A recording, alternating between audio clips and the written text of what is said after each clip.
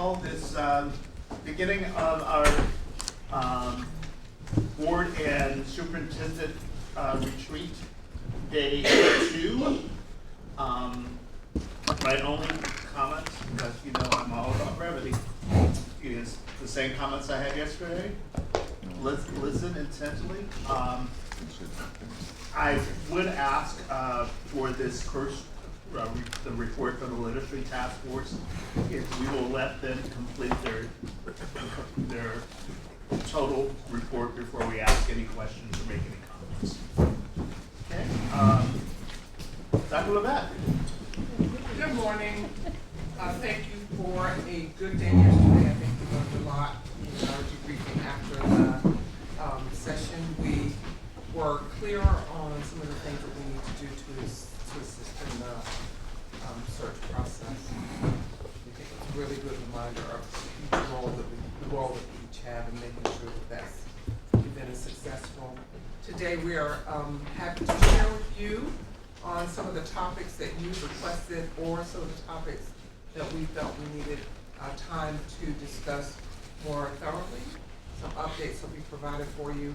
So I want to thank the staff for the work that they've done to provide succinct reports for you. Hopefully you had an opportunity to take a look at your electronic files last night and to also take a brief look at your packet that we provided for you yesterday afternoon so that we can make sure our time today is productive and efficient. And with that, we are ready to begin today. Thank you so much.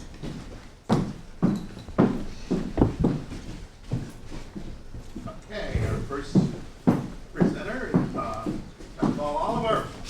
Good morning. Good morning. Do I need the microphone or does the high school voice work? Microphone for the No, it's recording, so I guess I do need the microphone. So our first report from Academic Affairs is about our 4 E's: employment, enlistment, entrepreneurship, and enrollment. But for the purpose of this report, we are going to focus on a lot of the work that we do around employment, enlistment, and entrepreneurship. We'll share some that we constantly do. We're always focused on enrollment. We want to share some of the other strategies and activities that we do as it relates to the other 3. Just a reminder, it is part of our strategic plan, the Way Forward 2026, Student Success, Academic Achievement, and Life Readiness. Specifically, Priority Goal 1, or Where We All. And as we talk about the 4 E's, we're focused on increasing and promoting the number of work-life experiences and creative opportunities for our students. Just in general, we prepare our students for a lot of opportunities and options as they transition from high school into the world of work or the world of post-secondary academia. We have an 87.6% graduation rate, but our students that are in our career technical agriculture education pathways, they brag, they post a 98% graduation. Also want to share that for those same students who are pathway completers, 94.1% show post-program placement in either college, the military, or actual workforce. We have 17 CTAE clusters, 150 pathways. 45 of those pathways are non-duplicated across our 12 high schools. And we do things like Decision Day, which is specific right now to Beach High School, but some others are exploring that. And Decision Day is not just about students signing for athletic scholarships, but students are actually brought together and you are signing that you're making a declaration. You're declaring you're going in the military, you're going in college, you may have gotten an athletic scholarship, or you may have gotten employment. So they're recognizing all of the wonderful decisions that our students have made as they graduate. And of course, Kids Biz that focuses on our 3rd through 5th graders, and we're starting early as it relates to making them aware of what their options and opportunities are. Sharing with you Georgia Futures and Big Future. These are 2 of the online resources that we have that support students as they learn about careers, options in the military, and college planning. students have access to both, and Big Future is sponsored through our relationship and partnership with College Board. So we start with employment. So all of our students, when they are in a pathway, each and every one of their courses has the soft skill standards that are embedded and integrated in those courses. We also use EVER5, K-12, and Georgia's Best to support that work in addition to the integration of the soft skills in the standards. We have 2 job fairs per year, October and March. Next week will be our March job fair at Lower Woodville. Our work-based learning apprenticeships have occurred at Gulfstream, Georgia Fort, JCB, Members First, and as you see, there are many others on the list, some not listed. We currently, this semester, have 1,056 students that are actually enrolled in our work-based learning classes. And in those classes, they have teachers that actually go out to the job sites that support them. They help them work on their resume. They work on their soft skills again. And then they just check on them on those job sites to make sure that they're being successful and that they're being supported. We also have our Leading by Empowering and Advancing Parents, and that's our parent component that started this semester. It's going very well, but we're actually getting ready to hire some of our students to work with the parents in those Saturday courses. And our Student Workforce Apprentice Program, that's our summer program, SWAP. And we employ over 100 students during the summer for the past 2 years. And they have to go through the application process, fingerprinting, drug screening, and then they have an employee orientation. And they work in our various summer camps, they work in the actual schools and the classrooms with teachers and in the district offices. And for some of them, it can lead to work-based learning opportunities during the regular school year because of district offices and other places would like to keep them. And again, continuing with employment, quality educational student tours and training, we participate in Quest, which is our year-long job shadowing program for our middle school students, as well as our 9th and 10th grade students. And this focuses on students who are not yet ready to enter the world of work, but we also want to actually provide them with some experience. Construction companies, fire department, police department, those places where, of course, they are not eligible to be employed, even at 18. We have Explorer Post. Those are our year-long job shadowing experiences with, in partnership with Boy Scouts of America.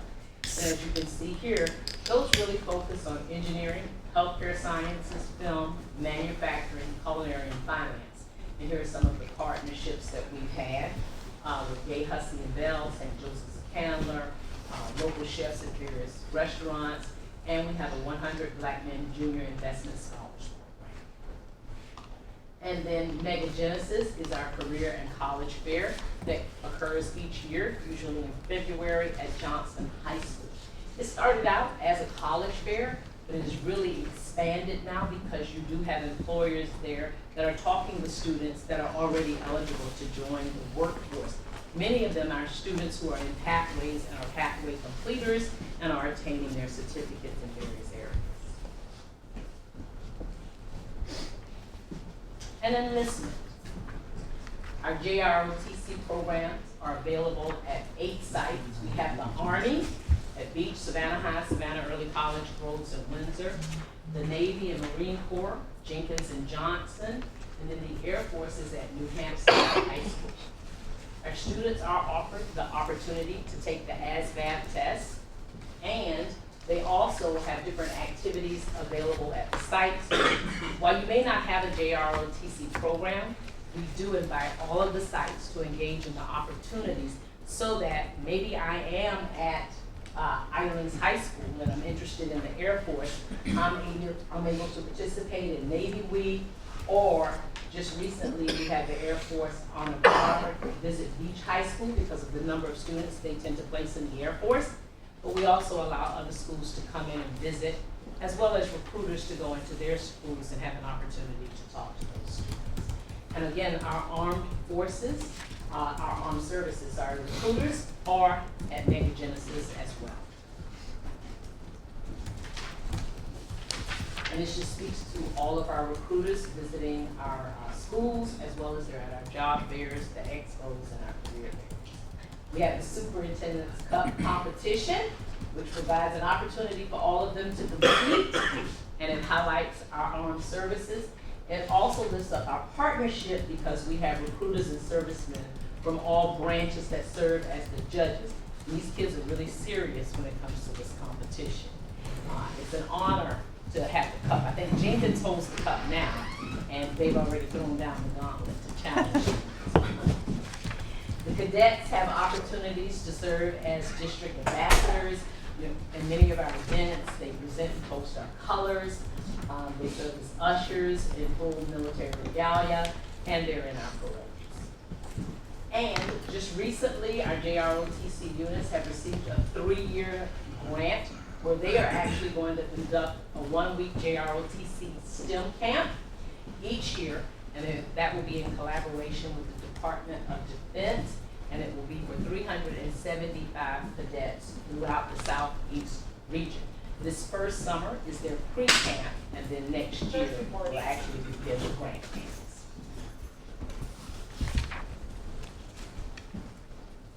Entrepreneurship, we have that class offered in 10 of our 12 high schools. All of our students in the Career Academy at Savannah High School have to take the entrepreneurship course, many have to complete the pathway. We have a Young Inventors and Entrepreneurs corner at the expo, and that's where our students actually have an opportunity to showcase their small business ideas, they sell their products, and they get to keep their profits. And they actually develop a marketing plan, and that plan, their business plan, and the marketing plan is a part of that, is actually judged by some of our business partners. And then we have the student marketplace, and that occurs at Savannah High School, and it will be occurring this year on March the 31st.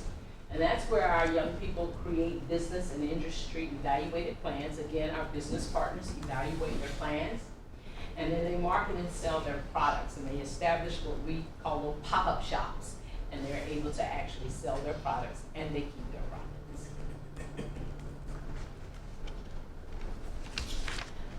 We have opportunities for our students to lead school-operated businesses. We have our greenhouse at Islands. We have our Cup of Joe coffee shop at Jenkins, and that is actually run by our students from Coastal Comprehensive Academy, the high school, and they make great coffee. We also have our various print shops in the school, videography production at Johnson High School. I believe they were actually the ones that produced our wellness video this year for us. And of course, our furniture shop at Windsor High, and just about all of our schools, have schools. We also recently have done a pilot of about 8 or 9 high schools that utilize light sale. And within light sale, students are actually able to author their own book, and it actually be published in that platform for others to read. There are light sale persons, editors, and so forth who will give them feedback, but the student is able to author a book, and it will be published for others to utilize in the platform. We have our 3DE, that's our Leadership Partners and Careers Academy at Savannah High. And right now we have adjustments and changes that are being made to that programmatic structure now that we've come out of COVID and because of some of the changes within junior achievement. They are still moving forward though, and they have their case studies and their challenges with those business partners. And then all of our schools have their career technical student organizations, their CTSOs. And those are things like FDLA, which are our Future Business Leaders of America, our TSA, our Technology Student Association, our HOSA, which is really our future healthcare professionals. And our enrollment, when we talk about enrollment, our post-secondary. Currently with dual enrollment, even with the changes to the law and the 30-hour cap, first semester we had 487 students that were dual enrolled across the colleges that participate, and now we have 478 students this semester. Our college application support for students is done through advisement, our school counselors, mentors at the site. We have college fairs and tours. We have things such as Pro, Big Tide. Big Tide will be having that large college fair next week. They also do field trips, virtual tours, and again, we've talked about Mega Genesis and their focus. We have Georgia Applied College Day. We also provide scholarship and college application workshops. We administer PSAT, which is a blueprint for improving our SAT scores. We have SAT Day that we now engage in across the district. And we also offer FAFSA workshops and advisement sessions. And a lot of times counselors in the month of May or even June, when they're still here, have parents at the last minute running in and they're sitting and doing individuals with them as well.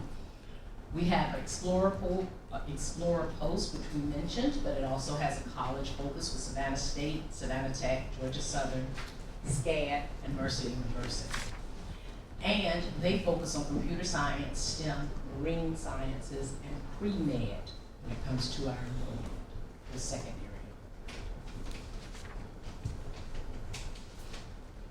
Now, we also have the opportunity to celebrate our early learning opportunities for our youngest babies. So we call them our little leagues. They're our early enrollment. And so we know that graduation is a pre-K through 12 process. Currently, we have 1,483 pre-K applications that were submitted this year, and that was an increase. The lottery was run successfully, and 1,140 of those students were actually seated, with 268 waitlisted. So now what Amanda Drought will do is work with those families that have been waitlisted to inform them of where the openings are, because some of them did not get a seat in the pre-K class that they selected, their first choice. So she will work with them to tell them where the openings are, and they can elect to actually accept one of those slots.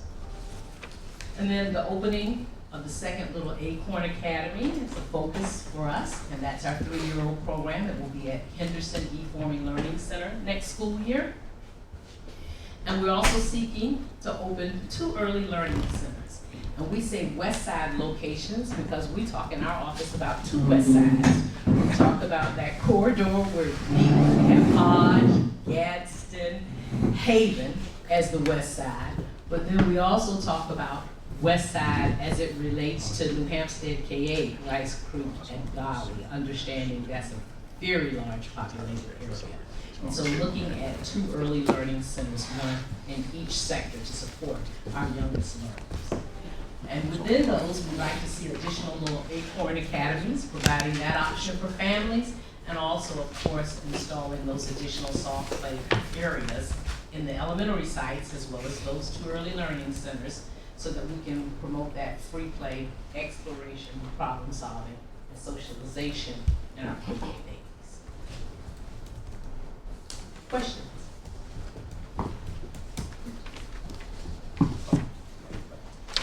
Thank you for the presentation. I'm always happy to see the wide array of things that we do. And as you were talking, I was thinking, you know, we look at this and we think about the things that we think are awesome.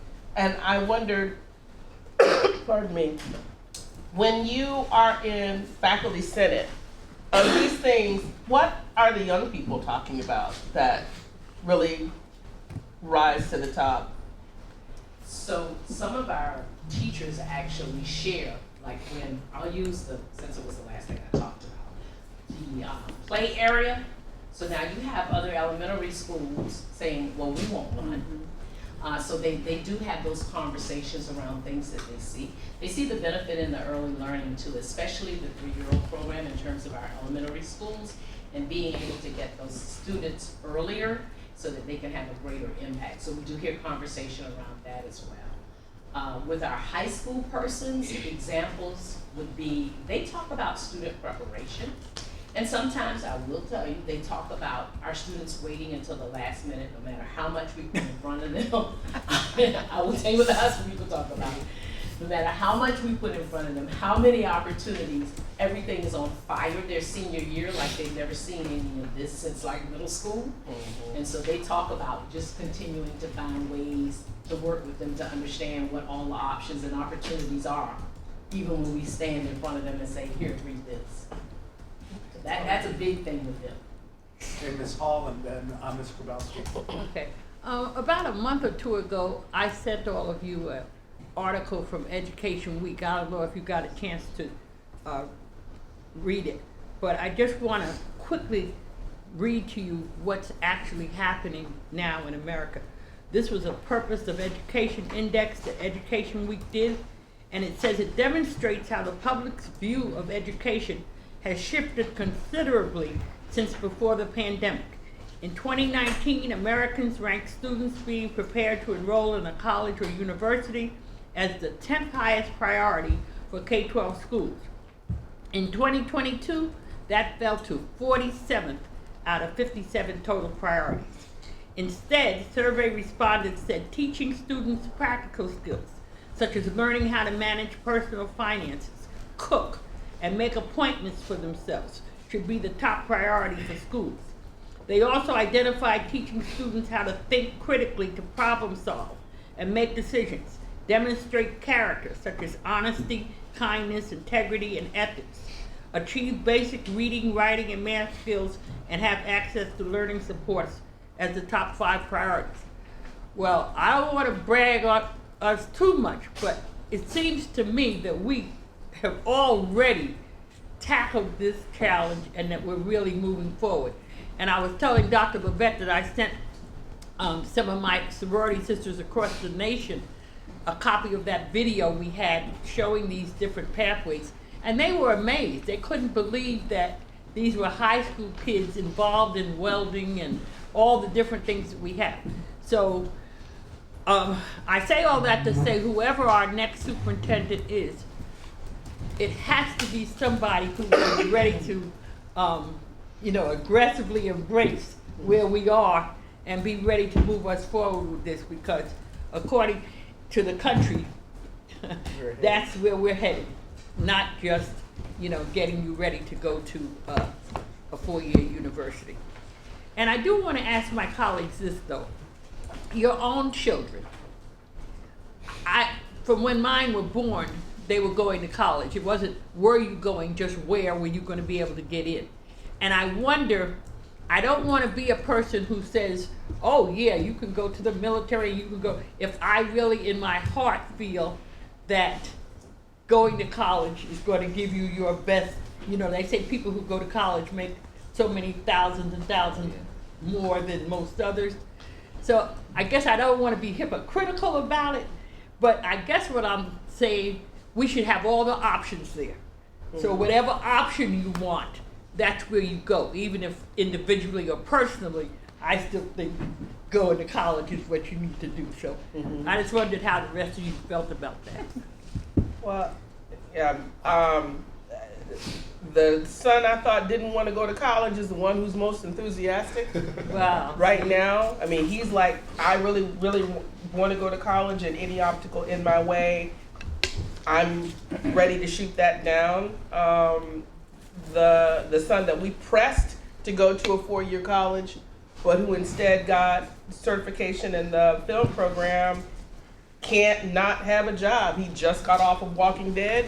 Walking Dead just wrapped up. Now he's on Panhandle. Wow. And so he's extraordinarily happy with his 2-year college experience that got him ready for that career. So as a scientist and college professor, I have absolutely given up on knowing what I think they're going to do. I just put the smorgasbord out there and say, here are things, how can I help you, let me know. Because we don't have the orthodox view around education right now in our household the way we had maybe 3 years ago. Yeah. Mr. Grabowski. Well, first off, I do have some questions to Ms. Hall's comments. My kids, I think they're both going to go to college. I anticipate they will. I don't know. My daughter is a sophomore right now, and so I try and gently press upon her that we need to be, I mean, she's planning to go to college, I know, but anyways, but my husband, when he graduated high school, he knew he was not ready for college. He went to the military, and he didn't go back to college till we got married. And so I think if we, the best thing that we can do is prepare our children for whatever path they may take. And I think, absolutely, I agree that the ability to think is one of the most valuable things of education, the ability to be able to make those decisions and kind of know where each individual child is. So I think it's all of the above, and I am glad we're doing all of that. Before you get into your Yeah, question, okay, can yes, I just yeah, say go one? ahead, no. I pushed mine. Oh, you're going to college. That's where you're going. Well, 9 years later, my son decides, now I want to be a teacher. When you push them, they don't really know what they want to do. They just go because you say to go. My daughter, she's in Atlanta working at Clark University in a total different major. That is why I love the 4 E's, because now I obtain one or more of the 4 E's. Back then, there was no such thing. It was just college. So I really appreciate what we're doing now in the district to offer all these different opportunities, because that's a lot of money that's been kicked out for kids who's not knowing what they want to do. And so I just appreciate what's going on now. And they change their minds. 5 years from now, I don't know what they may be doing. But college is good for some, and for others, you can graduate from high school, have no college debt, and you can earn $60, $70, $80, $90,000 job, land a job like that. For example, in welding or cosmetology or whatever the case may be. That's true. Dr. Brainerd. Yeah, on Connie's point, and I think everybody's kind of hit on it. I teach in a college, and I see the debt that students are coming out with them. It'll be interesting in a decade if a college degree actually makes the financial difference that it used to in our country, because we've flipped as a nation, I think, to value trades again, because for a long time they were unfortunately devalued. I love the expo. A kindergartner can show up to the expo with their parents and see everything we have to offer, do a lot of hands-on stuff, and get super excited about it, and they can continue to go every year back to their same schools and get even more excited about it. My daughter had a Georgia Tech hoodie in like 6th grade that she still wears, and let's hope that she gets into Georgia Tech play, so that I don't have to deal with that in my house. I don't want that parenting moment. My son picked up one of the 3D welders at an expo, probably in 3rd grade, and that's all he's ever talked about since. So we don't push it at all. If that's what you want to do, again, back to, I want you to be happy versus in a pathway that might make you money, but you're going to a job every day and clocking in and clocking out, and it's a job and it's not a passion. I think the district does a really good job of trying to show students the passion they can find. I can't remember what the 4th and 5th grade go to. That's a different fair. The The biz, yeah. Again, things that we put in front of them that they can go, oh, I can ask questions. Whether it be to my parents or to the teacher that I'm with now, or to that teacher that's at that school that I might want to go to. So now I just have to figure out how to get my son to Woodville in a couple of years. Pretty much. What's that commute look like in 4 years? Fixed by then. Yeah. I'll hold you to that, Sean. Roger promised.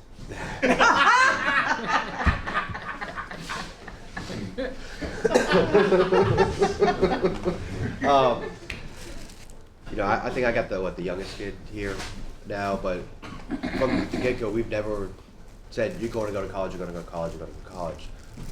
We said, if you want to go to college, we'll support you. If you want to do something else, we'll support you on that. And I think that it's been a culture shift from you have to go to college to you don't have to go to college. If you go to college, great, but you don't have to do it. Because we have, in our society, we're short on electricians, we're short on auto mechanics, we're short on welders, we're short on construction. And those guys some of those guys who've been doing it just for 7 years, they're making $100 an hour. That's what lawyers bill out. And it's... That's chump change for your...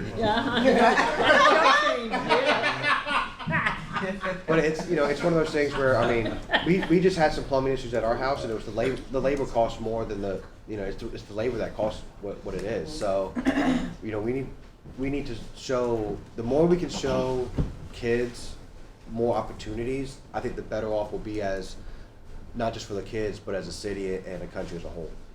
I mean, that's what we've done, and, you know, granted, the kid is saying that he wants to go to college, which is great, but at the same time, we're not forcing him one way or the other. Dr. Yeah, I'm really proud that we are making it clear to parents that the way of the world is to show students what the opportunities are. And it is a clear shift in the district, because I can remember coming in under Dr. Lockney where the conversation was all about SAT scores and who's going to college. Yeah. And we are here 6, 7 years later, 8 years later, where the 4 E's are part of our vernacular.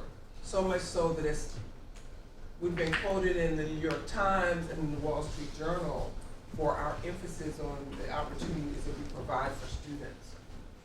The purpose of this conversation is to let you know what we're doing, but also to help you in your movement about the community, to help people understand that we're focused on ensuring that students are prepared for the future that we have no idea about.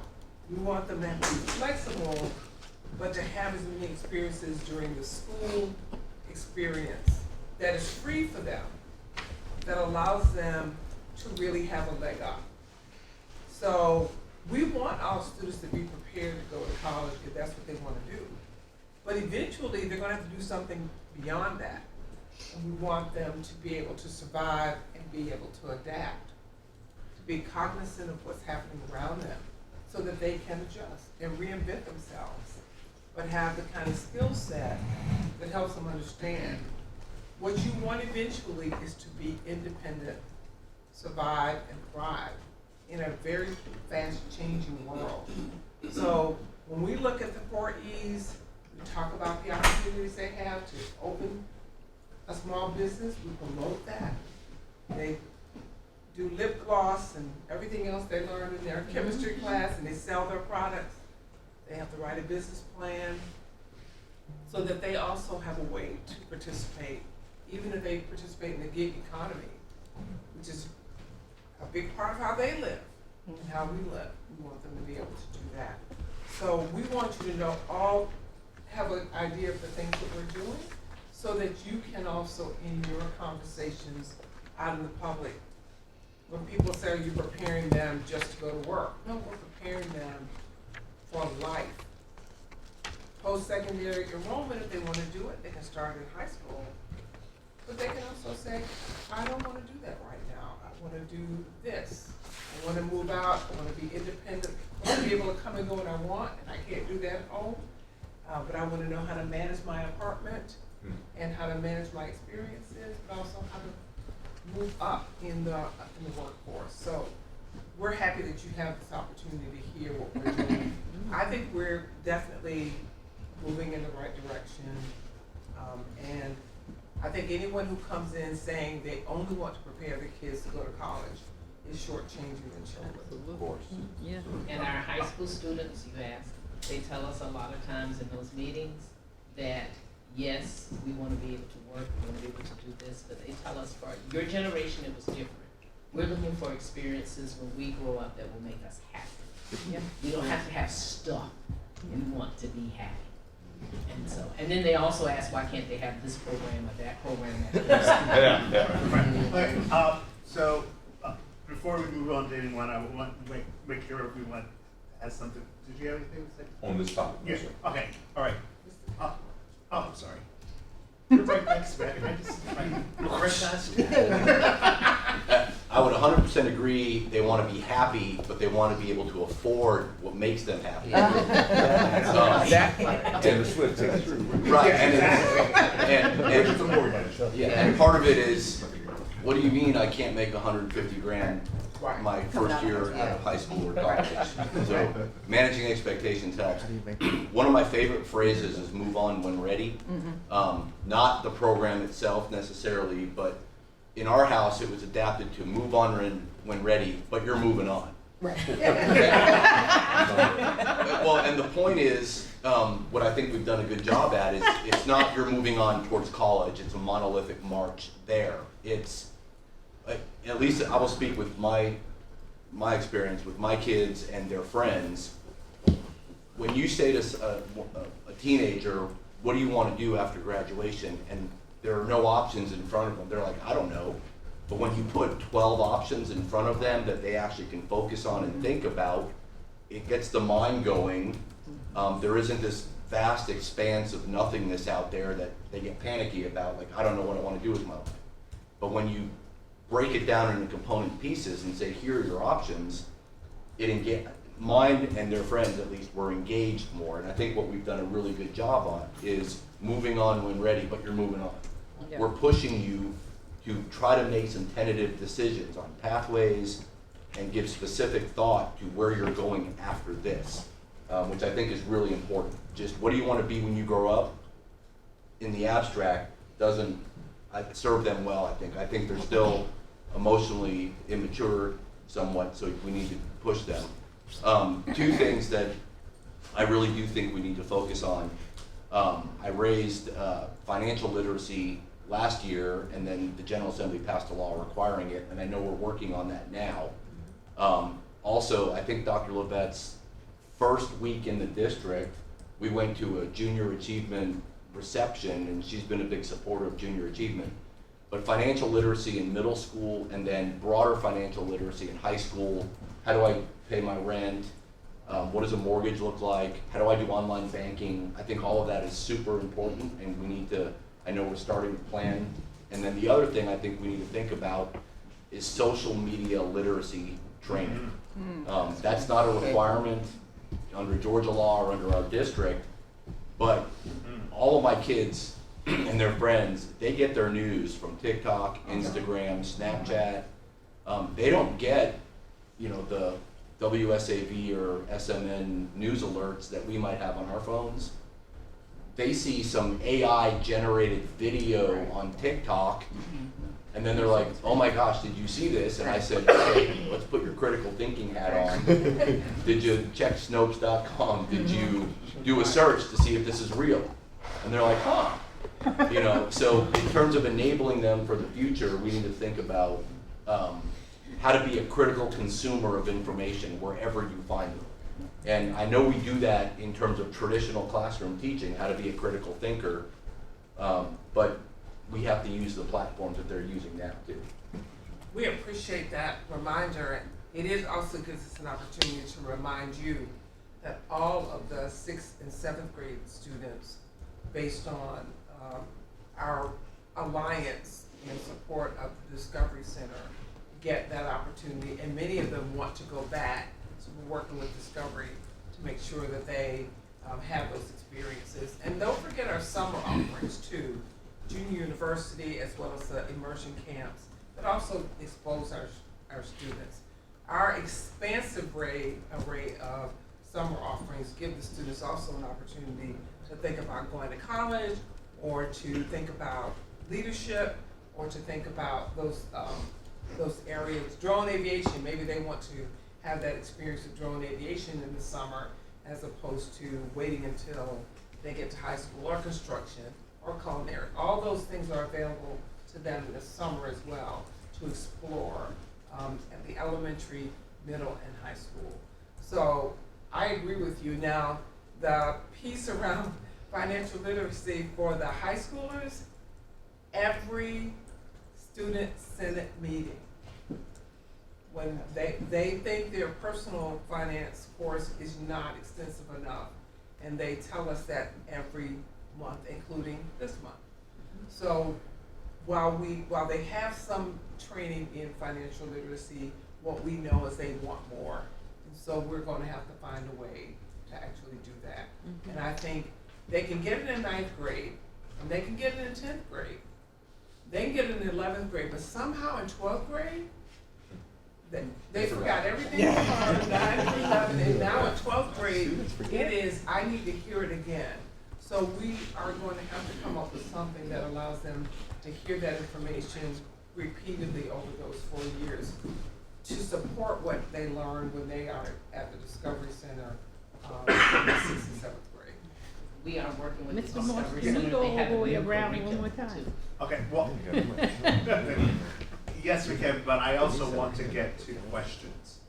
So, To Mr. Ketchmark's question, I was going to share, there is a new curriculum the Discovery Center is coming out with for 9th grade financial literacy that we're going to work with them to pilot for our 9th graders and allow them to go experience that opportunity. So we're going to be kind of like a pilot for them on that. Great. all right. Can we continue questions and then go around? Now, what question? I thought No, we. Ms. Grabowski's been waiting for a while. Yes, Okay. yes, yes. Yeah, And I- so she can start the round robin again. Yeah, because I have some questions too, but go ahead. I'll be Okay. last. So I think Dr. Levette, and when they're a senior, they're like, oh man, I should have been paying attention. Can you tell me again? That's- 'Cause I'm getting ready to be on my own. This is all great discussion, and you know, one of the things that I learned that I did not know before on our industry tour, which was amazing. I knew we had the programs in cosmetology and so on and so forth, but I did not know as much about the business side. So I don't know if it's worth, and to me, that's a game changer. It's like, we're just not teaching somebody how to paint nails and go out and paint nails. We're teaching them how to actually have their own business doing that. So maybe it's a branding thing where it's, you know, cosmetology business development or including that business side of it, because I think that also from the community's perception is really important. Because we have all these amazing pathways, I would love for us to have a place on a website or in our choice program book or somewhere. At last I looked, and it may have changed, you could find out the pathways if you went to each individual school, but I don't remember seeing anywhere where there's like all the pathways, like, you know, welding is offered at Savannah High and Woodville Tompkins, so that somebody can find what their options are if they're interested in a particular pathway. Under the dual enrollment, I'm glad that you mentioned the change in the state law. I was curious if we've seen, I know you had the numbers for this year, for last semester and this one, have we seen a significant change in the numbers since before that state law was passed? We are seeing a change in those numbers, which is one, and here's how the change works. So we see a change in the dual enrollment numbers doing this, but the AP program is Going doing up. that. Okay. So we do have increases in the number of students participating in our AP classes. And to the point of thinking critically and beyond that, we now see more of our high schools engaging and wanting to be a part of the pre-AP program, which does not, it's not a specific curriculum. We utilize the standards provided by your state, but it really is a specific way of teaching students how to think and manipulate information in preparation for life, but also for being successful if you choose to go into those advanced placement classes. Yeah. So we have more high schools now engaging in that curriculum as we see the impacts on the dual Okay, side. great. Well, and I love anything that we can do to encourage that critical thinking. As well as the IB numbers for Mr. Muhammad are increasing Okay, too. great. Because those are other ways to earn the college credit. Okay. I love Mr. Katchmar's idea about the social media literacy. I think that's fantastic. And then my last comment is on the soft play areas for our kindergartners and the free, I would love for us to see that as a standard, and maybe that's the design standard, you know, thing that we talk about in encouraging more free play and exploration, because there's a lot of research that talks about the mental value of and the social value of that kind of free play as opposed to here's a slide, here's a swing set. So glad to see we are. We would agree with you because we noticed that those students who were engaging in that were much better at being able to work that out than we were when we got in that. Yeah. Area, we couldn't figure out how to do that. They could go right to it. Right. Okay, that's it for me. Thank you. Okay, that's not super brown. So we're going back around on the If same you question? wanted to say anything else, I just wanted to say one thing else. And I didn't want to hog it. I wanted Connie wants to keep talking, so she wants to give Yeah, I want everybody else the everybody to have a opportunity to talk too. This is my favorite part of I being on the board. So not to decline an opportunity to, you know, commune with the board on what we're really happy about with what we're doing. I like these conversations because you know, we get to bring our lived experience to what we're practicing, you know, as board members. And some of you have been doing it for 10 years and 18 years. And, you know, in terms of, you know, watching your learners in your home move through our system, and some of us are newer to that. I always am surprised at what we don't know about our district, as what we don't know as governance, about our district. And so in some way that kind of saddens me about what we don't know. But I'm also, you know, very happy about the things that we're proud about our district and that we laud our team for.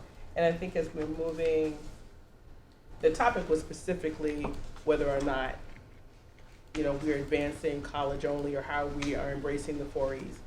I think that what I want to say is we've done a really, really good job innovating around the 4 E's as a district. And I think we've done it in such a way that we take for granted how advanced we are compared to other districts. And I think that it will be important for the next set of leaders, because whether we want to admit it or not, we not only have a superintendent who's eligible for retirement, we got, don't say the cabinet, shh, okay. But we have cabinet members who are eligible for retirement, who are generously giving us the benefit of their time. So as we move forward, these things that we see are awesome and innovative. I hope we don't have the experience that football teams have, which is come in, new football coach, gonna fire everybody, gonna get rid of all the programs, and we're gonna start from something new. Well, we've got some really awesome things that some really talented professionals have built for us that create these options for young people that have really shown that that stigma, that there should not be a stigma around not going to college. And so I just really hope that we magnify what we're saying here and the positive things that we see. Ms. Hall. Since we're going in order. Ms. Paul Oliver, I'd love to know what some of the soft skills are that I saw that we actually have a curriculum. Mm-hmm. What are some of those soft skills? We have an 8th grade grandson who you can't get a conversation out. Every answer it's one answer. And he's around very talkative people. So it's not that he doesn't hear comments, but I worry that so many of our children don't seem to have the confidence to speak. And I talk about that all the time, starting with our little children, to give them experiences where they have to recite. We learned a lot of that in Baptist churches, those of us who are Baptists. You had to get up and speak and, you know, let people hear your voice. But too many of our children, to me, are not capable of carrying on a conversation with an adult. And I think, so if you could tell us a little bit about what some of these soft skills are. But I'm gonna say my second one, so I'm through. We're always talking about how our schools, we have all these schools with space in them, that the enrollment is not at capacity. Before Dr. Levette leaves, I want us to look into opening some of those spaces for our pre-K kids, funded by these contractors who are making thousands and thousands and millions of dollars from our programs. I want that partnership to get going before she leaves us, because we have the space, and that's one of the essential things. Okay, so if we have the space and we can get funding, sort of like what the Acorn Academy is doing with Georgia Power, if we can get 4 or 5 pre-K classrooms from other partners, let's jump on that and do it, because that's an essential way to get things going from the early education end. Okay, thank you. So to the soft skills piece, I'll tell my story. I have a nephew that's about to graduate from Bill Tompkins, and he went through the same thing. I can hear you talk to your friends, but where's your voice? So he's been in pathways, he's been getting those classes. He has a job. They talk about how amazing he is, how he talks and interacts with the clients. And I'm looking like, are you talking about But this? it's always outside the home.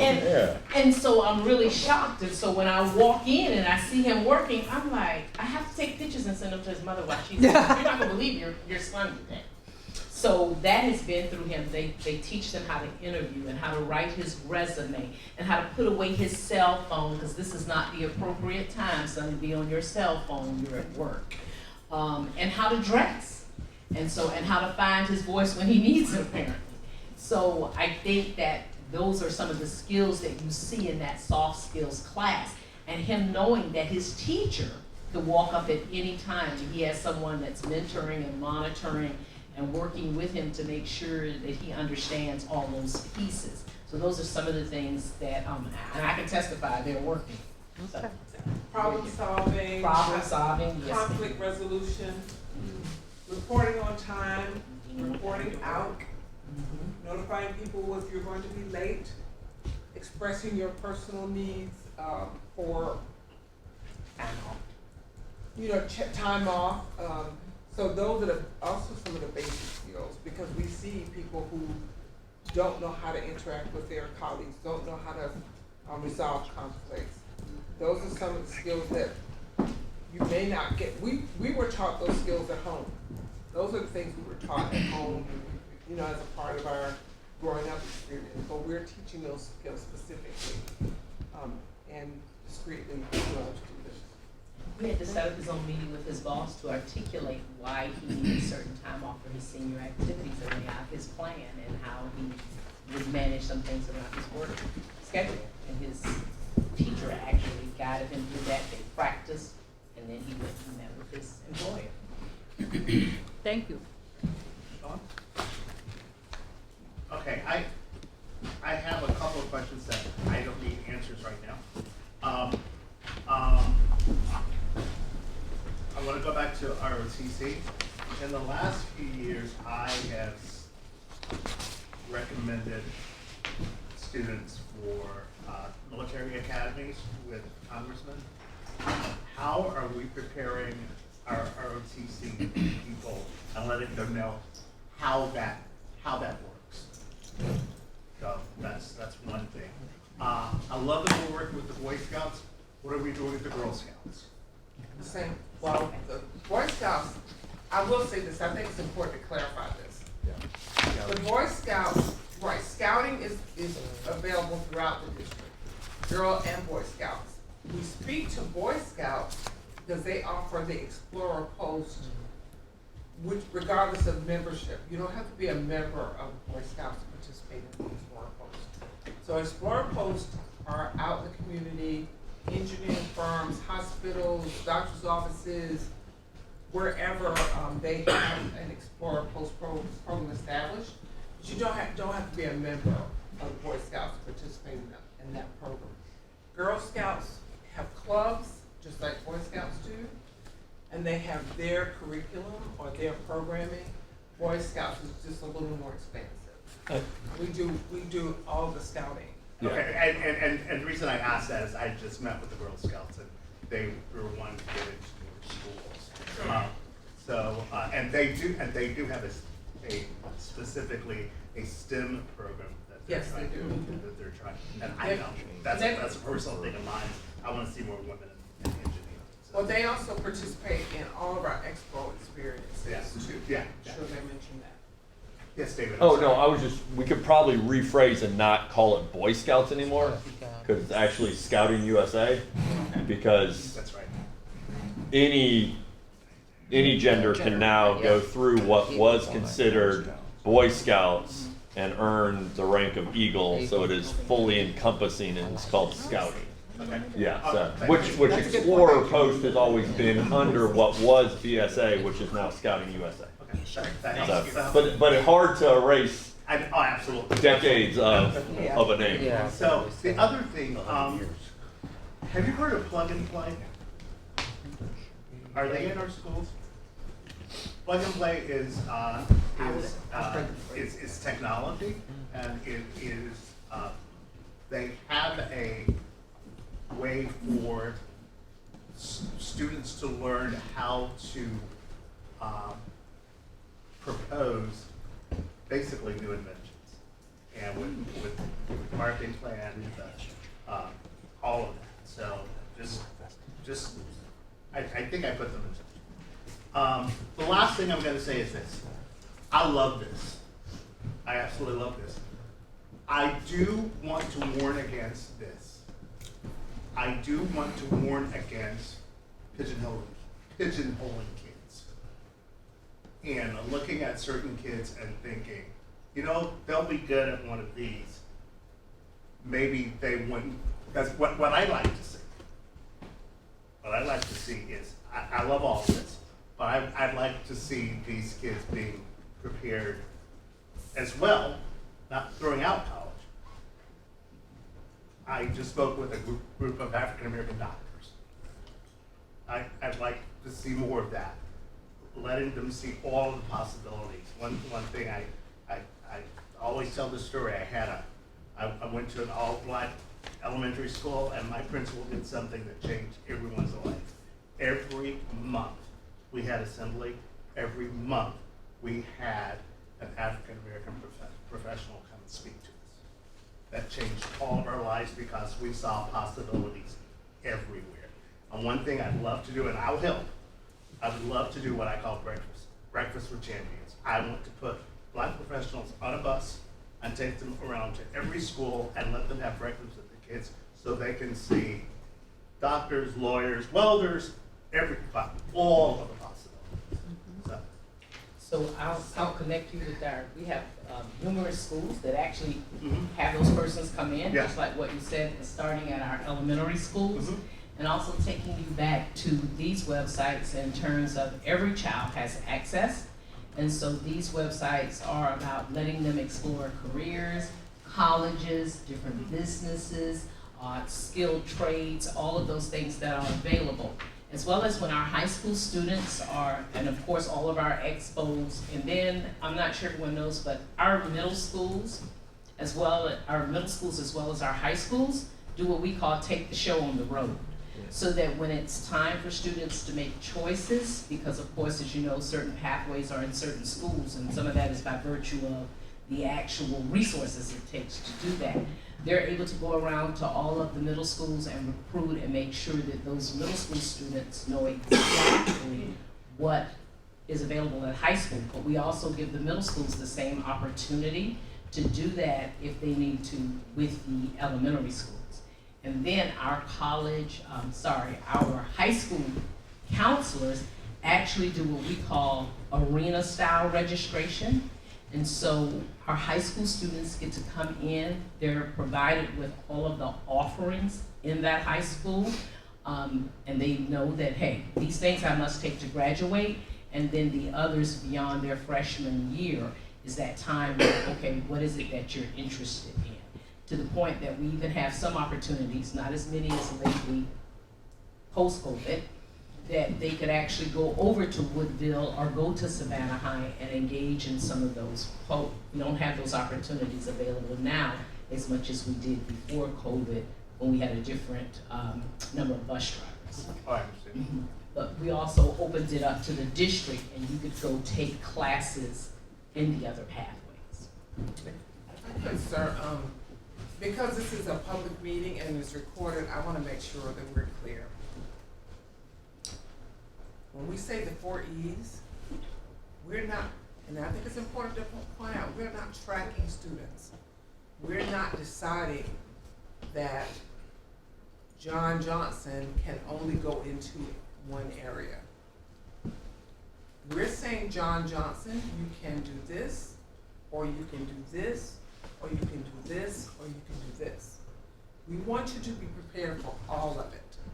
So John Johnson gets the kind of counseling that says, I may have an interest in this, but I also may have the skills that allow me to do this. So I want it to be clear on the record. We do not track students. We support students and we try to guide students so that they understand all the opportunities. And that's the purpose of the presentation, is to let you know that those opportunities are there. We do not believe in tracking. I want to make sure that that's on the record. the number of experiences laid out here today is to demonstrate to you our commitment to making sure that students understand the world is their oyster. We're going to help them move along in it. So if you want to be a welder, that's fine, but you might want to be a welder that also takes advanced placement classes. I want to be clear that that's on the record. We do not track students. We do not lock them in. If they're locked in, it's because they want to be, not because we have them in that position. So just want to be sure that you understand that. Most of our graduates actually, when they graduate and having been at high school principal, they graduate with all of those options. So they graduate where they can enter college because they've done the work as it relates to what's required, as it relates to math and the foreign languages, but they also graduate with pathways that express their interests so they can choose either route. So typically they graduate. And let me clarify this. That was not the implication. What I was saying, and let me clarify it. When we talk about all the possibilities, what I'm saying is, let's expand. Let's even more possibilities. These are the ones that we offer, even more possibilities. Okay? And, including being an astronaut, or being a chemist, or being a doctor, or being an attorney, or being a Supreme Court justice. Just exposing kids to the whole realm of possibility, because they can do it. Thank you. Thank you so much for this presentation. It was amazing, and I want to thank you for taking the time out to make this presentation for me and for us. I have two questions that I would like to bring up. I am very, very excited about the additional Little Acorn Academies. I'm very passionate about that and very excited about it. I have two questions I want to follow up with that on. One being, it's going to be on the west side, which is my side. And I would just like to know, do we have a date as to when we can see those things come together? We got another time. No, we do not. Tanya, But yeah. knowing that maybe conversations are coming up around monies, we don't have a date. Okay. If you ask us, of course, we would like to do that yesterday, but I'll say, we can't do anything without Ms. Miller Kabler and her side. Without money. Then Ms. Miller. Yeah, so we gotta get money from you, then we can go to them. Gotcha. That's it. It's gotta be that order. Yes, no, we don't have dates, but we would like to see them within the next couple. So, do we have a location in mind, or does that come more with the money as well?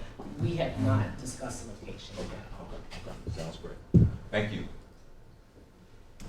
I'm going to follow up the Reverend with the Acorn Academy question as well. First, wanted to say thank you for what the district did Tuesday with Leadership Savannah. Opened up a lot of eyes on the 4 E's. It was fun already knowing the information, so being able to watch everybody's shocked reaction when the student says, I'm already a certified CNA and I'm going to Howard for pre-med. There's the two totally different tracks. So I could go work, but I'm going to do this.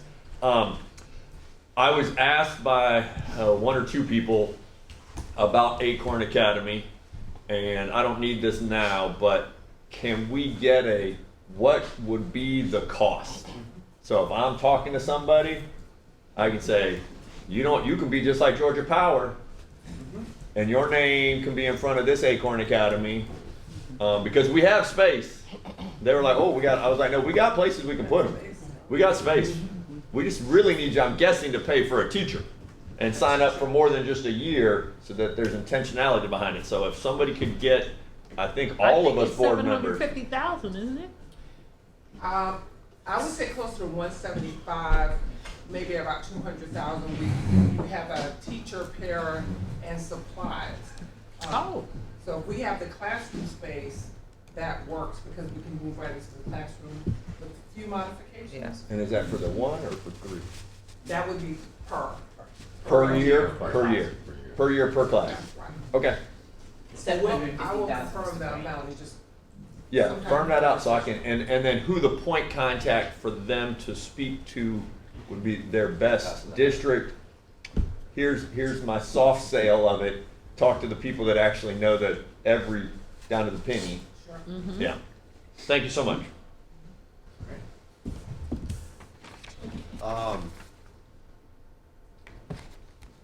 So, I really appreciate the numbers that you gave for the dual enrollment. What I would be interested in see is what schools those and what the numbers are for each of the high schools for the dual enrollment, as well as for the AP and IB classes. Just so we could get a breakdown of where they are within the district and where we might see improvement to be able to increase those numbers in certain schools. We'll send you that. Yeah. Thank you, ma'am. Okay, I wanna, just touch on NCAA. I was a big sports mom, and that's something that just normally typically doesn't come up. That's the National Collegiate Athletic Association. It's a very tedious process. I had to walk my son through it personally when he was in high school. Something I didn't share. His dream was to become a professional football player. That tall, slim boy that you see was a 325-pound All-American lineman. He was actually interviewed by the Buccaneers and the Jaguars. They measured his wingspan and all of these kind of things, and they knew everything about me. Every address that I had, NFL knew about it, but he had gotten an injury. But he was prepared because his major was journalism broadcasting, and his minor was history. So after that, he went to law school. Then the school lost accreditation. Then he wandered around. I'll be an entrepreneur. I'm going to be a photographer. But now, as I said, he was teaching. And I said all this to say this. And I know that we're doing a better job with it now. So, Ms. Ball Oliver on enrollment, if you'll include NCAA requirements, because I know they're doing it now. Because each school now, high schools, they have athletic directors, and they are working very closely with those students with scholarship opportunities, because that was a pretty tedious process. Also, something I heard Dr. Lewis say, Dr. Angela Lewis said that there are 17 career pathway clusters offered in high schools in the United States, and that Savannah Chatham was the only county that offered all 17. Is that correct? I believe In Georgia? we are the one, in the state of Georgia, I think, yes, we include all 7. All 17, and that's the kind of information that needs to go out. Right. We're the only county in the state of Georgia that's offering all 17 career clusters. And just one last thing, you know, a lot of young African American males, my nephew, for example, is 8, and I said, what do you want to do when you grow up? I'm going to the NFL. I said, no, he said, I'm going to the NBA. I said, I said, the next time somebody asks you this question, you say, I'm going to be a student athlete, and I'm going to earn a basketball scholarship, and I'm going to college, and then I'm going to have the opportunity to go to the NBA. And we want to teach them that at a very young age, because they forget about the steps. They see it on television. I'm going to the NBA, NFL, so just thought I'd mention that as well. But we're doing a very good job with exposure for all of our schools, for all of our students, and I'm proud to be a part of and a product of this school district.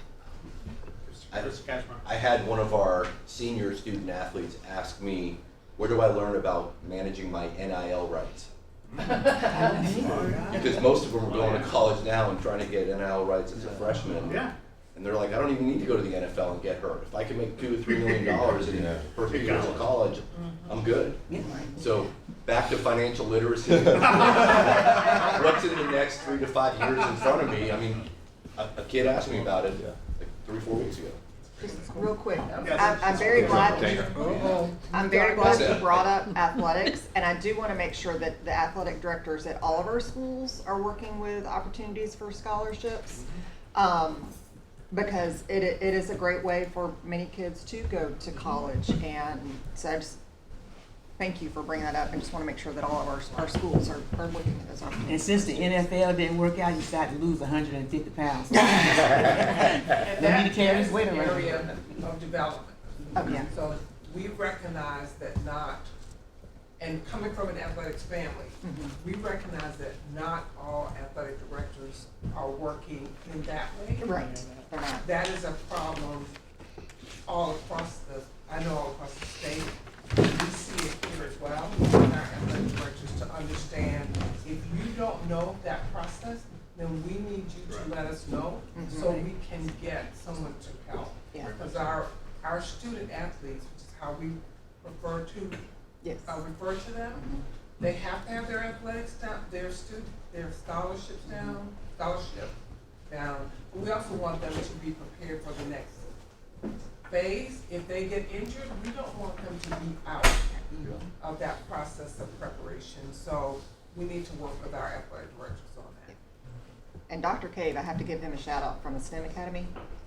He and his athletics team do an amazing job of always, both my kids went to STEM, my son's there now, they always emphasize you are a student first. And that is clear from day one. I'm sure other schools don't do it, but Yeah. shout out to Dr. Cave. Next one. We'll say manicure now. Guys, this one, do you mind if we take our break now? No, sounds good. Okay. Great. That's why I snuck out. How many minutes? I'm sorry, 10 minutes. Yeah. Okay, okay, guys, we're back in.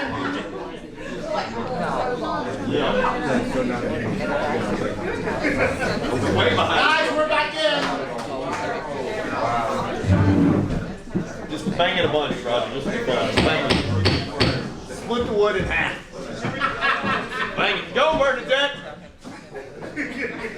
Hook me on some phonics. Let's all say We have identified- phonemic awareness. Phonemic We got awareness. into the Jackson 5 song, ABC 1 2 3. Okay, but you have to dance. Okay, so before we start talking about our literacy task force recommendations, because they have finalized that report and we are ready to share the draft with you, first I want to do just a brief activity. We've talked about this all year.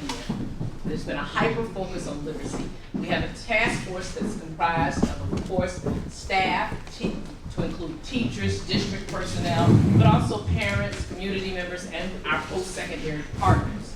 So now we'd like to engage you as an honorary member of our task force.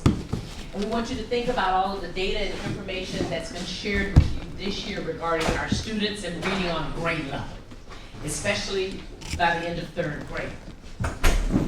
What are 3 recommendations you would provide based on the knowledge you have acquired and that which you already have for improving reading on grade level for students in the Savannah-Chatham County Public Schools? So we'd like you to take about 10 minutes to develop 3 recommendations that you would give us as it relates to improving reading on grade level for students, based on all that you've learned this year and in previous.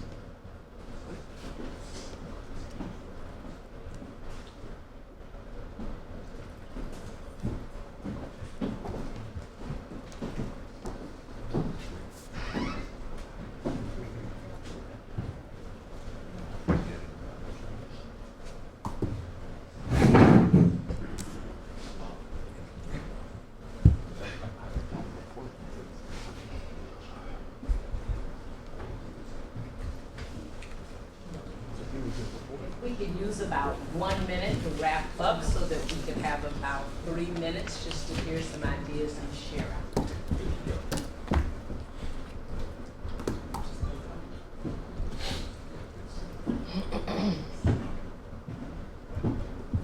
Bernadette, is this how you actually conducted the task force? They didn't behave as well. They were very spirited. Yes, some of that was, yes, as we got further along in the process after they had.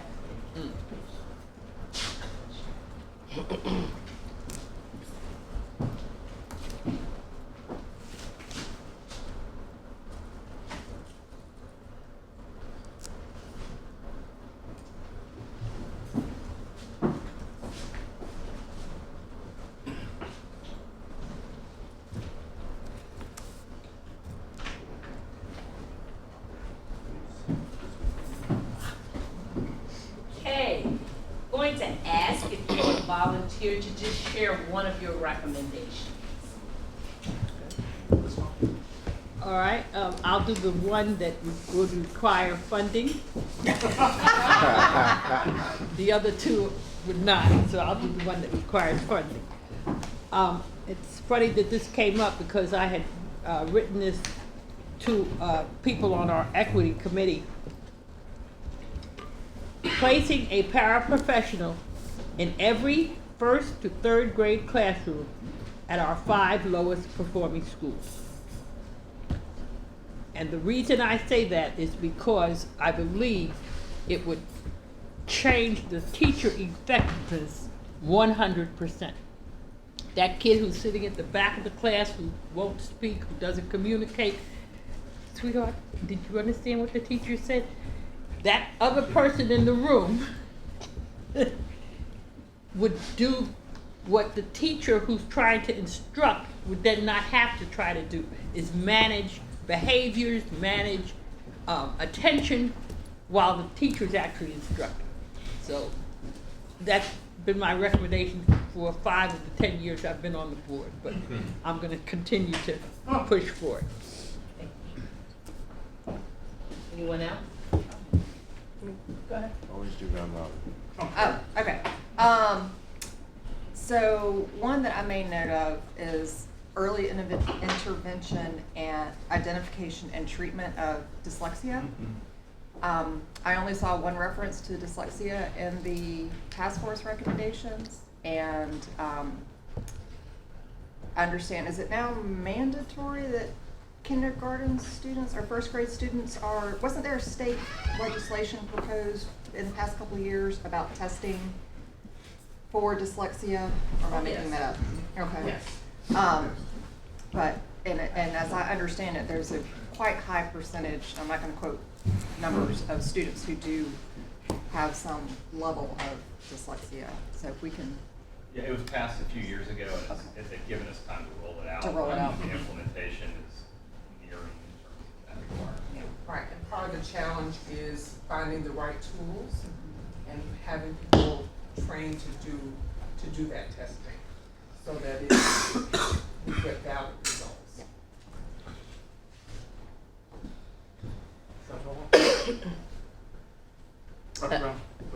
Thank you. So I focused on learning platforms. I'm a big fan of LightSail and the way that it teaches and the type of responsiveness that it brings out. So I would say iReady and Amira are already at all of the elementary, right? That's across the board. But its LightSail is only at 9 schools. So I would suggest LightSail at all middle and high level.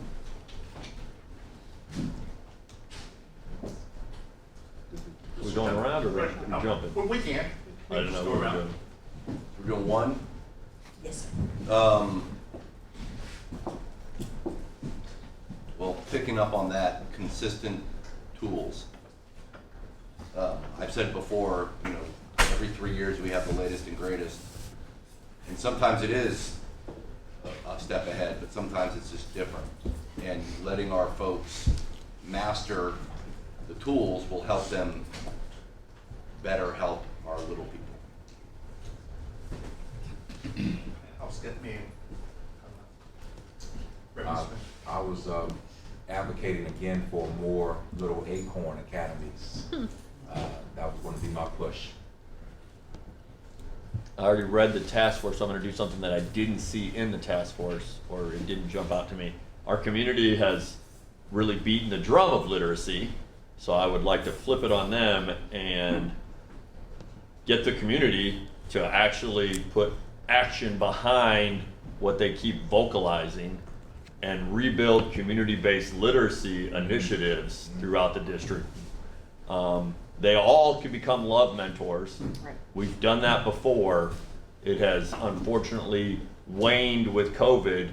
So whatever the district can do to light the fuses of individuals to get them to actually act.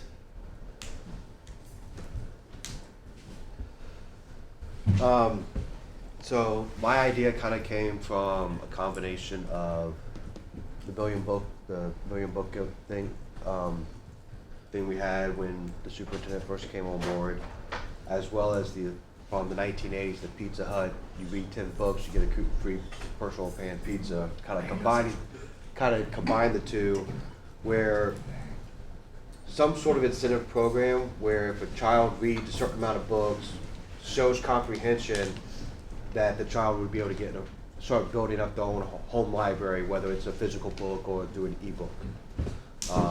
Kind of to be able to give back not only to the community, but also for them to be able to show that they know how to read and that they understand what they are reading. Time spent on teaching reading. It needs to be at least 2 hours a day, regardless of what program. Doesn't matter what program.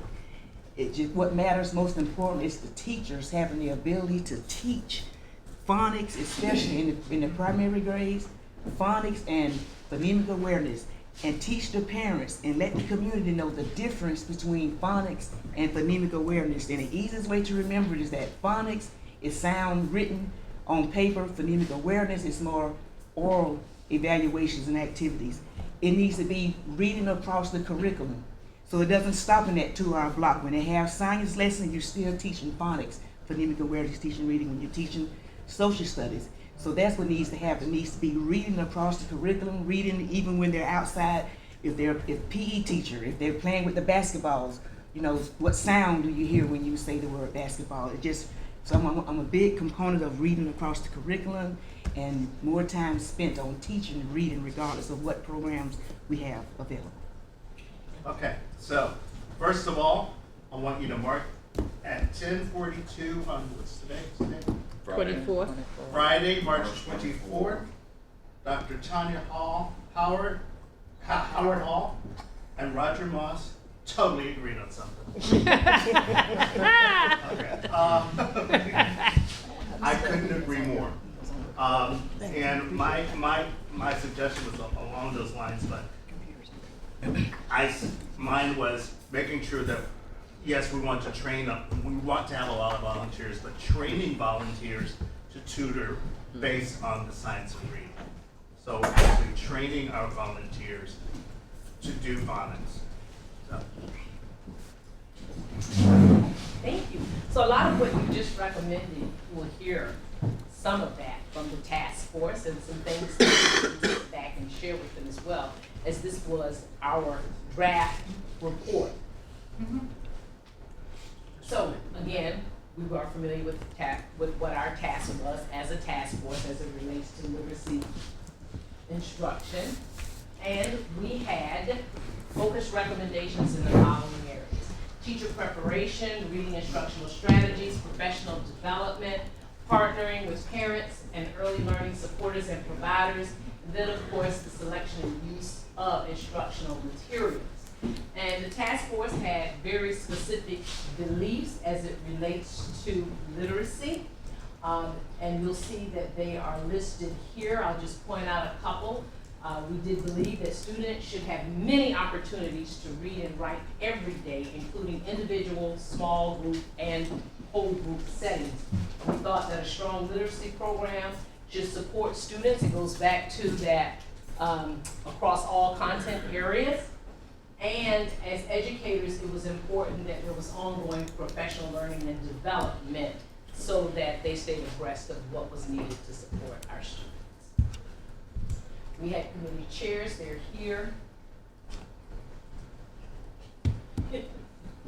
And here's what the task force developed as an approach. The team recommends that SCC PSS has a specific approach that encompasses the science of reading, a balanced literacy approach, as well as a detailed plan on how to respond when students are experiencing struggles. So we felt that all were actually important and that we needed to blend those three key pieces to develop a plan that was specific to the needs of Savannah Chatham County Public Schools. And so they then took the approach that here's what you see in all K-5 ELA classrooms. Explicit phonics instruction, read alouds, explicit reading instruction strategies and practice, and writing instruction strategies and practice, and then an intervention component. The task force also recommends that at a minimum, every school have a 120-minute literacy block as a part of their daily schedule.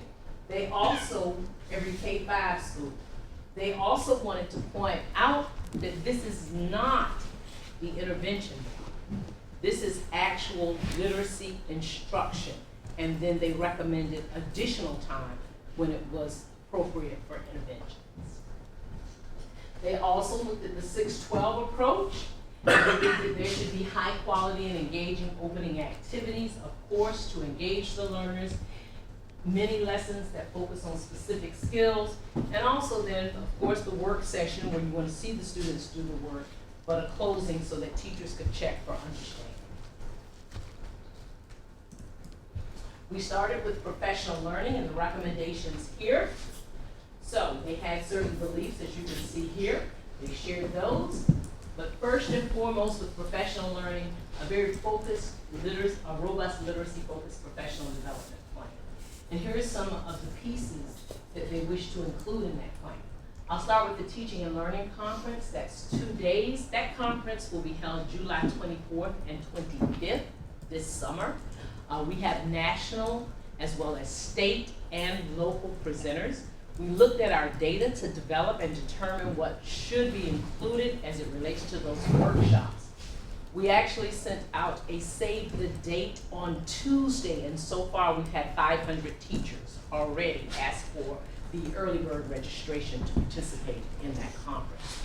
The conference will actually be one day of it has literacy as well as numeracy, and it is for K-12 across the district.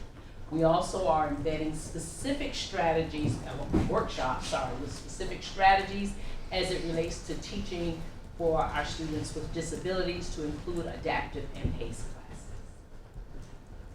We also wanted to do a full inventory of literacy resources and tools and make sure that they are aligned to the 5 pillars of reading, and making sure that we keep ongoing professional learning for our academic coaches, all of our teachers, but especially our academic coaches, our REP, EIP teachers, as well as those special education and ESOL teachers, and we're talking monthly.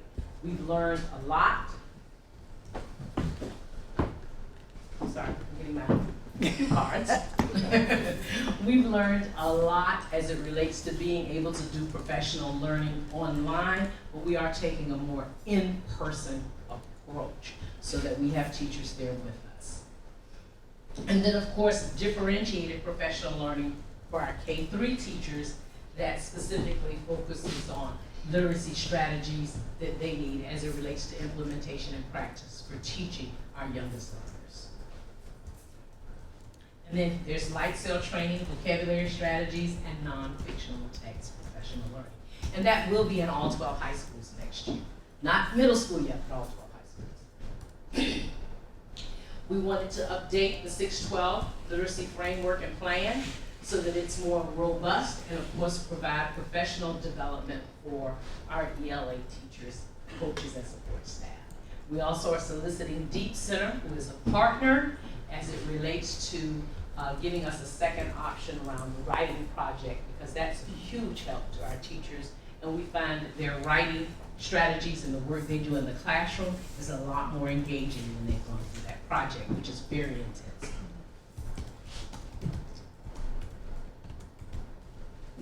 We wanted to return the reading endorsement program for teachers K-12 that we had here in our district free of charge. And we also want to pay a stipend, a one-time $5,000 supplement for teachers to get their endorsement. But we also would like to attach to that, they at least have to stay in the district as a full-time teacher for 2 years. That was their recommendation.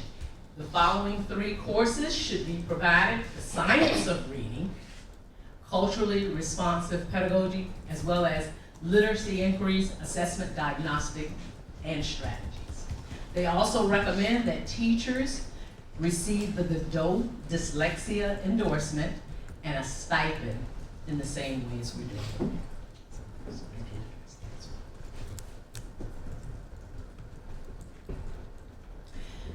Resources.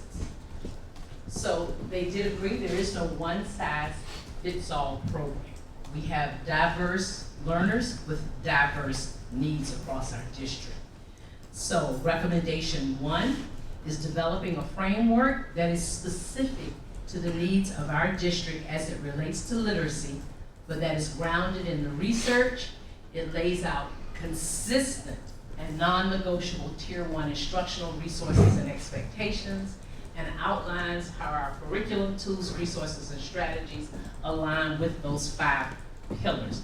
One of the things that we did discuss is not jumping from this to that to this, but allowing us to stay rooted and get good at what we're doing, but also implement with fidelity, giving teachers time to learn and to practice and to implement with fidelity the strategies that we are providing. Effectively track school and teacher-specific literacy data so that we can discover where programs and activities and practices are achieving the greatest outcome, and then look at duplicating that, or if we find they're not, push in and provide additional support. And then a committee to research and review phonics specific products and programs and compare to Wilson's foundations to ensure that we do have the best product for our needs as a district, and this kind of ties directly to the textbook adoption process. We continued with resources, and our 4th recommendation, we are recommending that we hire at least 6 district level literacy specialists specific to elementary and secondary.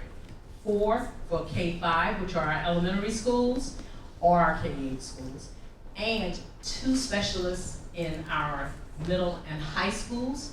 And then we also would like to add 1 additional ELL specialist, and they will specifically work with our schools to implement and monitor the effectiveness of the strategies that we're pushing in. Currently, we only have 1 ELL specialist to support all of the teachers that are providing instruction to those students. And we have not changed probably that structure in about 15 or 20 years in terms of only 1 person to support, but we've more than tripled, I think, our enrollment of ELL students. Also reallocate funding or reevaluate the funding formula for calculating the number of EIP teachers that teachers actually have, principals have in the building, and giving additional EIP teachers to all elementary schools in terms of being able to support reading instruction. They talked about how some of the EIP teachers now sometimes have to do dual duty. They teach, but they also may have to be the gifted facilitator. Utilize the textbook adoption process to ensure the district has the best possible product and resources to meet the needs of our learners. We are actually completing the RFP for that textbook adoption for ELA and reading, and it's going to involve all stakeholders. The committee highly recommends that the program chosen be tightly scripted so that we ensure it has a strong phonics foundation for all readers as it relates to that. And this committee will serve as our advisory committee for the textbook adoption.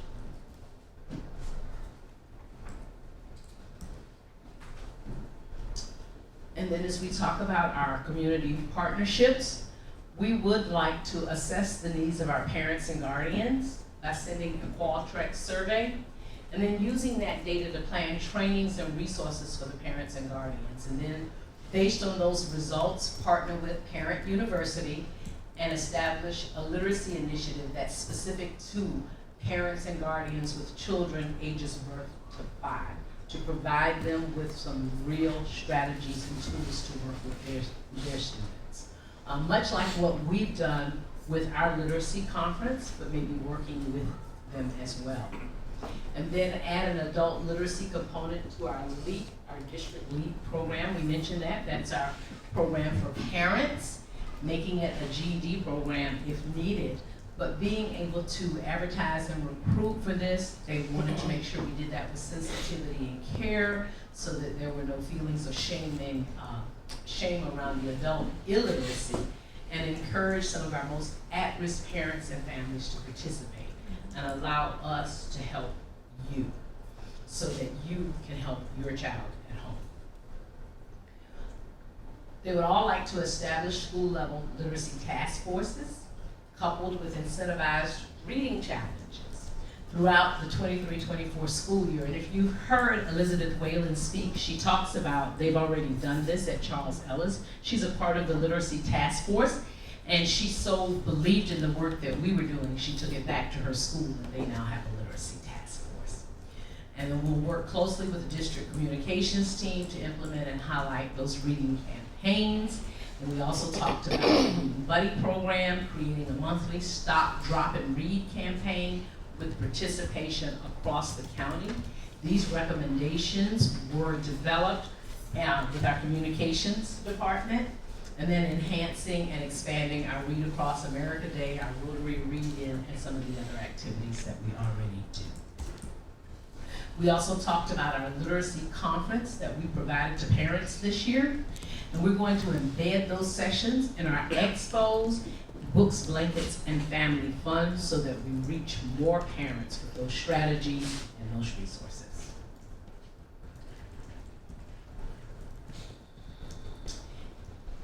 Now you'll see, here's our recommendation for K-3. We also thought it was important to provide a sample schedule and to be very clear as it relates to the literacy block and what that should look like, so that we took out any guessing from schools. And so our recommendation is that the instructional component and reading pillar are here. So with phonics, we recommend that there be 30 minutes, and we just list some basic practices, phonics, phonemic awareness, reading practice, all of that can be combined within that 30 minutes. We listed the current district resources that schools have to support that area. We also listed the pillars as well. We have a key that tells you exactly which pillars that this would address. Interactive read-alouds to support reading and writing instruction and content area integration, 20 to 30 minutes, as well as here we have shared reading. That's fire.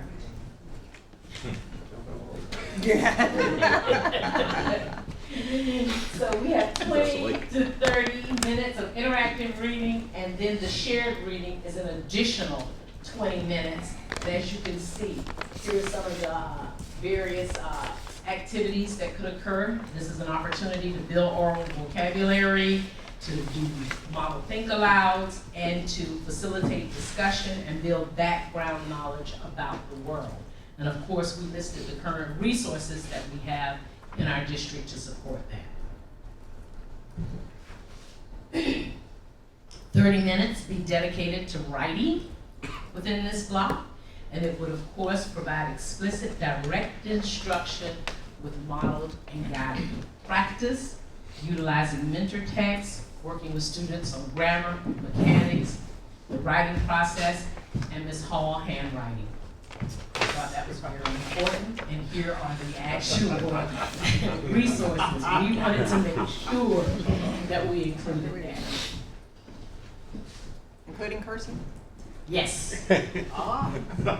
After Christmas, second grade. So we also gave a, can you go down, up a little bit, Dave? This is our different, we kind of changed. We had some schools that call it flex block, and some schools call it instructional focus, and some schools call it focus time. We decided that we would rebrand, and it would be our dig time. And it is differentiated instructional groups, and the purpose is that this is the time when students are engaged in literacy tasks that help them solidify their understanding of key literacy skills and strategies. So flexible grouping can occur based on need. It's an extension of the whole group lesson. It's data-driven, and it allows for student-centered and differentiated learning to meet the needs of our students.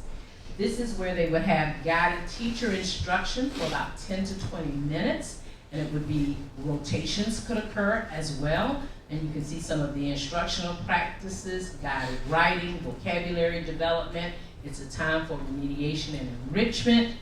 Here are the resources.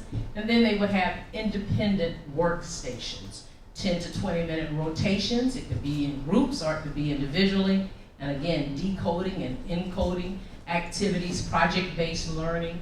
This would also provide an opportunity for more cross-curricular reading and writing. And over here you'll find the resources. And speaking in terms of that cross-curricular reading and writing, we are looking at the purchase of something for grades K through 5 in science and social studies. The weeklies that we used to use, we've already checked the alignment to the Georgia Standards of Excellence, and that will be a way for them to teach science and social studies using those, that will give them that literacy foundation. So that is actually a workshop this summer, and we will be providing that to all children grades K through 8 next year. Are you talking about the weekly readers? Weekly readers, Okay. yes, science and social Right. studies, we're bringing those back to help. Yes. Teachers have been asking for resources as it relates to science and social studies, so a lot of them are excited. It is online, as well as they will also be getting the printed version. Awesome. And here's 4-5, it's laid out much the same way. You have an interactive read aloud block though that begins for 30 minutes, and then they go into 20 minutes of shared reading. Writing support, 45 minutes. And then their dig provides that guided teacher instruction. And so here's where if you have students that are still showing you that they're struggling and having those challenges, even with our 4th and 5th graders now, we've embedded phonics instruction, explicit phonics instruction support for them. And then they have their independent workstation. And that's and our 6 through 12 work sessions were a little bit different in terms of we do reading and writing workshops at the secondary, but wanting to make sure that they actually have all components of those workshops within their lesson. And so a lot of flexibility within that, but making sure they include a read aloud and why that's important, why small group reading is important, independent reading is important, and then giving them some of the activities that support the workshop model and growth in their students. And so making sure they have that support as well as in the writing workshop. They should be using mentor texts, peer feedback, and revision, and feedback and assessment. And why it's very important that we have that embedded in all of our classrooms through the writing workshop for those students. And I think that sums up the recommendations, a little bit quickly, but that's the recommendations that came out of the work the task force did this year. Mr. Hepburn, then Ms. Hall. 2 quick comments and then 2 quick questions. One, I appreciate the level of thought and detail and specificity that the task force engaged in and that you presented today. It shows a lot of in-depth consideration. So I appreciate the effort by all of the professionals, number one. Number two, I'm glad to see Parent University perhaps coming into the fold, back into the fold a little bit. I think they're a potentially good community partner.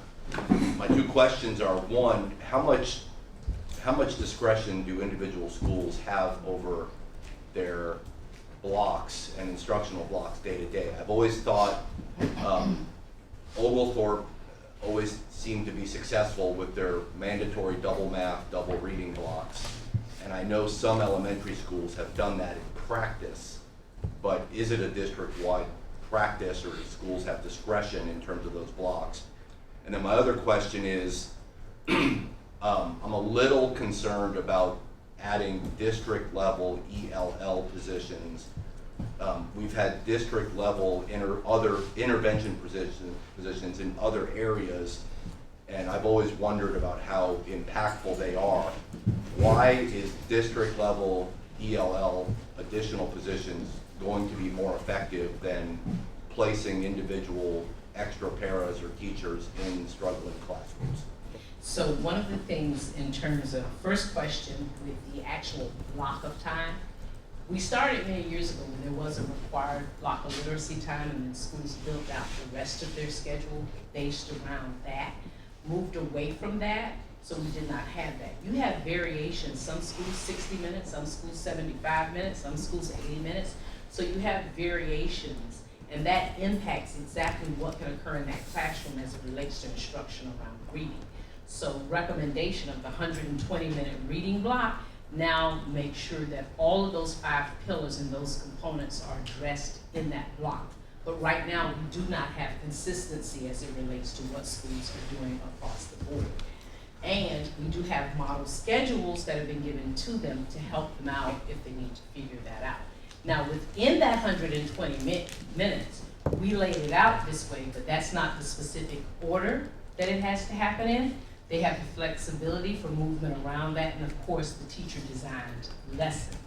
But the time spent on task is how the recommendation based on the research and the 5 pillars. But they have flexibility to move the components within that block. We also help them, because sometimes they struggle with developing schedules, to show that they did have flexibility to have specific time to meet students' individual needs, whether it was remediation or enrichment. So carving that out for them, many of them prefer, here's the template. And then you have the flexibility to move those pieces within those times. So that's the response to that, because we were not consistent. The EL specialist was basically to support Ms. Torres, because we only have 1 specialist right now at the district level, and she's trying to support all of our schools who have our English language learners. And we have hundreds of students that fall in that category, and quite a few teachers. So we have a number of schools, and she's going from school to school to support those teachers. So we do need an additional support person to push into those schools and to support our teachers. I think the additional literacy specialist positions, we have found that sometimes when those additional persons are in schools, they may not be utilized in exactly the more focused way that we would like to see them utilized, as well as the actual level of their ability to support may vary from school to school. The district level persons are there to push in and go where needed. It does not negate that they've asked for additional EIP teachers, which would be those additional reading teachers in schools. But the district level persons are there to support by doing the model classroom, helping the new teachers, actually being experts in modeling the strategies, because we do recognize we also have a number of teachers that will need support beyond just what we do in professional learning and send them back to the school. They will need more support in the schools. So they would be assigned to zones, and they would work within those schools developing schedules based on the data and the needs. So they'd also be there to support in the classrooms with the students, depending on the needs. That's all. Okay. I agree with Mr. Cashmore that a lot of thought and goodwill went into forming this recommendation. And I think it would be wonderful for all students who are represented by the people in this room right now.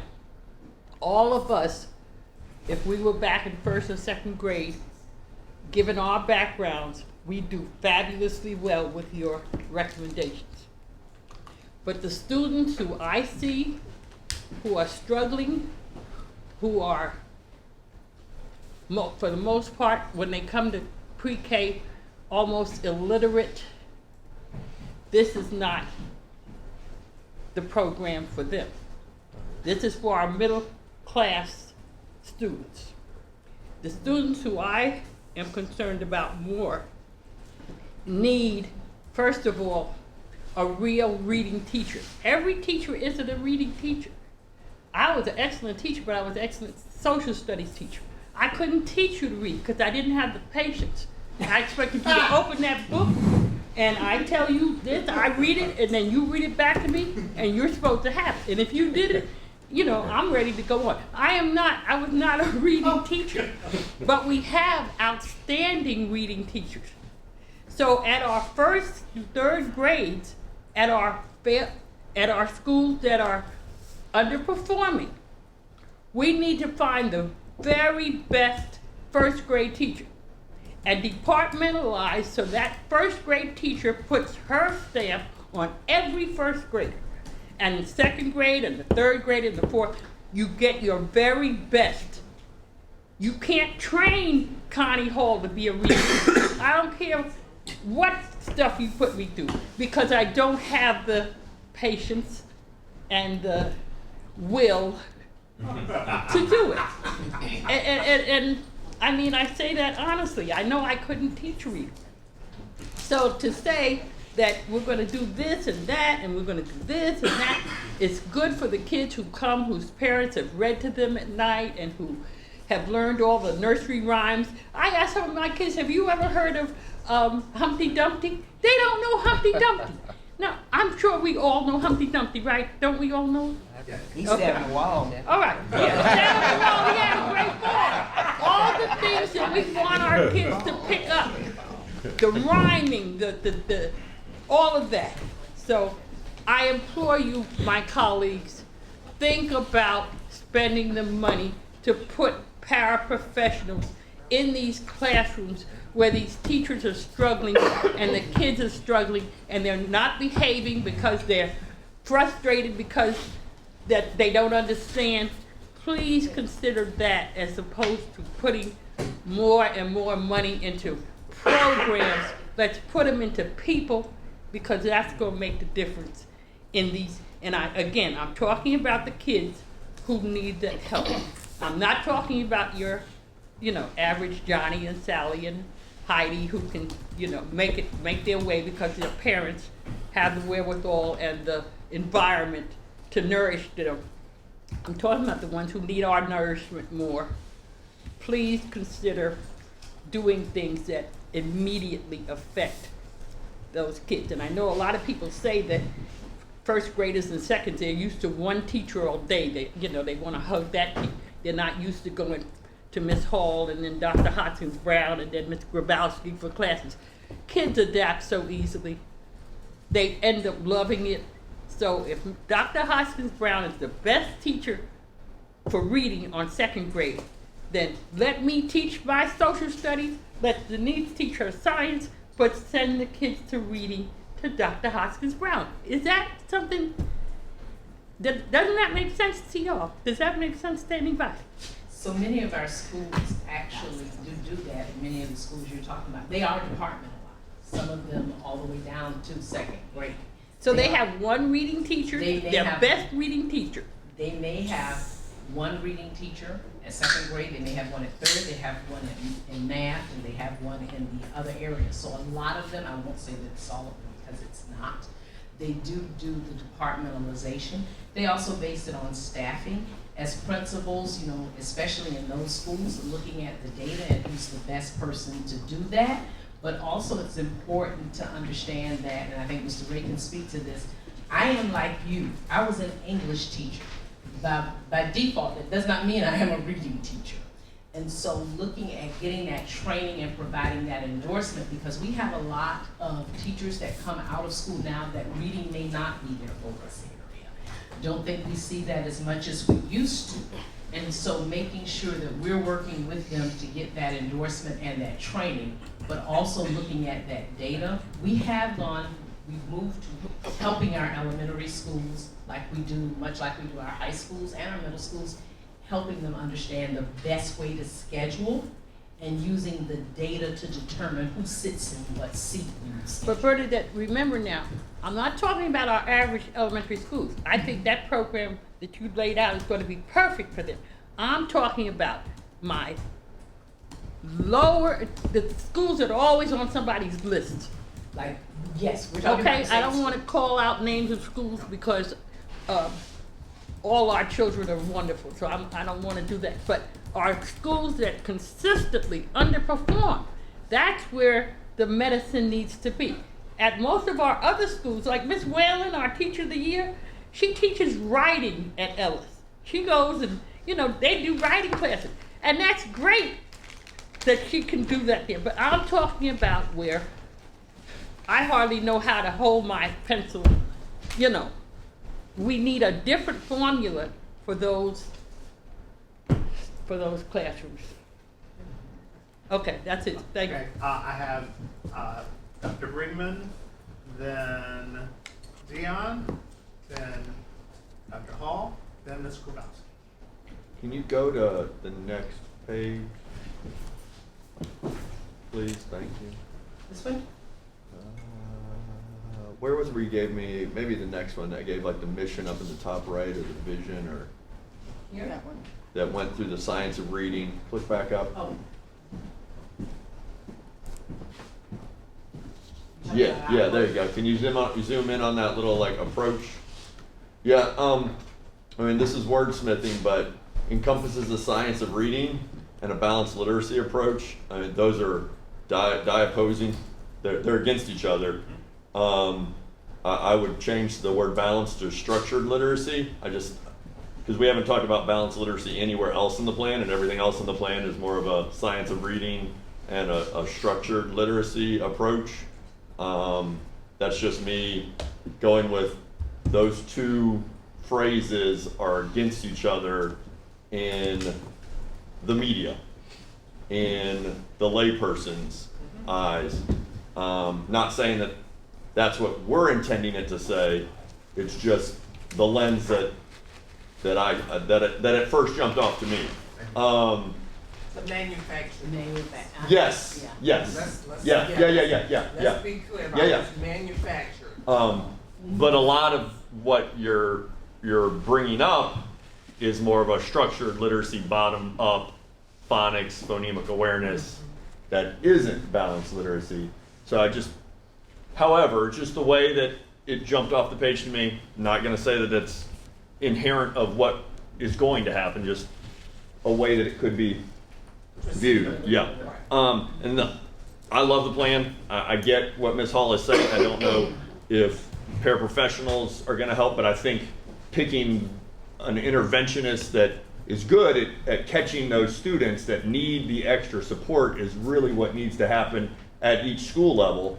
And I would take that the next step to say, we've got students across all grade bands right now that probably need to reset back to explicit phonics instruction. So there's some in this on the intervention, but making sure that when this rolls out, we've got ways to catch that student in 7th or 8th grade where you're like, oh, I really need to go all the way back to day 1, day 10, or whatever on the approach, and not thinking that they just, oh, we're doing it there now, so they've got to catch up, but knowing that we might have to have some more direct intervention for our 6th through 12th. And they would have some of those blocks as well. When we talk about dig blocks, we did not put it in specifically for them because of their scheduling and how they have to schedule around different programs. But all of our middle schools are doing, for the most part, that instructional focus block. They'll be changing that to dig. And then they also have a way of collecting that data to see who needs that support as well. And to your point about wording, we discussed, went back and forth about how I'm sure y'all spent a lot of time just on that little phrase up there. Yeah. Heated conversation Yeah. and understanding that yes, a lot of this is grounded, especially for our elementaries in the science of reading, but knowing that we did lift up some things as it relates to that balanced approach. So I think because we kind of combine things, we can come up with our own without the language that is causing. And that might be what we need. It might be better just to go away from anything that is branded. Right. Yes. I also want to point out, I noticed this as we were going through it, that we throw the acronym around EIP without really people who are not in education understanding it. So let's go back through and identify specifically EIP, which is early intervention, and REP, which is remedial.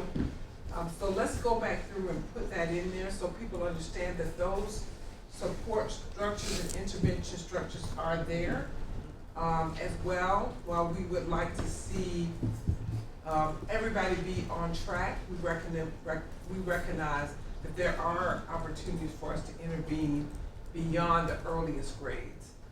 So that young people who enter the system and kind of move through or maybe come to the system without that proficiency level we have places that we can offer them the assistance that they So let's make sure that we include that as well. Dr. Hoskins Brown. Thank you. I appreciate the plan and the report. I have a question that is kind of connected to what Ms. Hall brought up, and that is, let's say we have a ninth grader that's functioning at a 500 Lexile. That is going to be a disruptive learner in a classroom where other individuals are at their correct Lexile. So my question is, my original question was going to be, does this plan include all the supports that need to be in place for that person? Because that's some counseling, that's some other management of that individual who is trying to get from where they are to where they need to be in one semester, in one quarter, in one academic year. But instead of phrasing it that way, are all the supports in place? I'll ask, is the interventionist, are the provisions of the IEPs, is all of that wrapped around in the EIP, in the IEPs, such that this plan should work if the EIPs and the IEPs are all working the way they're supposed to? Or do we need to add something on top of it on the social side for supports to ensure that they're making progress the way they need to? So to answer your question about adding supports from the social side, yes. The task force did not address that piece. That falls under our wellness and social supports and our counselors. They focused on just the literacy piece and that work. We did not have them in the room.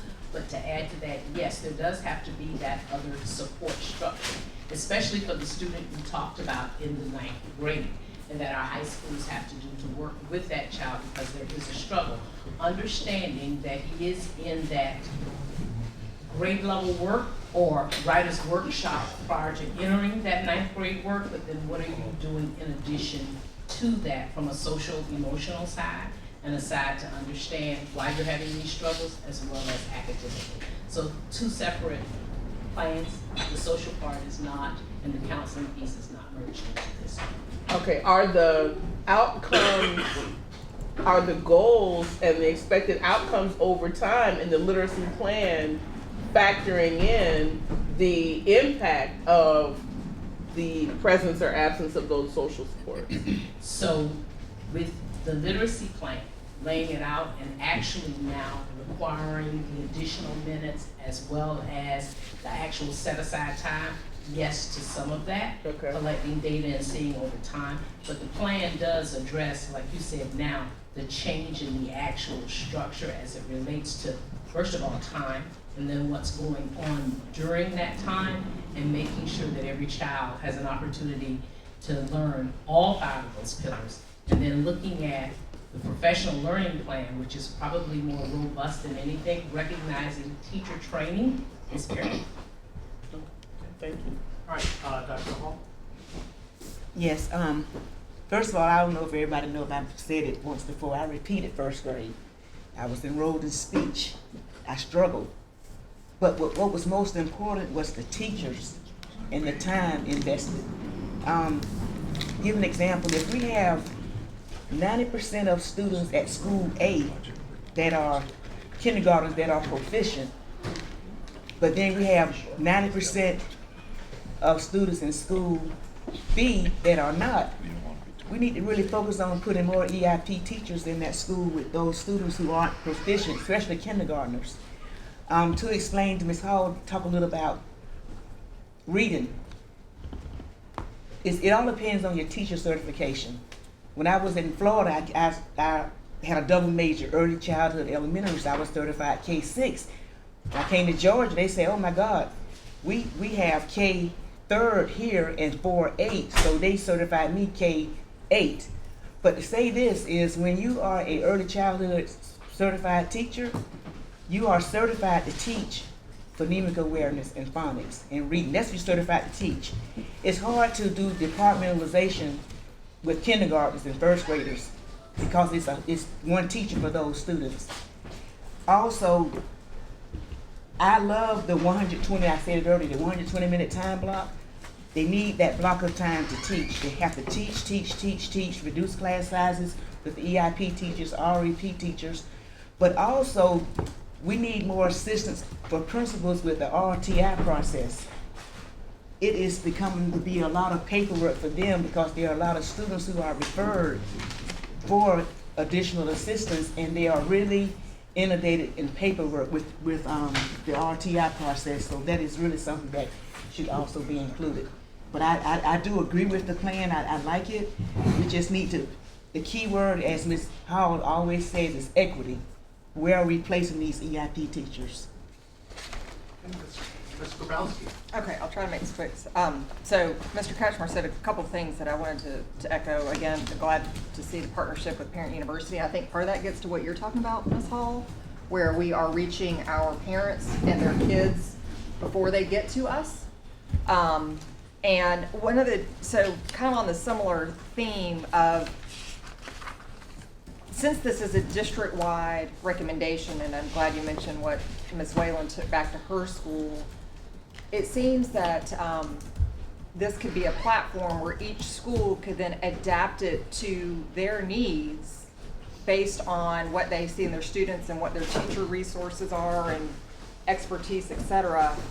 And then maybe the next step is identify, I know it was one of our meetings when Dr. Hoskins Brown, I think, said, what do you need? Like, what is the one thing you need from us as a board? And identify what they need within their school to try and identify those schools that might need extra resources that may not be there based on their student population. Because I think one of the things that makes me a little bit nervous about a district-wide strategy is not losing the uniqueness that exists at so many of our schools and allowing them their own flexibility to best meet their own students' needs, particularly based on their strengths. And then another question I had was kind of on the flip side of our students that are struggling. We have a lot of students who are accelerated readers, who are very strong. Is there flexibility in this that maybe those students might be amazing readers, but they're struggling in math to be able to group students to, maybe they don't need the 120 minutes, but they need part, so is that flexibility built into this? So what's built in for flexibility is looking at the time during the day. There's 120 minutes built in for the instructional block for the literacy.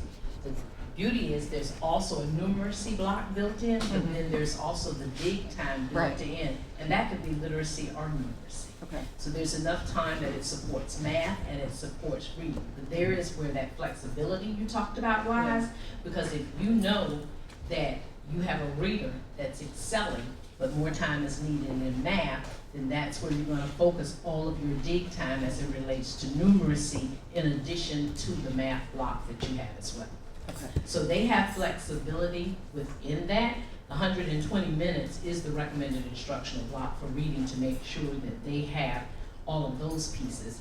And then they have about an hour that's built in, 30 minutes that could be literacy and or numeracy, and then an additional 30 minutes may be embedded later that could be literacy and or numeracy based on what the needs of the child are. And they have all of the data that they can use to drive that. Okay. And then two quick things. Whenever this is available publicly, can you let us know? Because I think this, or is it up there now? Yeah. Okay, okay. I didn't know if this was still considered draft. Okay. So that's good. And then I know technology is great, wonderful, but you know, with programs like Light Sail, where it looks like it tracks the amount that you're reading. I'm old school. I like a book. I'd much rather read a book than off a screen. So are we? I don't know. I just get. Are students still encouraged to actually, and I saw a partnership with the library. I don't want a student to feel like they have to use a computer if they want to use a book. So we actually do have novel sets, we have book rooms, our teachers have books within their classrooms, and we are actually going through a textbook adoption because our English, our reading teachers believe in having that text that students can hold on to. Yeah. So they will have both the print material and the electronic material, and those are available now, with the exception of textbooks, in our schools. So they do have book rooms where they can go and actually get the resources.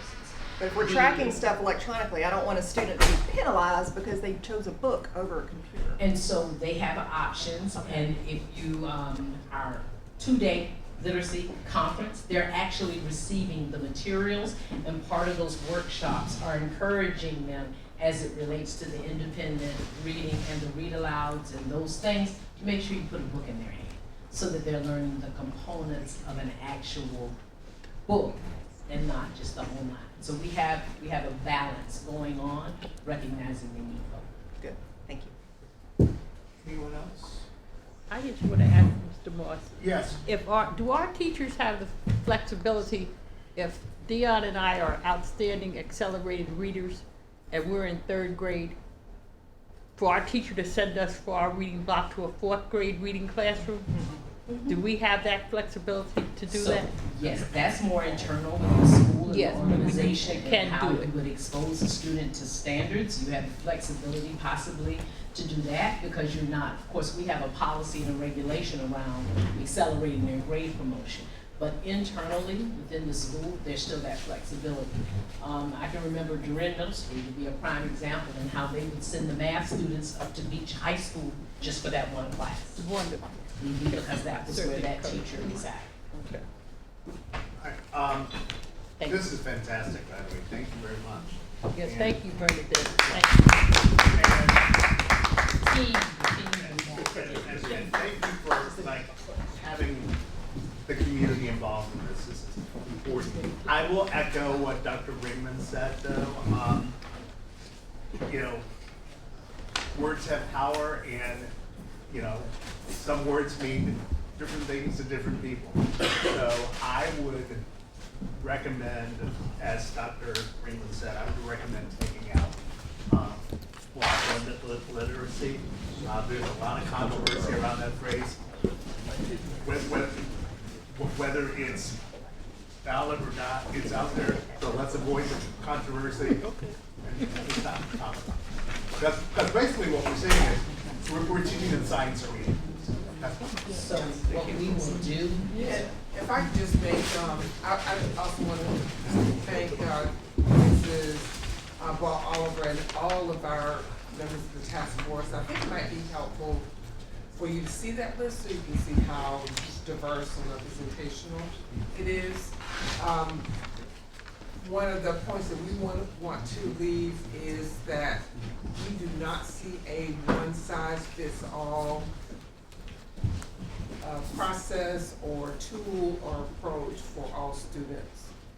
We are just as concerned about the accelerated learner as we are about the learner who may come in without the skills that our little valedictorian of the class of 2037 has come in. She's come in, you'll remember her. Ready to read, she is like, she's gonna be the valedictorian, I swear, the class of 2037. At 3 years old, she's ready. But we will also have my little boyfriend who came in at age 5 and only knew his first name.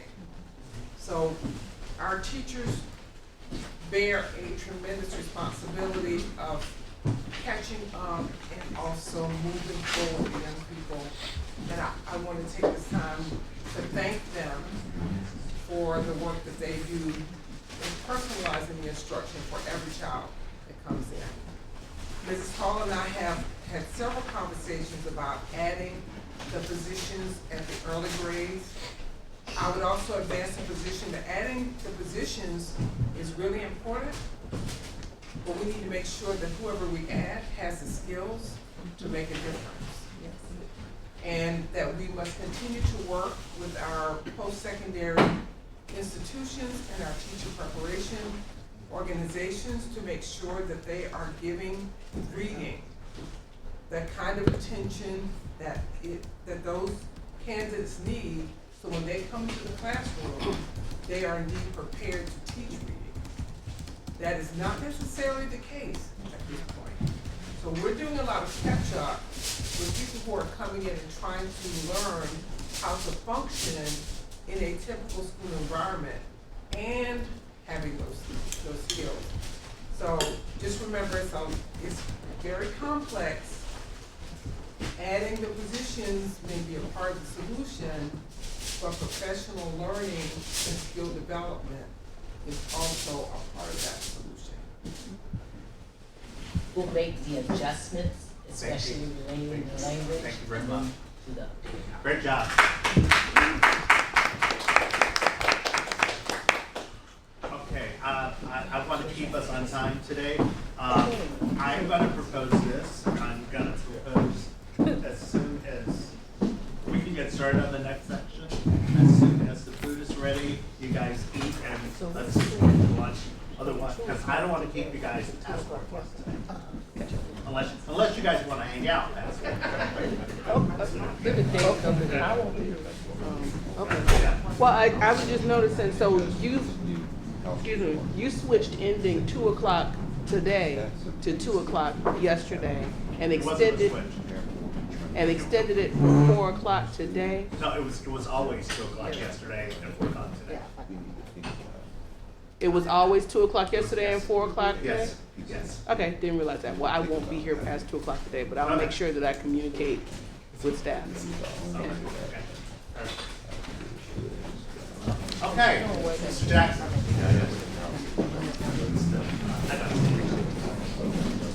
Good We're morning. not leaving on you, I promise. And it's often my task to kind of get you back on schedule. For one, I think I had it at my advantage, and the other thing, I thought I was standing between you guys and lunch, but it sounds like I'm not. I guess you have some more time to talk. I'm going to go through a brief presentation, and afterwards, our goal today is to try to get input from board members as we kind of pool together the districts, your priorities that the budget staff has received already from school staff. We're collecting information from the division chiefs. We should be finalizing that, if not today, the first part of next week. And now we want to get your input also of items that we need to look at to include in the FY24 budget. Once we get all that information together, we've started a survey that we were going to send out to the professional senate, but we wanted to wait. We wanted to get your input to see if there were some additional items we need to add into that survey.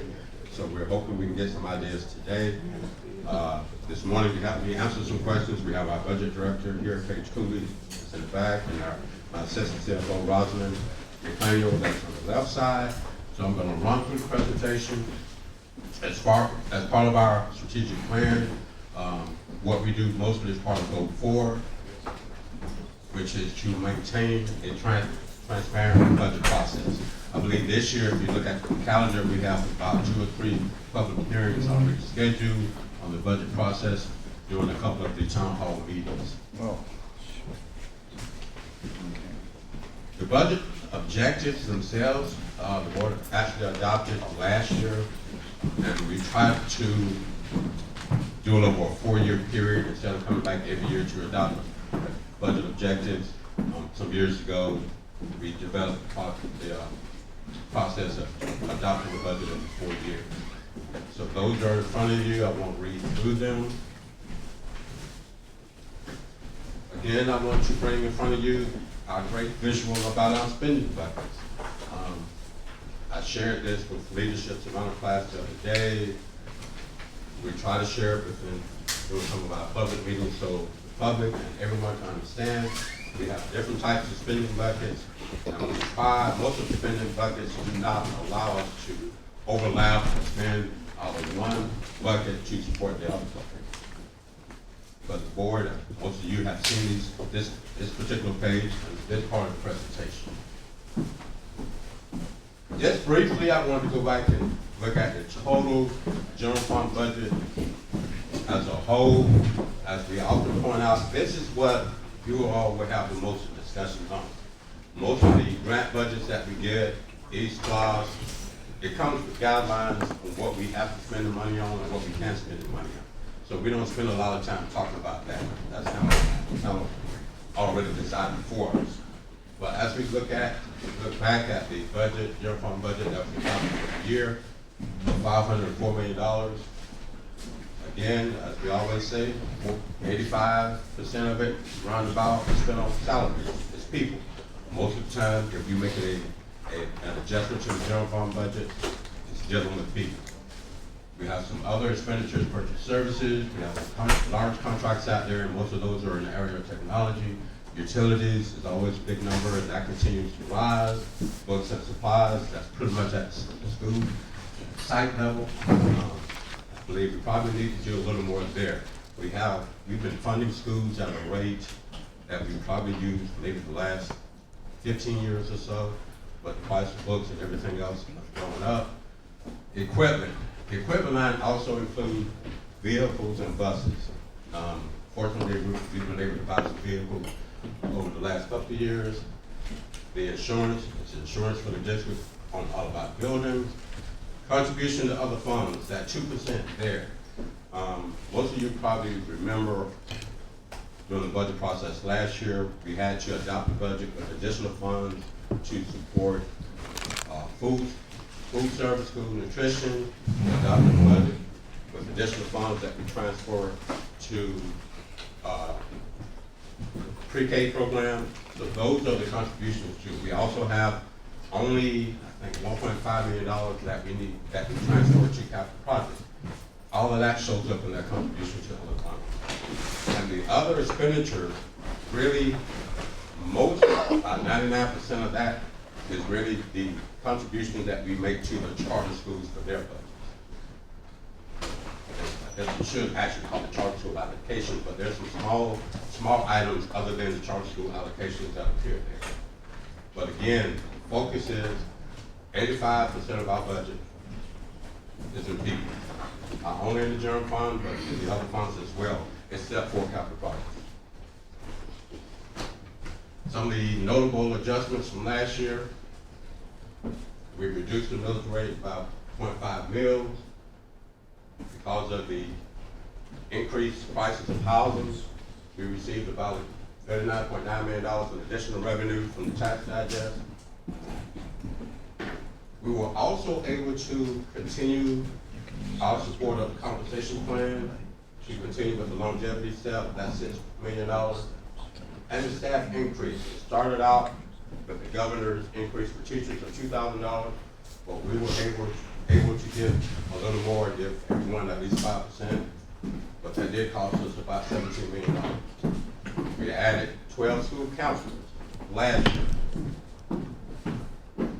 We started the process for the textbook adoption. We split up that budget. We put $1 million in the budget to do the initial training, but I believe for next year is when we're going to get into the actual purchase of the books and other material.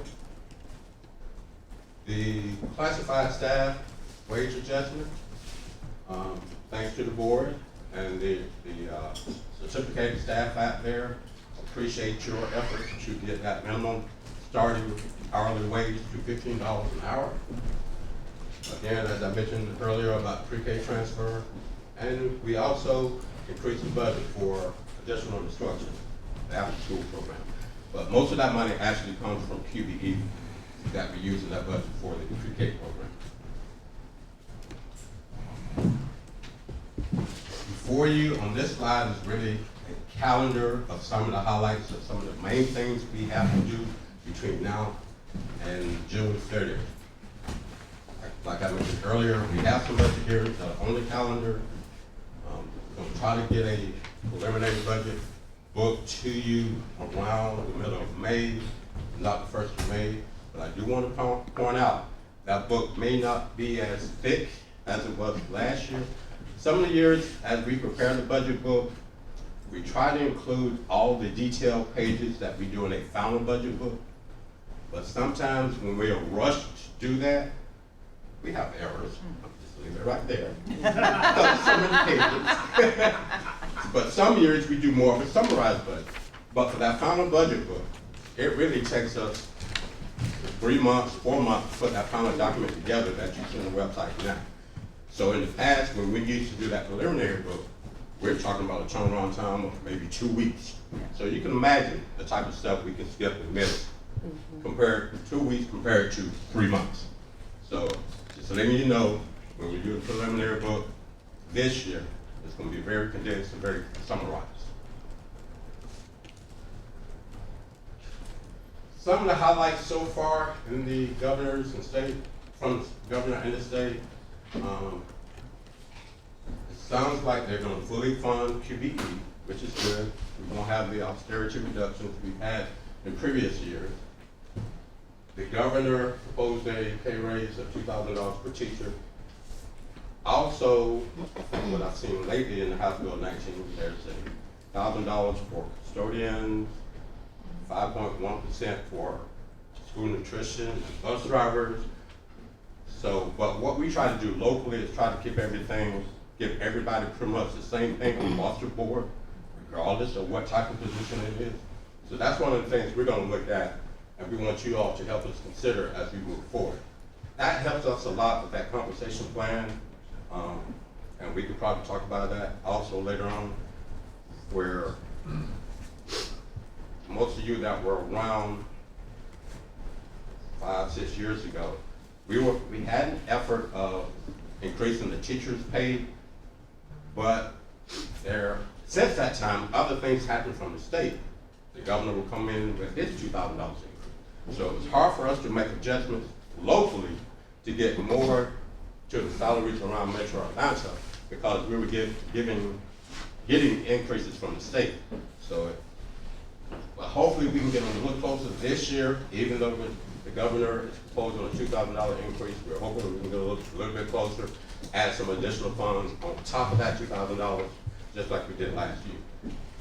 Mr. Jackson. Oh, Go ahead. I just want to clarify something, not clarify, but add to what Mr. Jackson was saying. When the state funds, and he made the QEB connection, I want to make sure the board understands. When he made the connection between the governor or the legislature passing $1,000 for nurses, for example, or 5.1% for school nutrition, what they're referring to is the part of the positions that are funded by QBE. Right. So we have more positions than that. So I just want to make it clear, we're not trying to give a certain population of employees less. What we're saying is we want to make sure all employees receive it, including those employees that would not get it under the QBE formula. And so that's what we mean by spreading it out. So I just want to make sure that's clear. Thank you, sir.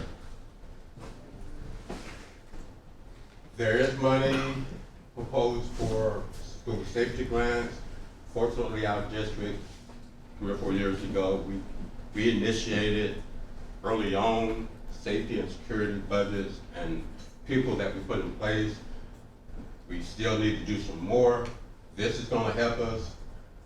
$50,000 from the state, but you all know this community, you see what's going on around the country, and you all know we need to do more than what we did a few years ago. And I mentioned, I believe at one of the school board meetings, the state health increase, it's going from $945 per month per employee that's certificated to $1,580 a month. For teachers, certificated staff, that started January 1st of this year. It's kind of like they backdated it. But locally, as Ramon mentioned, of the QBE teachers that actually participate with state health, we have about 404 teachers that we will have to pay for. They won't be covered by QBE. With the classified staff, their increase is going to go up January 1st of 2024, so it will only be half a year. But that portion of the staff, we're looking at 1,647 classified staff members that we pick up at insurance staff. Like I said, that's not all of the classified staff, because all classified staff don't take health insurance. We're only looking at the ones that do. So at this point, and with the assistance of our committee chair, who's in the back room, we want to ask you all about some of the priorities. I know you have been talking to. Yes, Mr. Jackson, before we get to that, Dr. Reed. Oh, no, that's what, I just wanted to get on the list. I'm just ready to jump. Oh, okay. I'm ready to prioritize. I do have a question. Yes.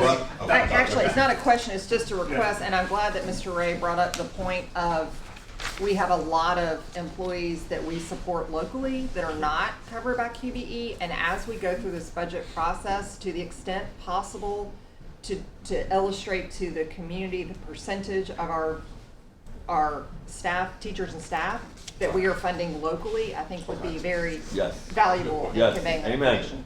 So, Okay. Amen, amen, We'll get amen. that together.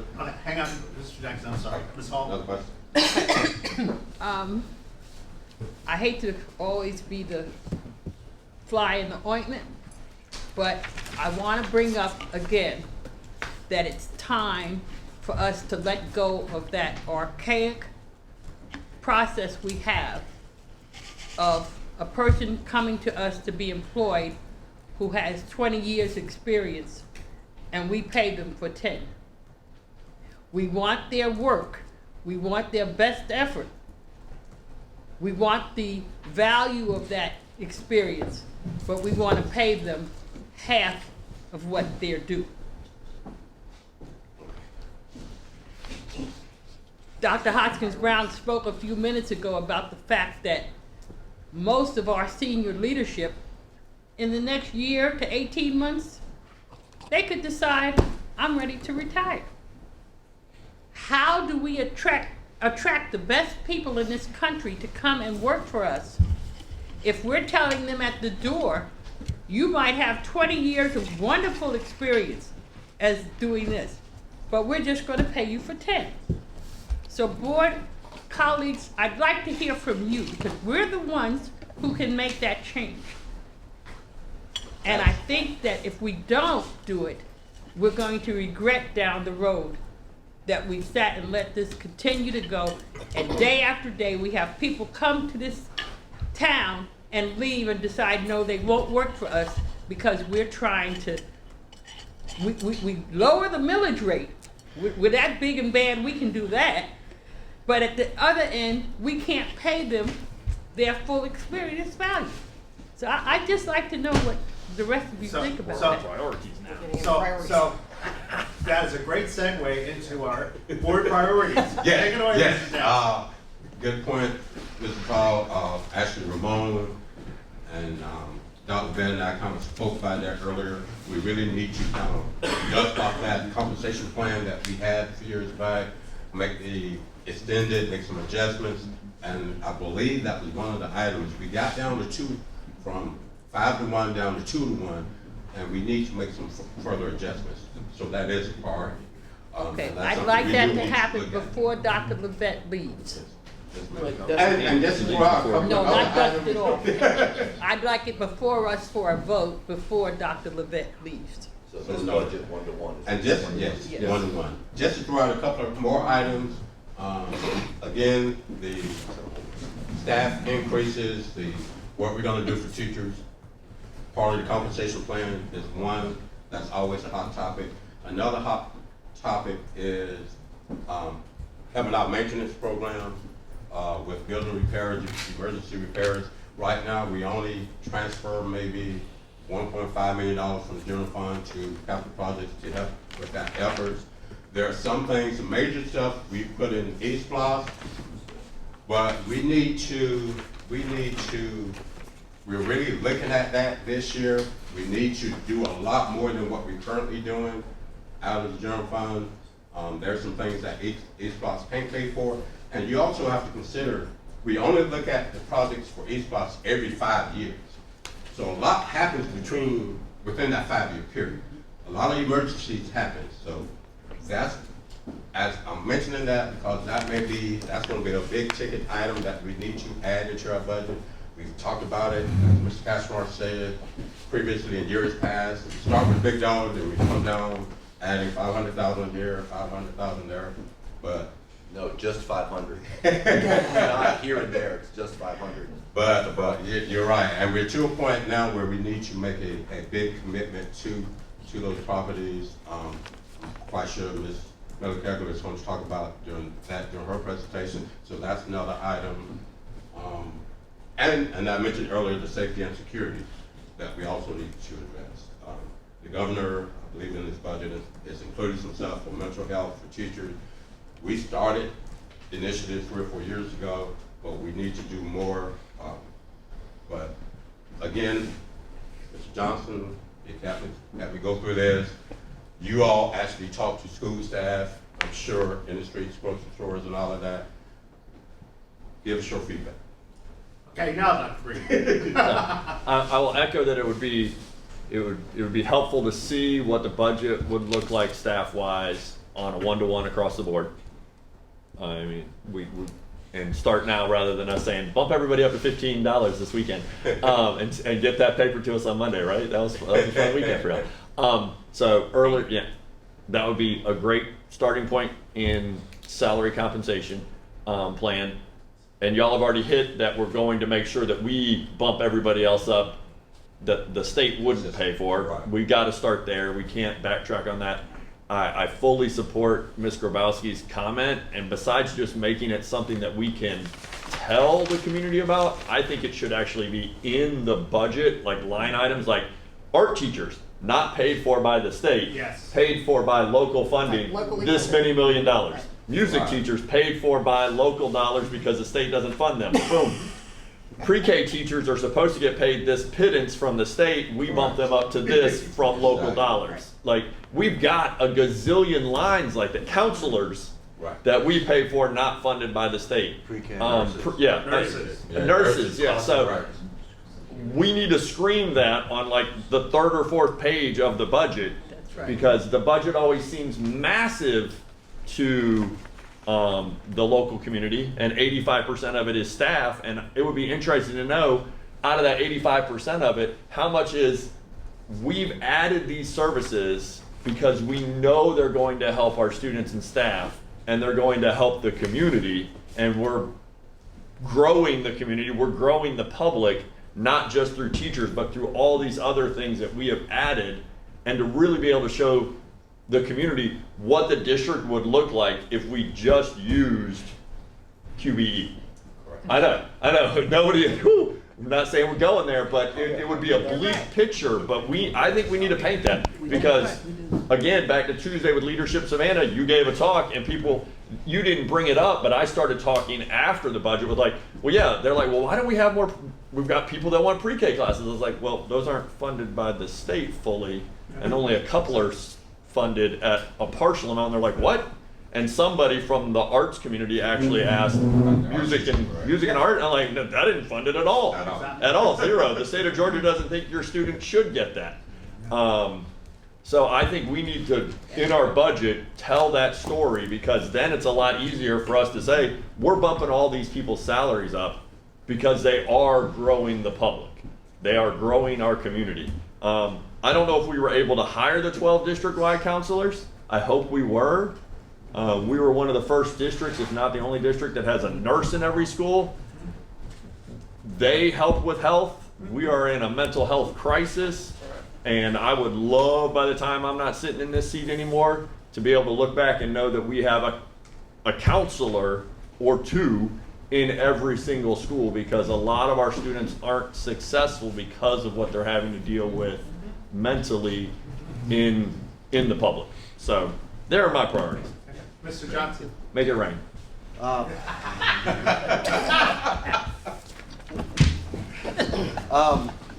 One is just a suggestion, when we talk about salaries, is there a way we could break it up between those members of staff who are on site, like, from the custodian to the principals, and those who are not at a site?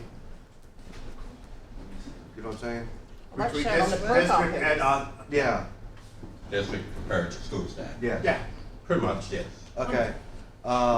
And as I sent in the email with the forwarding of what the other my colleagues had sent me, was I want to make sure that like our police department, they get put on a law enforcement scale instead of the current scale that they're on, because we caught them up with pay. However, now they're behind again because they're on a different, their pay scale is different than the other local law enforcement agencies in the district. So we get good officers, and then they leave to go they leave to go somewhere else because of the money. And we can definitely take a look at that. That, I'm not sure it's because of the scale. I think it's just because of the competitive wages for the police officers, just like the CDL drivers. But we can take a look at that. Mr. Jackson. And the tidbit, Ms. Hall, Ms. Brinkman mentioned about the one-to-one. It's not that we haven't been looking at it. The sensitive matter is when we do one-to-one for somebody that's coming in, the current staff that's been there for years putting their time, we have to figure out how to address them and be fair across the board. I just want to throw that out there. Yeah, okay. Inversion and compression now. Yeah. I just want to throw that out there. But That's why we haven't Don't pushed let back. that keep us paralyzed. Correct, yes ma'am. I just want to remind people of Yeah, that. just bring the Yeah, numbers. bring us the numbers. We'll have sticker shock. Because we sat around and we reduced that millage rate. That was a very pompous thing to do. But if we did it, then we're not gonna deprive our potential employees of their correct salary. Yes ma'am. Mr. Jackson, I've got to ask if we do this. If we take 10 minutes to go through the line, Good. and we'll continue through the line. Yeah, I'm sorry. I'm sorry. Please, Dr. Hall. Just something else to consider for certified staff pay raise, that we cover everybody. For example, Title I teachers that are federally paid and not state, but when it's time for the raise, we cover everything as far as the additional teachers. Also, we honor certifications for, advanced degrees for certified staff, and we really need to look into honoring advanced degrees for classified staff, especially supervisors that are classified. They earn a degree, but they're not being honored for their that advancement. Thank you, ma'am. I'm glad you mentioned that about supporting the other funds, because we may have to look at that with the health insurance increase for this year. Because most of those federal grants, they already have their grants out there. Budgets are done, and they're down to the penny. But when they add an additional $635 per person per month, they may not be able to pay that out of the grant. So that's something. You may see some of those transfers coming to support other federal funds just for this year to get them through. Okay. Hazards of a working lunch. So my request is very small. I agree with much of what's been said, but a couple years ago we had a USDA grant that supported elementary school gardens at our schools by providing ongoing maintenance, which allowed for the elementary school to have a garden, but the teachers to not bear the full brunt of the responsibility of maintenance, which is crucial for a school garden program.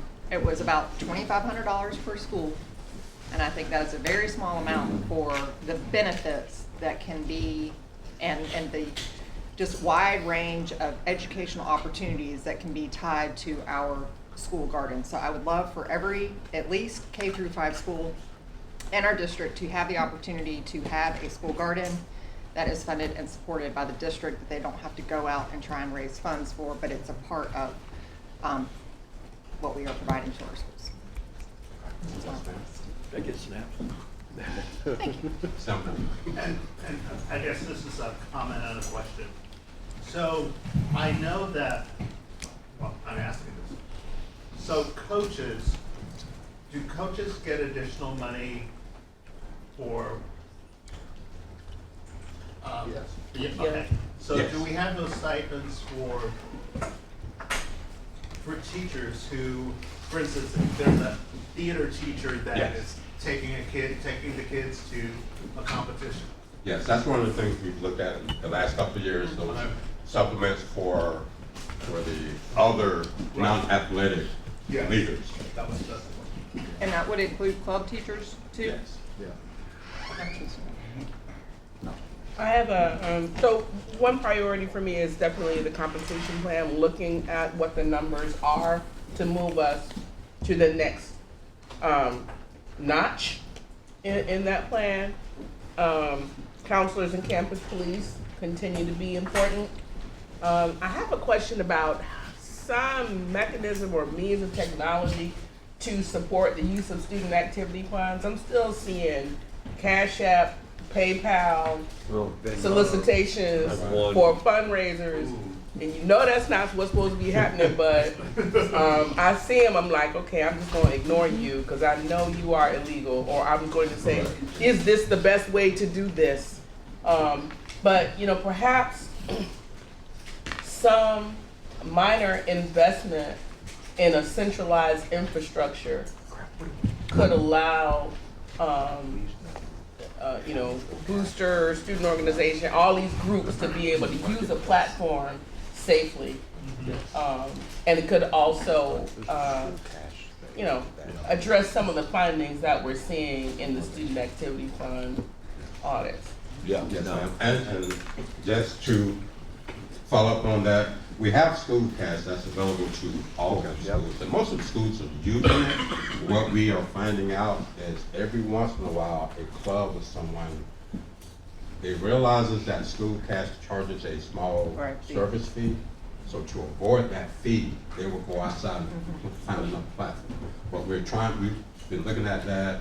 I know the auditors been looking at some of the activity that's out there. Those that are truly school-based, we try to force them to use school cash, but we just have to figure out a mechanism to help monitor that. And that may be having the school administrative staff look at it a little bit closer, look at the activity of those clubs within their schools. Okay, so since you said that, then I think there ought to be some disciplinary repercussions if you are, because I'm seeing school-based organizations. They're not just Like community PTA organizations. No. Right, So if you are a school-based organization and you are an employee that's reaching out using a non-permissible platform, there ought to be something for that, because many hours of audit time go into looking at the trail of money. There's lack of confidence by individuals who give money, so you lose some revenue generating opportunities because folks are not trustful because you're using a platform that you're not supposed to be using that's going into somebody's account. So there are lots of ripples that come from that individual's decision to go rogue. So if you're gonna go rogue and use something else, I think there ought to be something other than just an unfortunate audit report at the end of the year that people forget you're the one who created that. Can I springboard on that? Yeah. Well, I was just gonna say, there are some, I know, fundraising platforms that allow for a lot of automation so that it doesn't, so like for sending emails and, you know, social, that wouldn't be embedded into school cash. So it may not be that School Cash Online is the best for fundraisers. We might need a separate platform. But we got something. If we have a policy, you should follow it. No, I agree. Yeah, I agree. I'm just saying, we may need to. look at the platform. But school cash does all of that. It sends out email. It's more user-friendly for the teacher and staff. It does all of that. It sends out reminders, it sends out invoices. They just choose not to use it. Yeah, well, and I know Ray's done the comment a bit too. I've used it. I get the emails from it to pay fees for clubs and things like that. If there is and I know there's a fee, I'm like, my credit card, and they're getting the companies. Can we? I don't know how long our contract is with them. When that comes up, going to the table saying, how does this work without there being a fee put to the person paying, so that clubs don't say, ooh, I'm losing money, or my person's not going to donate, so that it isn't charging anybody. How much would that cost the district to work out a contract where it is just the amount that the person's trying to give, or that the dues are, and it's not, the dues are 20, but now you're going to pay $22.50 because they're $2.50 fee. Right. What does that look like monetarily for us? And are there other companies that we could, you know, speak with or RFP to figure out which one's going to give us the best deal, so that we bring those fees in-house, so that it isn't a detriment to, and I'm all about holding people accountable, because that one slip up could get us into a really big, expensive audit issue. And we are actually looking at another platform, what we use for our financial system, telemunis. We found out from Bullitt County, they actually use munis for their student activity fund. So we scheduled a field trip to go sit with them and see how it works. Because this is something that I think we're probably already paying for. We just need to utilize it. So we are looking at other platforms. Just two comments on that, I think, as it relates to the fee. From what I've seen, the fee is, in other words, the parent or the individual child knows it's $6 or $5. What ends up happening to the school is they're not getting the whole $6, they're getting some percentage. So at least you know that the parent's not receiving something that says if you put $6, it's $6.50. That's not what's happening. It's the fact that to some of it's just going to have to be a determination that the school, you're going to lose this amount of money, making that determination of what it is that's acceptable. The other issue is, just like we have with staff that we work with, but everybody doesn't have the ability to pay with a credit or debit card. And that's the other challenge that I think we'll run into. And if we could solve that, then I think that's get us close to them. Exactly. Yes, sir. Thank you. Anything else? Nope. Police, social workers, pay people. That's it. Thank you, ma'am. More cops. Do you have any more? Man, that was nice of you to ask, because that could go. I just want to see some action items before we move on. More cops. All the talk. More cops. More cops. More money. Sometimes our cops are like bus drivers. Everybody's struggling to find them. Quite sure the chief can attest to that. Yeah, but they don't have a. That was going to be my same priority list. Security officers. When I say security, I mean from cameras to officers. I mean, it's necessary in this climate that we're living in that we invest in the safety of our students. The chief is doing a great job, but I know they need more money. So that's my spiel. The which one is SROs, SSOs? Yes. The ones that do the scanning. Do we have enough in other words, are there any vacancies at schools that do not have one as far as scanning people in and out? Yes, that's a good question. SSOs are in high demand, as you know.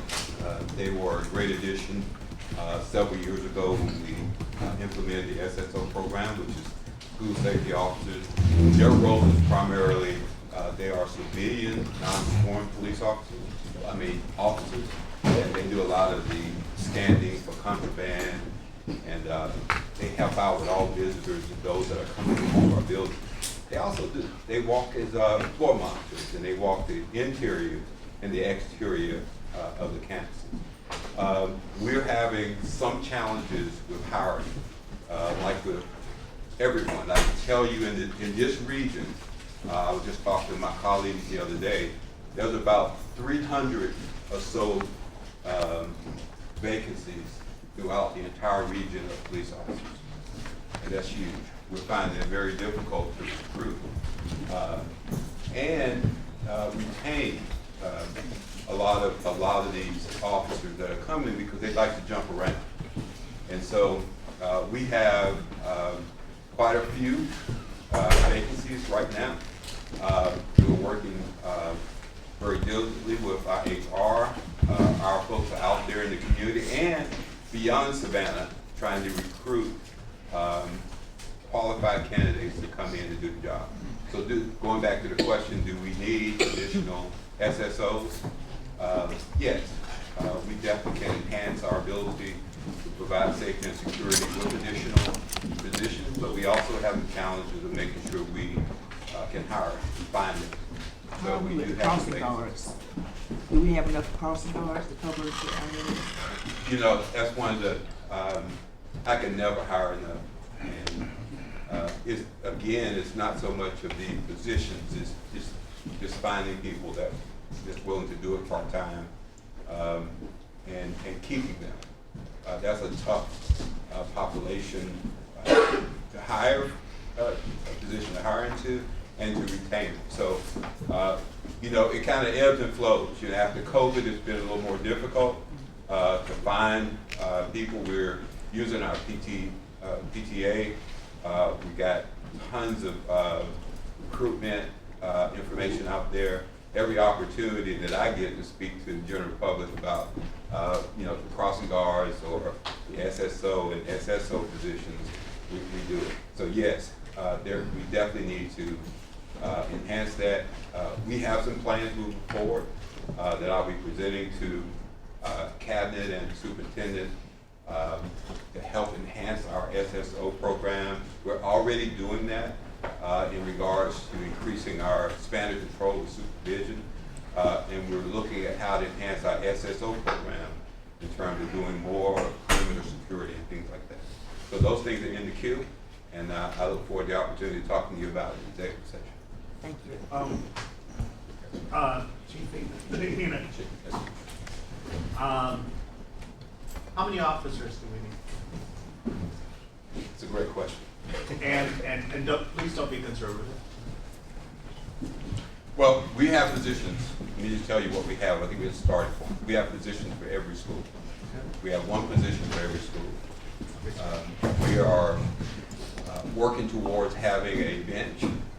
A bench having relief factor. When you have officers out, additional officers also help on response times on patrol.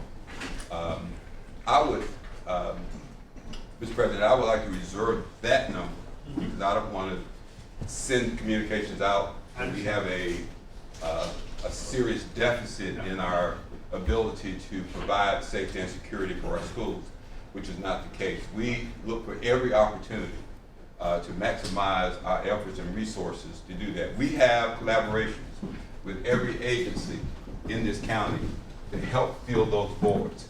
But remember, those agencies have other responsibilities as well. I would like to reserve that number for you to talk about that in executive session. I can give you more details of that. Yes. On the crossing guards, I don't know if it's going to be crazy, but is that for our high schools? Are high school students allowed to serve as crossing guards?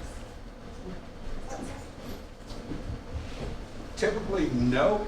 I know they're out there, but if you're not a responsible student, they can Now, make extra when you money start, there already. yeah. So when you start, you remember the old AAA patrol officers in the elementaries. Yeah. Most of those are done on campus. When you start getting into the roadways and highways, we have to be really careful with that piece as well. Yeah. Let's explore that. That's a good question. I'm just probably have to be probably juniors and To be an seniors. age requirement anyway. And there, to get in the middle of the road, there is an age requirement. And it may not be possible at all schools. Like I'm Right. thinking, some of our neighborhood schools where you're on a neighborhood street or something like that. But just Sure. anyways. But that's something we could definitely take a look at and see where we are. Just like high school bus drivers in some states back in the day. Quick question, Chief, if you don't mind me asking. Yes. Currently, do we offer, do we send students through school for police force and law enforcement? Do we send? Do we send them, do we pay for that? Yes, we do. We have, let me just tell you this, in terms of school resource officers now, our school resources officers go through the same training as traditional. We actually do a little bit more, okay? We actually have, and we're building one of the most premier SRO programs in collaboration with the national, with NASTRO, the National School Resource Officers Association. We're going to be coming together regionally to work together with all the agencies. We're doing more of that to collaborate.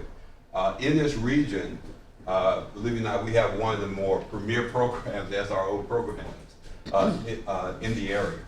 And we're working together with other school resource officers. Most of, you look at the Big Ten districts are the ones that have their own Board of Education police departments.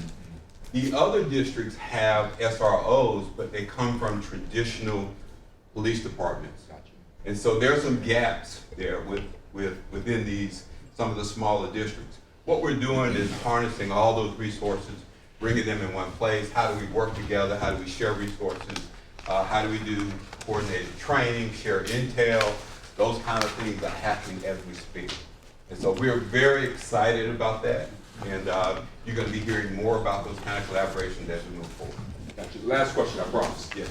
For students who complete the program, but then they leave the force or leave us, what consequence do they get? Yeah, so first of all, let me say this. We have a considerable, about 40% of my SROs and SSOs are graduates of the public school system right here in Savannah, Chatham County. I am so excited about that. And we know that, and we do a lot of investment. We have our junior police academy, that we're planting seeds, you know, and harvesting the future chiefs, the future SROs, you know, for tomorrow. We realize that that's a great investment. There is a penalty if we send you and we invest all this money into you and you go to the police academy and you decide that within the first 2 years you want to jump and go to another agency. If another agency hires you, then they have to pay for the salaries for that particular employee's time that they were with you. If the employee moves over in a law enforcement position with the state certified agency. Any other questions? Thank you. Thank you so much. Sir, I believe that was everyone, unless you had something. You had No, I'm fine. Okay. Yes, sir. Thank you very much. Thank you all for your input. Our budget director is back there taking notes. She's going to compile all of this. And like I said, soon look for a survey that will come from us. We're going to send it to you all, probably first, send it to the professional senate, because we want to get separate responses so we can tally them, and we're going to put on the public website also. I have a question that I don't know should be a budget priority. It's really just a cultural question of why we do this. It's a facilities question. Beautification. Do we not invest in beautification because the amount of traffic we have in front of schools, the cost of maintenance, the expense of investing? Like when I drive up to some schools, I'm like, wow, a bush would be nice there, you know. But I understand that there's a whole lot that comes with that, and I've always assumed it's because of foot traffic, abuse, expense, maintenance. Is all of that true? Is that why? You're correct. Okay. And we do outsource our, what we refer to as our lawn care and basic maintenance, which include updating the mulch around the trees. And that has been a challenge. And I remember when we first outsourced it, because it was a service that we provided as a district, but did not have the staff that had all of the skill sets necessary. So then we outsourced that service with specific requirements, with the basic upkeep. And that is expensive. We actually, you asked that question. We're meeting with the contractors this week on that. We do an evaluation, based on each of the sites, bring that to their attention, where we certainly need to see some better outcomes as a result of their work. So there was a meeting this week. And then as we start talking about moving to turf on some of our sites and some of that fields, that's going to be an additional cost and upkeep as well. Okay, thank you. So yeah, it is funding driven. Yeah. It's the final comment. We train a lot of bus drivers. They get their certification and license and they leave. Are we considering some type of ramification for those bus drivers? We talked about that. We talk about it a lot. The lawyers want to tell me again what I can't do. They remind us legally what we can do and what we can't do. Did we talk about it today? Because we had a... No, we didn't, but Yeah. I'm right there with you, that if we are providing that value of training to get your CDL and you leave early, then... So, Mr. Holly. Slightly. Kind of exciting.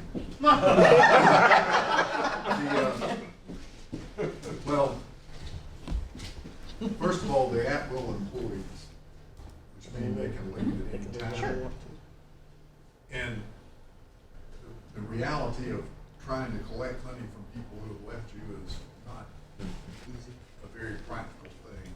And yes, we understand that some people leave because the grass is always greener or the accelerator is always faster, whatever it is they leave for. But in general, with that type, it's not that, the training is ultimately not the kind of training we're really going to be effectively able to get a penalty out of. We have a hard enough time with the penalties for teachers that we, and you have to pay, you can't withhold the pay for that kind of thing, so that's really the bottom line problem. The real thing is you have to have competitive salaries, which we've done that, and that's what you have to do. Mr. Holliday, is it your? I heard two things that could be solved. That one would think they would be solving if they required someone who departed early to pay back, and that is, one, would it be a deterrent to them leaving? And one could say, well, if they're making enough money in their next gig, they'd be like, whatever, I'll just write you a check because I'm still going to make that much more money. So it might not be a deterrent to leaving.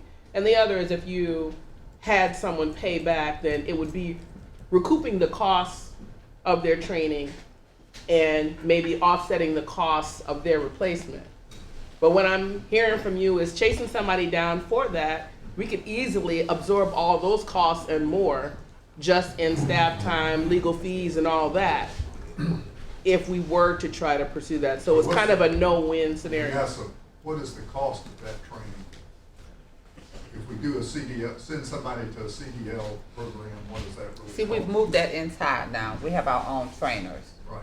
So we no longer have to send them What off. is for the What does value? that cost? I have to break it down based on what the trainer is, the trainer costs, because there's My other point duties he being has. is, yes, there's a cost associated Yeah. with that, but it's not like getting a master's degree.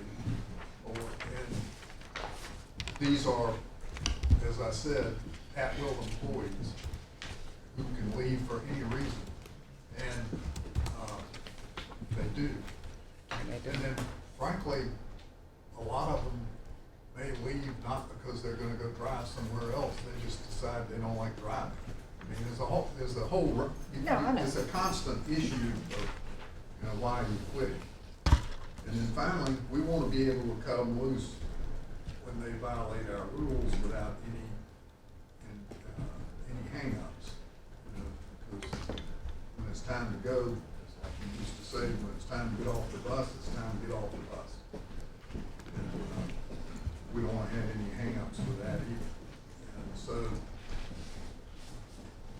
it's an economic evaluation in my view. I'm not sure that knowing that you had to pay $850 is gonna make somebody not quit. I can assure you, you cannot sue somebody effectively for $850 and then collect it. It's one thing to sue, one thing to get a judgment, but collecting it is always a lot more challenging. So, I mean, I don't even know where that person lives. So Yeah. Should we retire our ideas on punitive fees on this? Because we do keep bringing this up every couple of years, but it sounds like I we think might should. that decision is a policy decision, but in general, I don't know. I don't know how effective the punitive fees have been on the certified staff. I think in general, we end up collecting a little money back because it costs us $1,000 to go hire somebody, or more, probably more. So, But we don't want any quiet quitters. You know what that is? Somebody who stays at the job but doesn't do the work. that's good. We don't want any more. Yeah, any more quiet quitters. Oh, yes. So, 100% agree with Mr. Holliday on the pragmatic cost of trying to recover those fees. But if you have a document that says, I understand the district's gonna train me in X and the value is $2,500, and I understand if I leave within 2 years of receiving that training, I have to pay back the money, or it can be withheld from amounts owed to me by the district. Even if we choose not to enforce it, it can Right. still have a At least. deterrent effect. Some people may say, okay, I made a contractual commitment that if I leave, I have to pay this money back, I'm just gonna stay for my 2 years. And we don't know the real world impact of having that document, but, so, you know, just the practical cost of enforcing it is different than having the contractual commitment. And we don't quantify how many people honor their commitment without even telling us about it. Right. Because we have that deterrence in there. I mean, I think that's a good suggestion that, you know, at least puts it in writing, the value that the district is providing, and, you know, may or may not make a difference, but I certainly don't see it would hurt anything. I would offer this additional thought, however, on that. We're a public body. Somebody signs a note saying that they owe us money. I don't think we have the option just to say, well, I'm not gonna make you pay it. I'm gonna let the next guy pay it, but I'm not gonna let you pay it. You better do one. We're not a private enterprise who can pick and choose who they go after. And that's a component of the practical aspect of it. It's, I don't even, like I said, it would make a difference if you knew what the number was. Oh, we can get that. Maybe that's something you can sign on and say you've been given this and we reserve the right to go after you for the cost. Well, if you leave. And let me, That might be Withhold that. from amount owed. Yeah, and can I add, direct assignment of wages. can I add something on that? I think, just to give context to liquidated damages that happen with our educators, one of the difference that we see is that you're talking about somebody who does a training. At some point in time, there's 30 days, they start working, and they may be gone within a couple of weeks, couple months. Whereas teachers, pretty much, we get them in the fall, we get them in August. We have this accumulation of funds being that we haven't paid them because of the fact that we pay them year long. It's a little bit easier. We rarely aren't able to capture the money from teachers, whereas on hourly staff, because we pay them kind of more recently, there's not that buildup, if that makes sense. But certainly we can explore whatever that number is, if that's the wish of the board. But that was just articulating a little bit Yeah. difference between those two and how we're able to capture from certified staff. Well, and I don't know if there's a way to do it where, and I know we have incentive pay to incentivize our bus drivers to stay and bonuses and other things like that. Is there a way to do it through the salary structure where the salary structure, and again, if we're talking about a course that's $200, it's probably not worth it, but if we're talking about a course that's, you know, several thousand, anyways, is there a way to do it through the pay structure where after a certain amount of time, they would get that? So if they came with a CDL, they would start here. If they didn't, they might start a little bit lower until they reach the value of that CDL and then be the same. All right, sorry? Oh, yeah. Okay, we are going to move on because this next part is gonna be a lot of fun. And, next we have priority goal 4. Okay. Oh, I'm sorry, before we do that, we have, yes, we have, Ms. Hall had asked yesterday, you Oh, amend that's the right. agenda to include an update from Attorney Holiday. before you get started there, Mr. Police. This is basically an update. So we have had circumstances come with the audit committee and who is responsible for recommending employees, et cetera. We reviewed that and we came to the conclusion, and strong conclusion, that the law in Georgia is that all employees of the district are hired on recommendation of the superintendent by the board, which means that the hiring recommendations come from the superintendent, not from the audit committee or anybody else.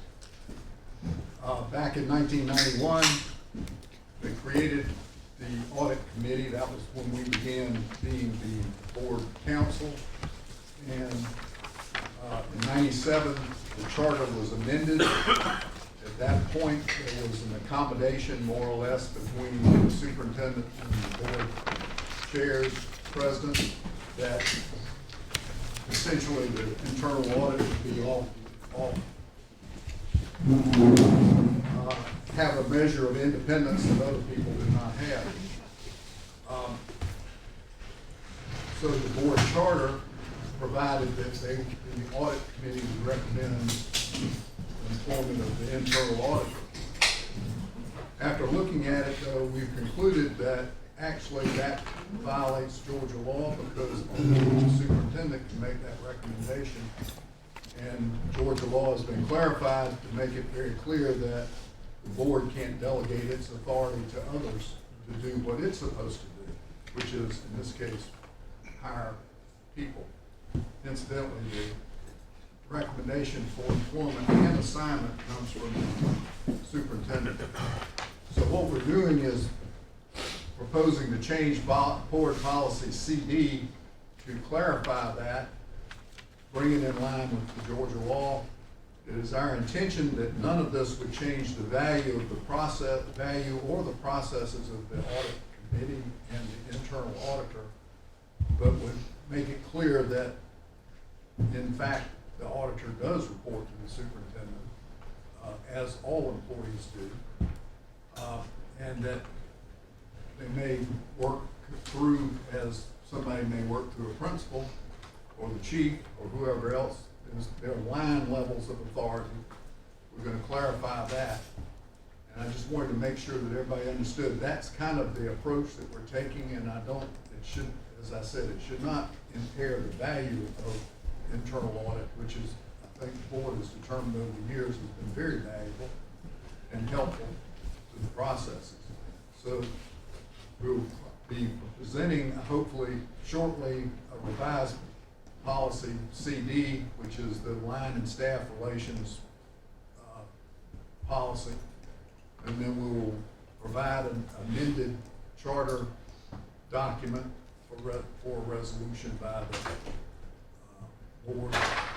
And as I said, we don't anticipate any of it's going to impair actually how it works, but it will make it clear that the lines of authority are as I've outlined. Thank you. Okay. Anyone, I have a comment. Anyone else have a comment?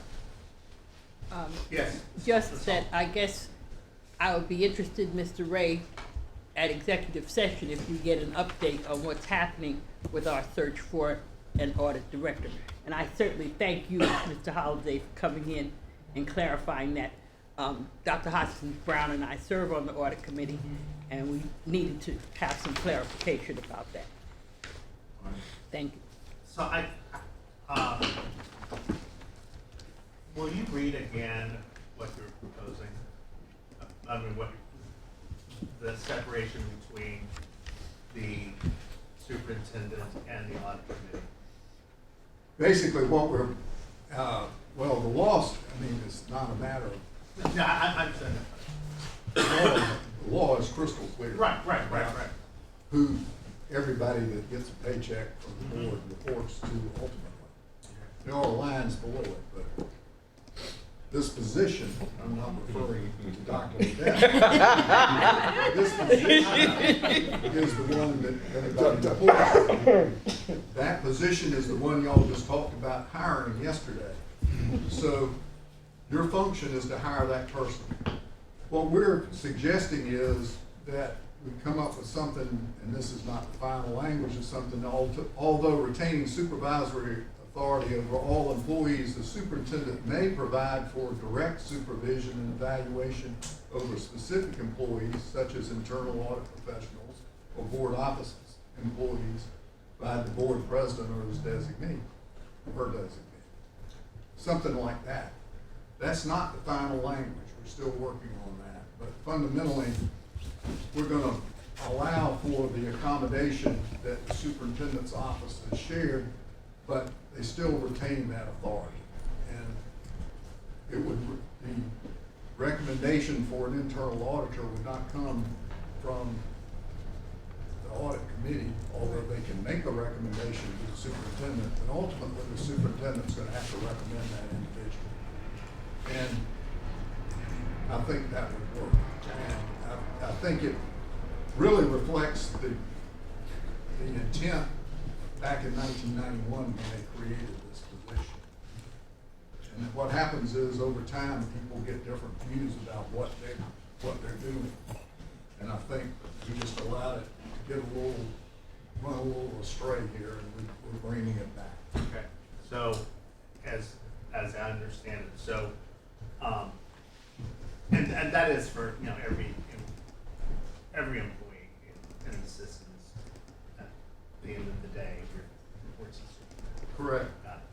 Olivia reports to the superintendent. Ultimately, if the superintendent comes and tells her to do something, she has to do it. Right. Pretty explicit. I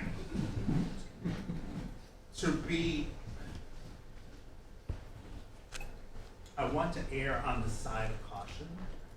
I think one of the reasons you have an internal audit committee, I think there has to be some independence there. Because we're little human beings, I think there needs, because what I don't want to happen is, and I know it will happen, but what I don't want to happen is the internal audit person comes up with something then that may involve the superintendent. The superintendent in turn fires the auditor. I just want, I want to maintain that line so that we can't have, so that can't happen. Or the superintendent doesn't like an auditor. I have questions. Yeah. You go first. My first question, my first is a comment. There are federal laws to govern that, of retribution. I mean, you just can't Do that. You just can't do that. But my question is, what evidence of a failure of that division? Like, what is it now that says that this needs to occur where the current provisions have been found for the past 12 years under 2 audit directors? What is it that is happening at this moment that the clarification of this nature needs to be made? I knew, and if you read the audit, if you read the charter the way it's written, that's why we're doing a clarification. If you read it the way it's written, it's not clear. Right, but I mean, the execution of it as it's been written has not been problematic. So I'm asking what is it in the execution of the current documentation that makes it problematic? Because if we go over it and we clarify what it means, then it doesn't matter if you're new, if you understand its function. So what is it that is the case at this time that makes that document not functional? We're making thank you. The actual document says the auditor shall be named through appointment by the audit committee and ratified by a majority vote of the Board of Education.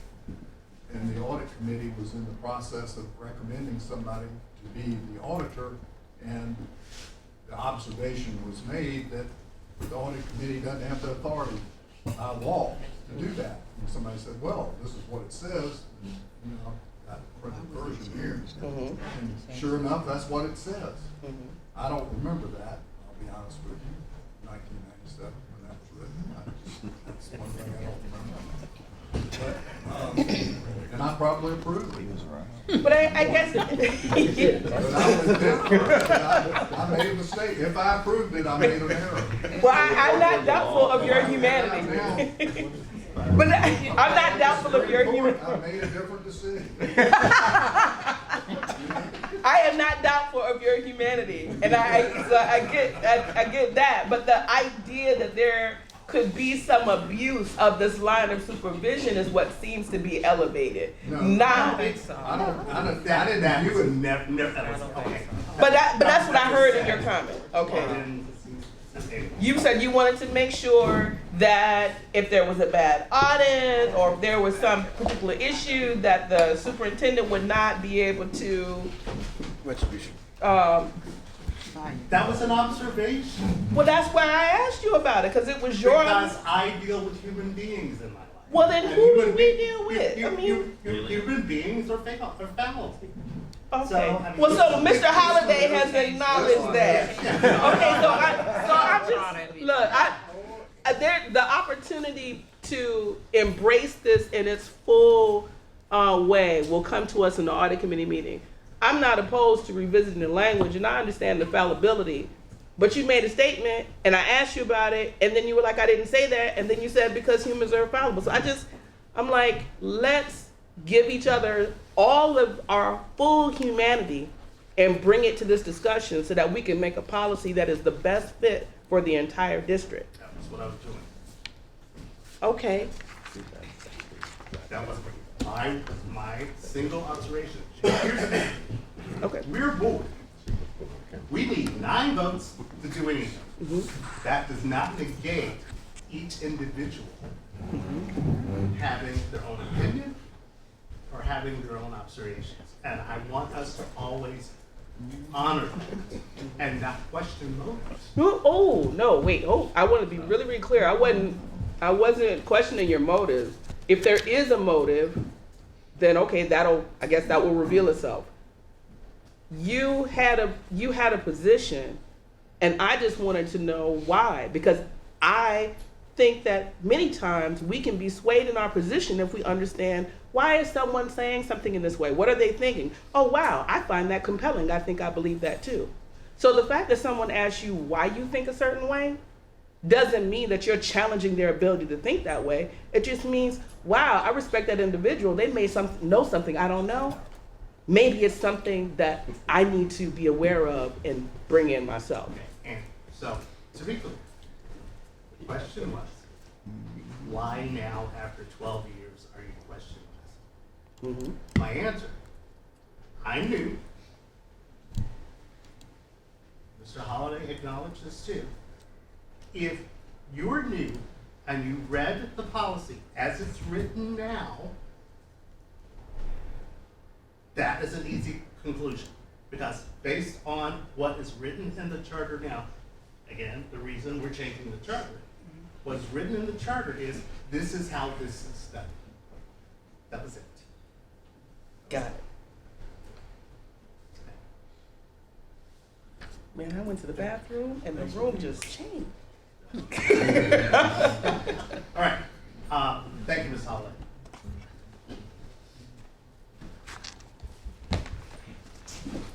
All right. I'm sorry. We're on 4 minutes. Do you want someone to tell a joke or something to like ease the room for you? No. But I got a hug coming out of the bathroom. You got your minutes now. I will tell you that the ladies' room, I came out of the ladies' room and I got a hug by a little kindergartner, and I thought it was awesome. There you go. Just for coming out of the ladies' room. I'm going to the ladies' room. Don't you dare. That's what we need on news. So, no, but thank you, Mr. Lawson. I can manage that because what I do is policy focused and policy centered. So we're gonna start with the policy that tells me what to do and why we do what we do, what facilities, and we make sure that we follow. So if we can start with the policy, David's gonna pull it up. I'm gonna get Sunny Barker, who's in the back, and Bill Tully, if they join me. Sunny's gonna actually pass you a copy of the policy. Oftentimes we talk about the local facilities plan, LFP that we have to register with the state. You go ahead and get it to the board members. They didn't do that in their homework. But we'll be able to talk about the local facilities plan and as well as the long range facilities plan that we're required by policy and ordinance that we have to have a local facilities plan reviewed and approved and adopted every 5 years, we have to go through this, and it has to go to the state. It tells us, it prescribes to us what we have to do as it relates to buildings and facilities. Then there's the long-range plan that we also have to put in place. You've had an opportunity to go through our facilities condition assessment with us. We brought the consultant in, introduced you to that document. Had some additional discussion in our CIC meeting about just how do we proceed? How do we continue to plan? How do we prioritize the work? We're in what we refer to as our fourth iteration of our East Block program that has given us the opportunity to fund capital. And let me be clear, capital. We've had this discussion yesterday, so I'll be waiting back for a response from Mr. Jackson. He wants us to be able to use East Splash dollars for maintenance and upkeep. He's gonna have auditing check to see if that can happen.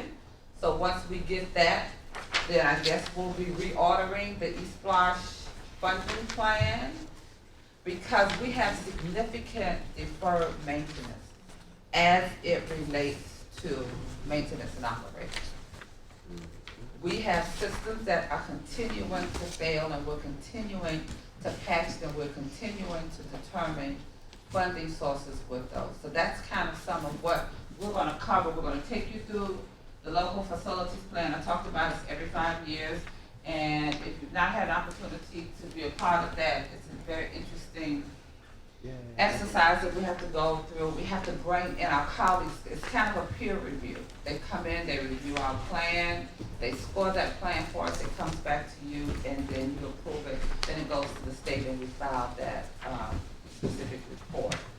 So what we've been doing here most recently is just taking a look at what is happening around us. Where are we going with education and instruction, and how we can support that with our buildings.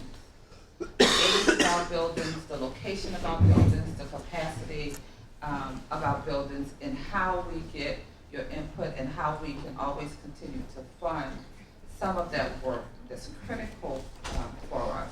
So we did provide you all with some advanced information on some specific projects that we talked about when we had the consultants in and then when we came back before the CIC committee. And we want you to help us. We want your feedback relative to that. I heard Dr. Hoskins Brown said that she's probably going to be leaving at 2 because we're going to have you as a group leader when we got to the work. And let me tell you why. Because of the uniqueness of the Jenkins project and how that project was started and then to fruition. Dr. Tanya Howard Hall, you have one of the largest projects in your district that we're dealing with. Dr. Brennan, a new high school in your district. Western Chatham County is exploding around us. So we have to take all of those factors into consideration and come up with a priority. Dr. Hoskins Brown asked the question, well, we've already ordered and have a priority list for East Blanche 4, but there is the maintenance and upkeep of buildings that's critical. We continue to build buildings, we have to continue to maintain the buildings. The new electronic HVAC systems that's going in the schools are nothing like what's in there now. They're automated. We're talking about electric buses as well. All of that comes with a cost. All that comes with expertise in order to be able to maintain them. We were challenged this summer with HVAC systems by not having the skill set available to go in and repair them in a timely manner. That's not something we want to encounter again and have staff and students challenged with that. So we need to look at roofs. We need to look at HVAC systems, we need to look at the age of them, the condition of them, and then prioritize. We're not gonna be able to do it all in 1 year, 2 years, 3 years, but we need to be able to look at having a plan and being able to come up with a funding source for it. That's some of what our work we're gonna do today. So I'm kind of probably going through most of it. But we're gonna talk a little bit more about the policy, talk about the long-range facility plan, talk about the LFP already, but look at the things that we do and how we have to work collaboratively and make sure that we are, based on your policy, that we're taking all of these into consideration, which we do. So we're always in communication, working very closely with our academic team. We talk about, I tell the story often about Savannah High School, is how we were able to create kind of a west side, east side, Woodville Tompkins, because when Dr. Levette joined the district as the academic officer, we were having that conversation as we were planning for the upcoming East Blush. So it's tell us what your goals, tell us what your desires are, and those that we can fund out of East Blush as we're planning. And that's how we were able to, because of the timing and the discussion and the collaboration, we were able to then go in and convert that particular facility. We've never had athletic complex where we could get out of renting facilities. We're no longer renting as many facilities because we own our facilities, but we have to maintain them. Upkeep is significant on those fields, and we have to secure them. Because everybody thinks that it's there, it's in the community, and I'm gonna take my little league team there, and we're going to play there on Sunday and Saturday afternoon. There is a process, and we have to work to maintain them. So we're gonna go ahead and get started. They have their work. You can take them through what the next piece is, and then I'll come back. Okay. I'm gonna need 3 hands, I guess. Yeah, and just let me expand on this a little bit, if you would, please. The board policy FD does have 2 different distinct plans, the local facility plan and the long-range facility plan. And because of the acronyms that we use, it's possible that these could be confused, but they're not. They are definitely 2 separate plans. One determined, developed through GDOE, and the other one developed through special consultants that you have already engaged and have completed their work. And from their work has come recommendations, and we are bringing those forward. We in operations have taken a look at the recommendations that came out of the long-range facility plan, and we have a few different items, a few different recommendations ourselves, and that's what we would want to go through. Ms. Kegler talked about priorities. I think that's a very important thing. We, in capital programs, look at priorities, continue to look at priorities. We look at what are the priorities in the LFP, local facility plan. Because as you see in the packet, and this was in 2021, when you approve this last LFP, you will not have another one until 2026. 5 years, as she said, you will have a new LFP. But that LFP is really based upon overall need. What are the needs of the facilities? And we put together that need of each facility, the dollar amount, and that's translated into the plan. So we have an LFP plan, and it identifies facilities with needs, and it has dollar amounts that would be eligible for reimbursement. Now the next step, and we go through this every year, we have to apply.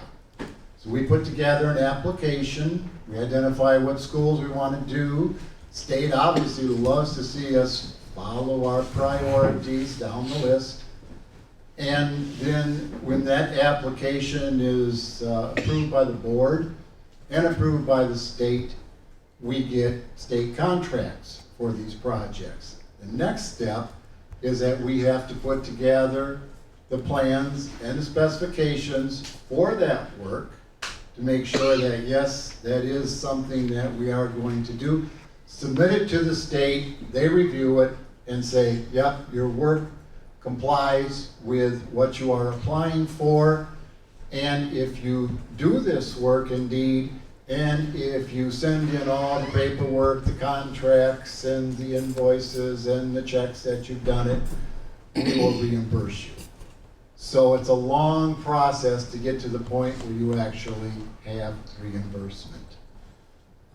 And so when we look at, again, priorities, we've got the priority of the LFP itself. And then, of course, we look at now the priority that comes out of this long-range facility plan. The one component of it, two components in the plan, obviously. One component is the FCA, Facility Condition Assessment. And then there's the Educational Suitability Assessment. So one assessment has gone through and looking at the buildings, determining what's broke, what's damaged, what needs to be fixed, and then also taking a look at what renewal costs there are. Every product, every piece of material, every equipment has a life. And so the LFP gives a life to all of these, and then it assesses whether or not that life is gone or if there still is more time left in the life.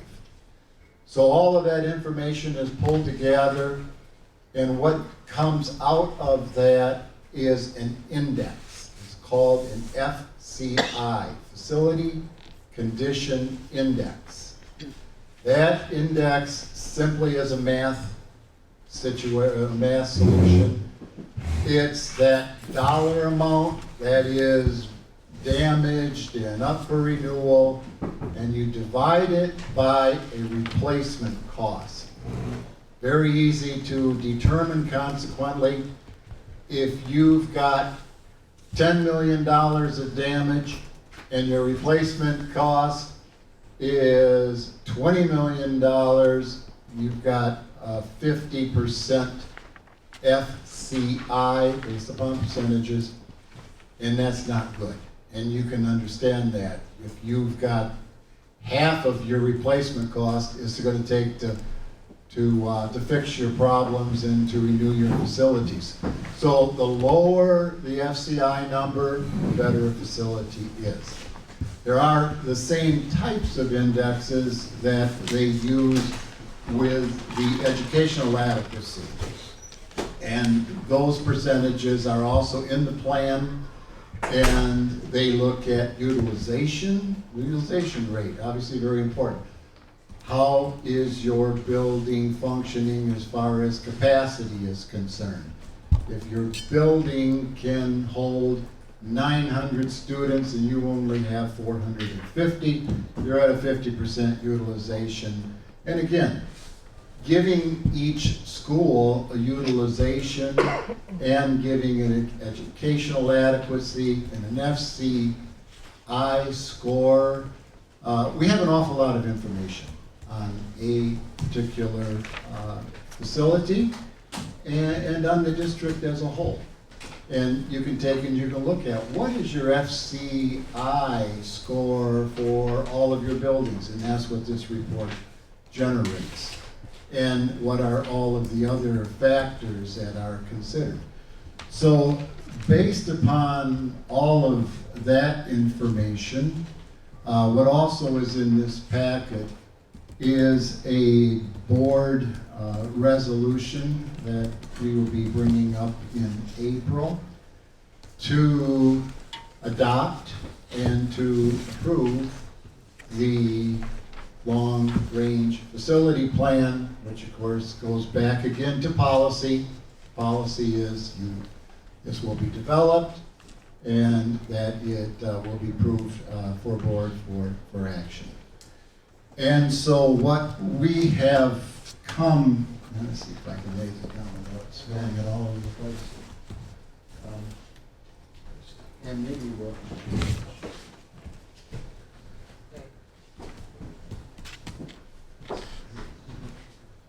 All right, maybe if we can bring this sheet up, because we get back to what our recommendations are based upon all of the information that we have You've seen this a number of times. The informal meeting, of course, Parsons with MGT went through their recommendations based upon, again, what was the FCI score, what was the EA score, utilization, and they came up with a list of recommendations. Very, very objective, just based upon what they see as far as numbers are concerned.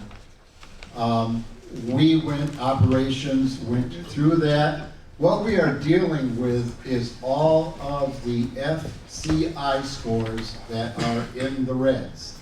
These are obviously the high ones. These are the buildings that are having problems right now physically and would cost a lot of money to replace and even to repair.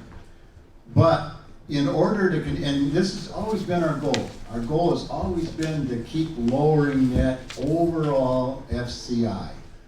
And I believe 6-7 years ago, when we presented this one of the first times, we have been able to do that. We'll continue to do that, because when we look at what we want to do with the project, we want to lower the FCI, and of course we want to take care and produce spaces that's going to satisfy what our educational needs are also. So this is the chart. Yeah, I was just going to go quickly through, and it's in the folder. Again, you've gone through this with the informal. We went over it with CIC, and there's been some small groups also that individually have walked through these. But we do have recommendations for a handful of the facilities. And maybe I just won't probably walk through those. I think everybody knows what they are, and they're again in here. So with that, you want to walk through? Okay. This is a list, and there's a larger sheet in the folder itself. And again, if you look at each facility, they all have an FCI score. So what this is a listing. All of the facilities that we have, looking at what the FCI scores are of those facilities. And there's some other information in here also as far as when the school was built, the square footage, the 2022 total deferred maintenance budget cost. And again, this we talked about as far as these buildings getting older. And the one thing that I would want to point out is that when they put the report together, looked at all of the issues, problems that the facilities are having, the life costs that they are having, again, we've got $451 million of deferred maintenance costs. And so next to it, you see our budget that we have in E4 for new facilities, for the additions, renovation work. Again, there's a lot of other costs that are associated with budget as far as technology. That's not included in this number, but we've got $354 million to work with. Obviously, we're not going to be able to cover everything, and we talked about this. This isn't something that you can take care of all in just one splash period, certainly not 1 year, 2 years. It's something that has to be planned. Cash flow is extremely important. Another one that we deal with in CIC, and you also see this at the East Blos updates, we do show those cash flows. We talked about how in the next 3 years, particularly with the E4 cash flow, we're starting to go negative, well, that's gonna be a concern. And we wanna be sure that we put together a plan that's going to attack these projects, but also is going to allow us to keep a positive cash flow throughout the course of the E-Splosh. And so, with the information that we have now, with the LFP information, and it's interesting if you do look at that LFP, obviously probably haven't looked at it since 21 when you approved it, but there was a priority that, because the state required us to put priorities on, so we did priorities. So you look at those priorities, you look at the FCI priorities, you look at the long-range facility priorities, and again, you start seeing kind of the same common projects coming through. So we've got our budgets, we have our FCIs, those are the projects that we certainly want to focus in on and keep looking at. Is there something that we can do in order to better our FCIs? And just one other point too. Back in E-Splosh 2, we did the majority of new and replacement schools. That took up all the funding that we were able to be eligible for as far as state local facility funds were concerned, capital outlay funds. In E-Splosh 3, it was less new, and it started to bring in some additions and renovation work. We do not qualify for any new construction, new additions, new seats. Because right now, the state does not allow us to build or to apply for new seats. If there's any new construction going on, adding seats, that has to be done on the local. So all of our work now that's going to be done in E-Splosh 4 and in future E-Splashes is going to have to concentrate on whatever renovations and remodeling that we're going to do and our eligibility for state funds. So whereas in previous years, back in E-Splosh 2, we collected over $50 million in capital outlay. We're not going to be able to do that with just renovation work, but there are dollars available, and we're going to want to tap into those also as much as what we're able to. So yeah, we're ready for you all to take a look at the information that we provided. You have your priority sheet, you have your data, and you will quickly, and we'll be available to work with you to help you prioritize. You see what some of our priorities are, you see what our budgets are, you see what the actual E-Splosh, you see the deferred maintenance, which is continuing to grow. You've heard us talk about the deferred maintenance budget, but we're at the point where we're going to have to make some decisions as to how we are going to fund the work, because the work is still here.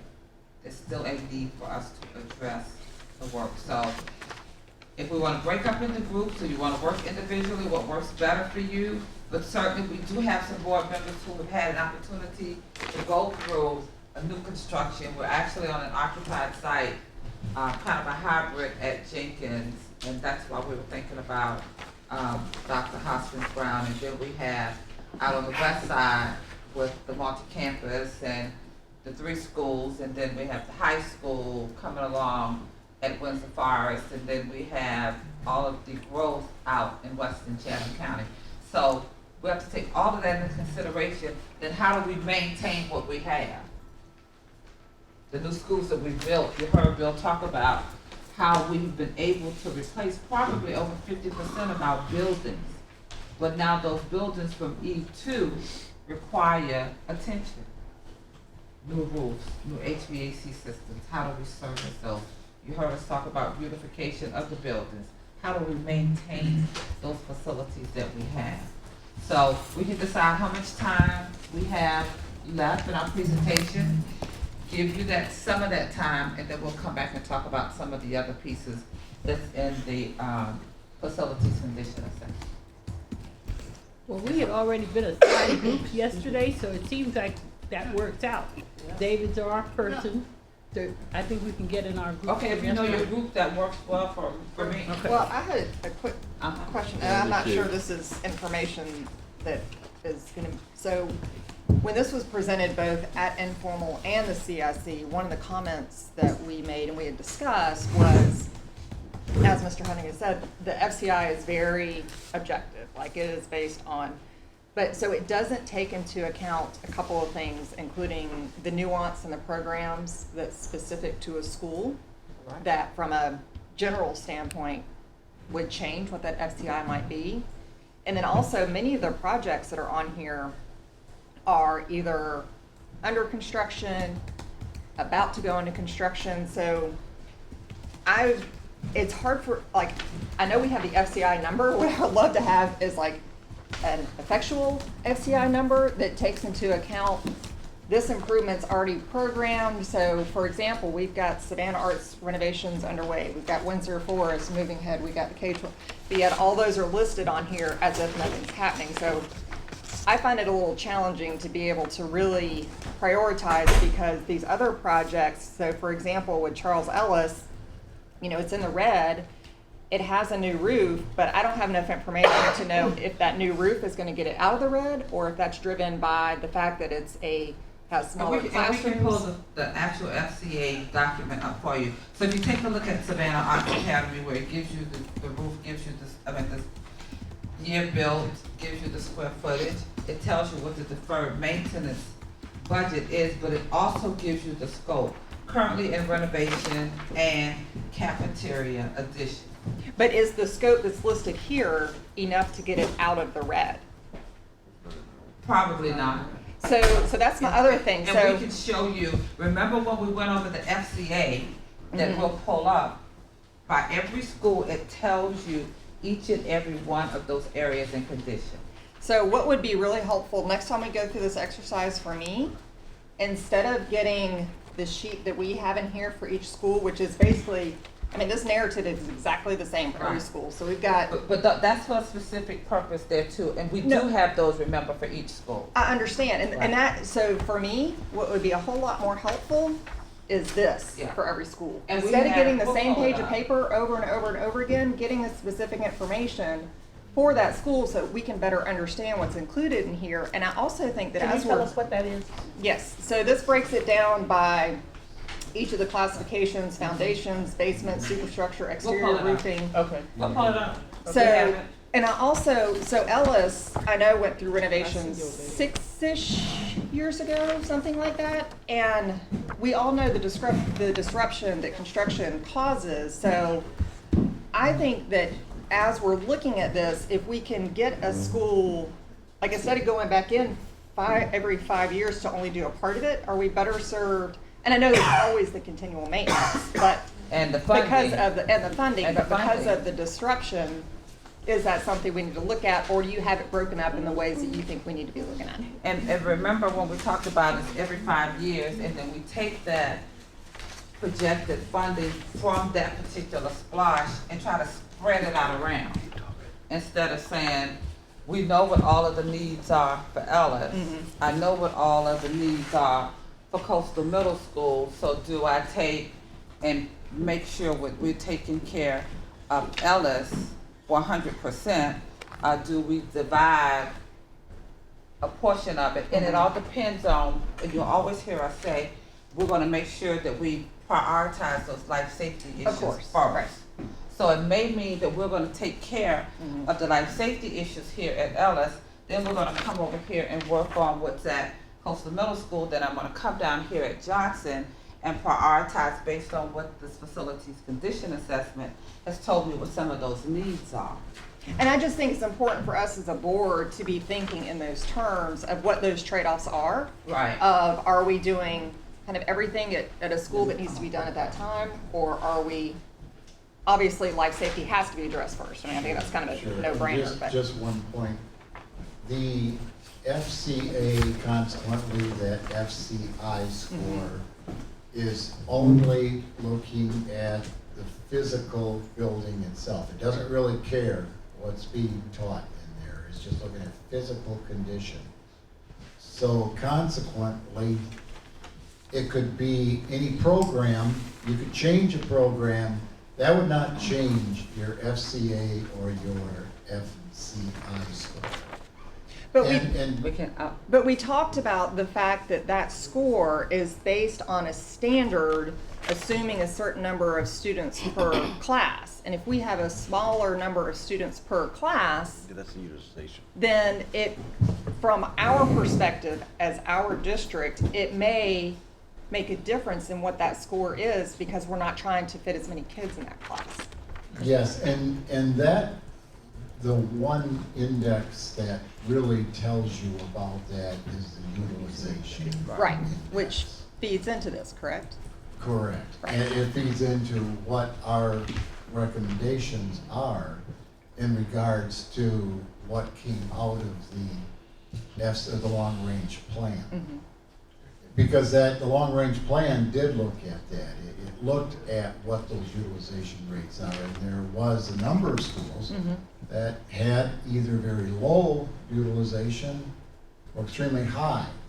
Way too many students. Bloomingdale was really high. That building's too small. I mean, that just kind of leads it to that. Whereas Williams, Schumann, and a number of other handful of buildings for me were quite low utilizations. And so that's what helped bring our recommendations forward. It was dealt with in the long-range facility plan because of the number itself. And so that's what they were looking at. You got a red number, you got a high number, you got a real low number in utilization. Let's take a look and see how we can take care of that. So, you know, the other point too, and I do understand what you're saying as far as the exercise is concerned. And we've got a lot of different areas in these buildings that we will be tackling, whether it's HVAC, whether it's just finishes themselves, replacement and looking at replacing doors and windows, roofs, you know. And so when we do a building, it becomes extremely difficult just to do the entire building. You have to do it in phases. Yeah. And so even though some of these projects are in progress in some way or another, construction or in design, or we even had the list of projects that we're planning. I think we're still interested in understanding what your priorities are. Now, we might take one of them like Savannah Arts, and I hope we have, and are settling everything in that building, because we're replacing the HVAC, we replaced the roof a number of years ago. We're going through every room and updating it, painting it, new floors, new ceilings, new lighting, new cafeteria. Next year, that's gonna be a beautiful building, and it's gonna have very updated and modern finishes, and I'm hoping, I don't see why the FCI doesn't go down and get us out of the red in our school. And we know why, it was obviously. We have two, first, Dr. Hoskins Brown, then Ms. Hall. Thank you. And I regret, colleagues, I'm not able to contribute to the group work in the way that I would like to. Their Georgia Port Authority is going to be making some changes to an area that is an enslaved, a burial ground for the enslaved, and I have to go and be a part of that field exercise. So I have tried to make some notes on the things that I think should be brought to the discussion, and they are related to what Ms. Grabowski is bringing up, but they bring in a nuance, and this is why I was complaining about the homework assignment, because you just gave me a packet, and I'm not a packet kid. I'm a book, and I'm a lecture, and I'm a hands-on kid. Next time we'll do a team meeting with you. Thank you. What I was missing to be able to do this was what was funded under East Plus and what is there nothing for. And so I've mapped it from our E3 and E4. That's on there. Yeah, the budget should, and maybe we should have clarified that. Budget column is what was funded in East Los Feliz. Yeah, but it wasn't what was funded. So what I mapped for myself was which E was it for? Was it 3 or 4? And what was it? Because for some of these, for example, we'll go down to the last red one. Largo Tibet. E4 was the roof, E3 was interior renovations. So my opinion would be, the one opinion that you want me to capture in my ranking will be influenced by what was the allocation and also by the education that Ms. Miller-Kegler has given us, which is there's not enough money That's the big thing. in East West. So if we're gonna run out of money, what is the thing in E4 that I'm okay running out on versus what is the thing that I'm not? So and not just what you're running out of E4 on, because remember, we prioritize E4, we develop a referendum, it's voted on, then it becomes, we have to find another funding source. Because there's only so much we can do over a 5-year period out of East Blush, and that's what I need to get you all to think about. Right, so it is to rank. Yeah, we have parameters, but. Or it's, we cut our spending. It's not just finding you more revenue to spend on what we have now, it's also cut what we have now. And that's why you prioritize, and you're gonna tell me, were you willing to make that cut? So when, what doesn't happen at school here, school there, you'll have prioritized and told me, well, okay, I get it. And we actually have what you're asking for, and it's on one of the maps that I keep in my office as to what happened in every one of the splashes. And we need to share that with you. It's a huge map. We've broken those down so that we can put them like in that size. But the one, and I saw one upstairs and on the second floor here, I'm gonna run up there and get it because we make it available across the district. That's great. You can see everything that has happened in every splash. And that's how some of the work that we do. And a lot of times if I'm on the telephone, if I get a call, I can turn around in my chair and look at a map and say, no, this happened in East Splash 3, this happened in 1. So we'll make sure that we'll give you those two that we work with. But it's important, like Mr. Ketchmark said, we have to determine, well, how do we spend? Right. We know what the needs are. The needs are great. We have schools that are 50, 60 years old. We're only in the beginning of East Splash 4. We've replaced schools, but again, there's still much work, and now we're having to look at how we renovate and how we manage those dollars. But for the first time, what we did used to do, and what we also had an opportunity to do, is we took buses off of the general fund. Because then it was brought to our attention that we could spend East Splash dollars on buses. So that's $3 million that stayed on the general fund as a result of East Splash. But it also came out of East Boston. Right. But it came out of East Splash, so it had to be a trade somewhere. General fund, East Splash. We made the decision to put it on East Splash. We paid off all of the bond debt. Do we continue to carry the debt, or do we pay off the bond debt? So for your goals today, are you still gonna have the groups meet? I would like to hear back from you. Okay, so I do. So since I'm not gonna be able to participate fully in that exercise, I'm gonna give this to my group to consume. Oh, I think our group just became. So, Did they already so go? Ms. Kegler, if we say, okay, let's start I build. think it's down to one. Where you? Reverend Smith is. If we decide let's not build a new Windsor Forest High School, that would give us that $92 million. What happened? Oh, I missed it.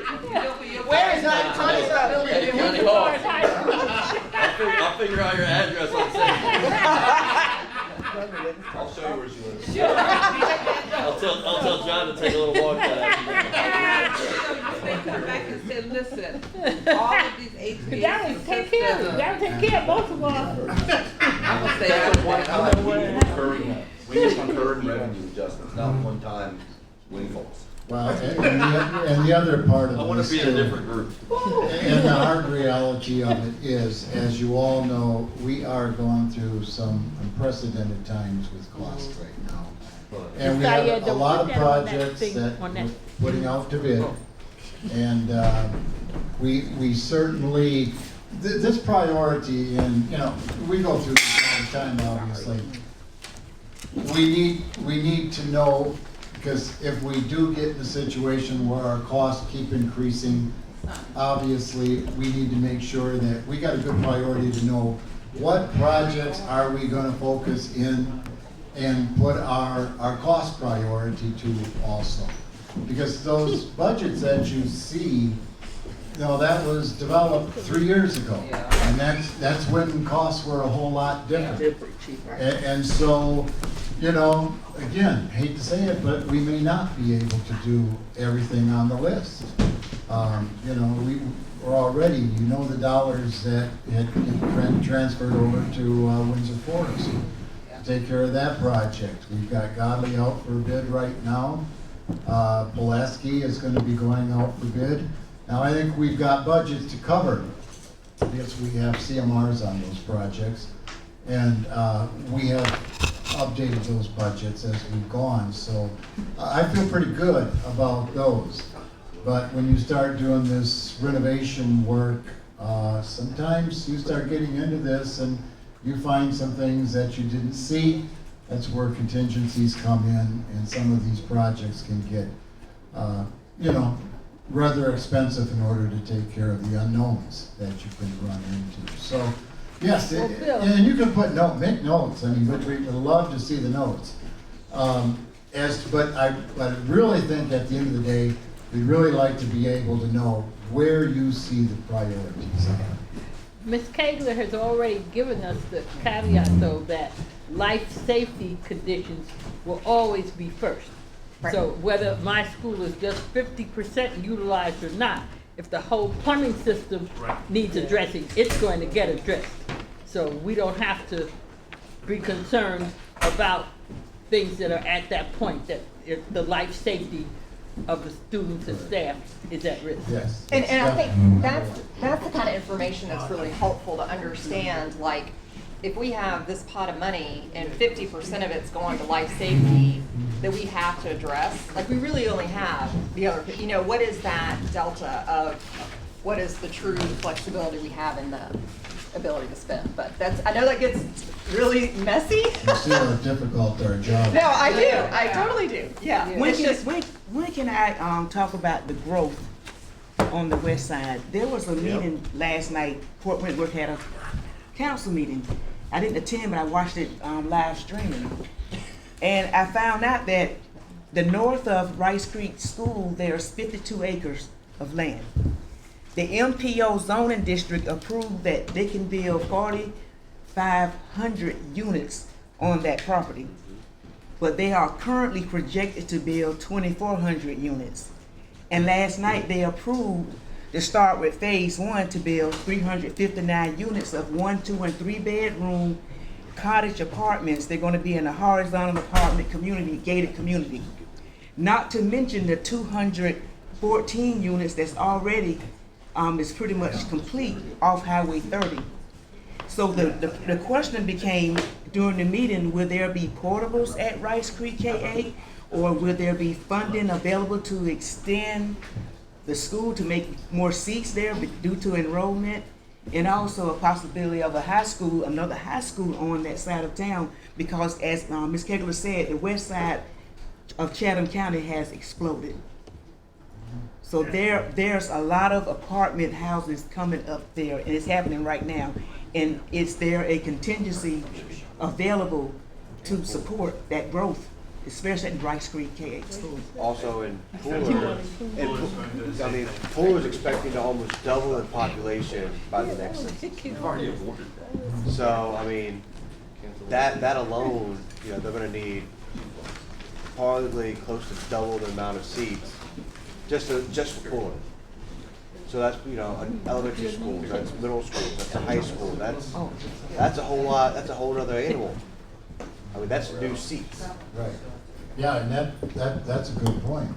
Because if we can show that growth the way that the state does it, and they look at their graph, if you've got 2 years of increasing growth, they'll just run that right up through to 10 years, and you'll be keep getting Well, Pooler has financing yeah. for. The thing is, like for those Pooler's had growth every year for the past 6 or 7 years at least. So I mean, that alone right there just shows the historical track. And Port Whitworth is not that far behind. I mean, it's only one school there. Right. That's the Yeah. K-8 school. But of course, the state looks at the district. It doesn't look at individual areas within the district itself. So it's looking at overall growth of the district. But even with that, what are we going to do with all these complexes coming up right there in the backyard of the school?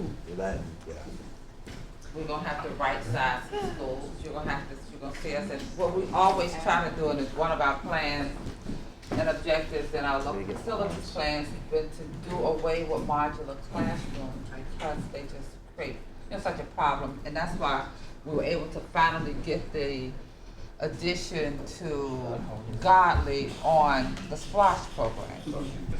That we could do away with the modulars and add on to the schools. So if the growth continues and it outpaces us, SPLOSH is how we manage our capital. Then we're gonna have to look at, are we gonna have to start bonding, to start building the schools before we get to the next SPLOSH? Okay. That's how you built schools previously. Because But trying to keep up with the SPLOSH, and we have to do, it's only done every 5 years, then we're gonna have to look at some other financial, Well, a third of our board has gone now. Okay. So we better get started on this. Well, I think there was gonna be a recommendation or suggestion, Dr. Hopkins. Well, it's not the only thing. Yes, so I know for my group, my group is down to me.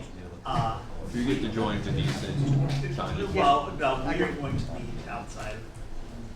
We're gonna get together later. Oh, okay. We're gonna do what? Because some folks, I think, had some time Yeah. constraints, but I did want to share, we do this, and it shows you from 1 through 4. Can each one of it's us get broken- one of those? Yeah. And then there are They've smaller given it to us. versions. Not the E4. Yeah, and we're putting the roof. Oh, not on E4. There's one that shows you everything that we have done in terms of the work. But for example, so you look at Jacob D. Smith, it's got a check under 3 and 4, but we haven't. It was scheduled, but what I we know, did is but combined it. I know, but this is not necessarily accurate though, is what I'm It's saying. yes, The work hadn't been done. but it was programmed It and was the money programmed, but didn't it go wasn't- away. I know, but this is programmed Denise, you versus gonna talk done. yourself out And of that's what this? we need to know done versus. And we can do, because we can manage this map. But the question was, how do we know what happened in 1, 2, 3, and 4? This tells you what was programmed for 1, 2, 3, and 4. But it's and only then we can- programmed. But then we can go back and tell you what happened to it. It's a matter, this is a computer program. Michael's gone. Well, And we can do that. You didn't know we even had this, so we can program it Okay. for this purpose. Well, I think it'd be helpful to know what's actually And been that- done. that's an easy Yeah. fix. Because oftentimes they cross over Yeah, no, I get multiple that. splotch. Yeah. When the forest crossed over multiple Right. splotch. Right. Let me Well, look and at that's this. where, we have it in the SPLOST, but if we haven't done it, I mean, cause like Jake Well, G goes back to E3. Because if you look at the budget that we bring forward at each CIC, you'll see a project may be funded in E3, and then in 4, funded in 2, and then funded in 3 as well. Because maybe there were some additional needs that we identified, and we were coming close to the end of that particular But not slot. executed until. Exactly. Yeah, and I get all Okay. that, but I think if So we. see, it tells you what, and we'll get these to you. Thank you. We have smaller versions of it too. And most of the, like I just pulled this off of the wall upstairs, I saw it when I went up there. So we do make it available. So everybody could Somebody's know. reporting on theft right now. Where's my map? To operations, reporting to operations. So we make sure that all of the schools, everybody knows what we're doing relative to SPLOSH, and that's one of the reasons why we published this and put it out, so the folks who are living it is aware of it. But we'll update it for the purposes for your exercise. We'll tell you what's been done, and we'll also add the cost to it. Yeah. Because all we're doing is taking it off the budget sheets and adding it to this, okay? So Sonny went upstairs before I get arrested, and Sean, I'm a thief. but I Hey, wanted you if to you show see that something, say something. that's, Right, Chief? that's just some of the tools in our toolbox that we use when we're planning and we're programming. So we do take all of that into consideration. Okay. So you all tell me what you need from us and what you all want to do. Okay, Mr. Campfire, Mr. Hang on. David's Ms. Hall, fine. Ms. Hall, Tanya, when you come join the party? Oh, I already No, did. Let's yeah. just- No, you When still before. want it. I just want to make a that's right. comment that has been said before when we first got this FCI and the recommendations from the consultants, and then also I said this at CIC.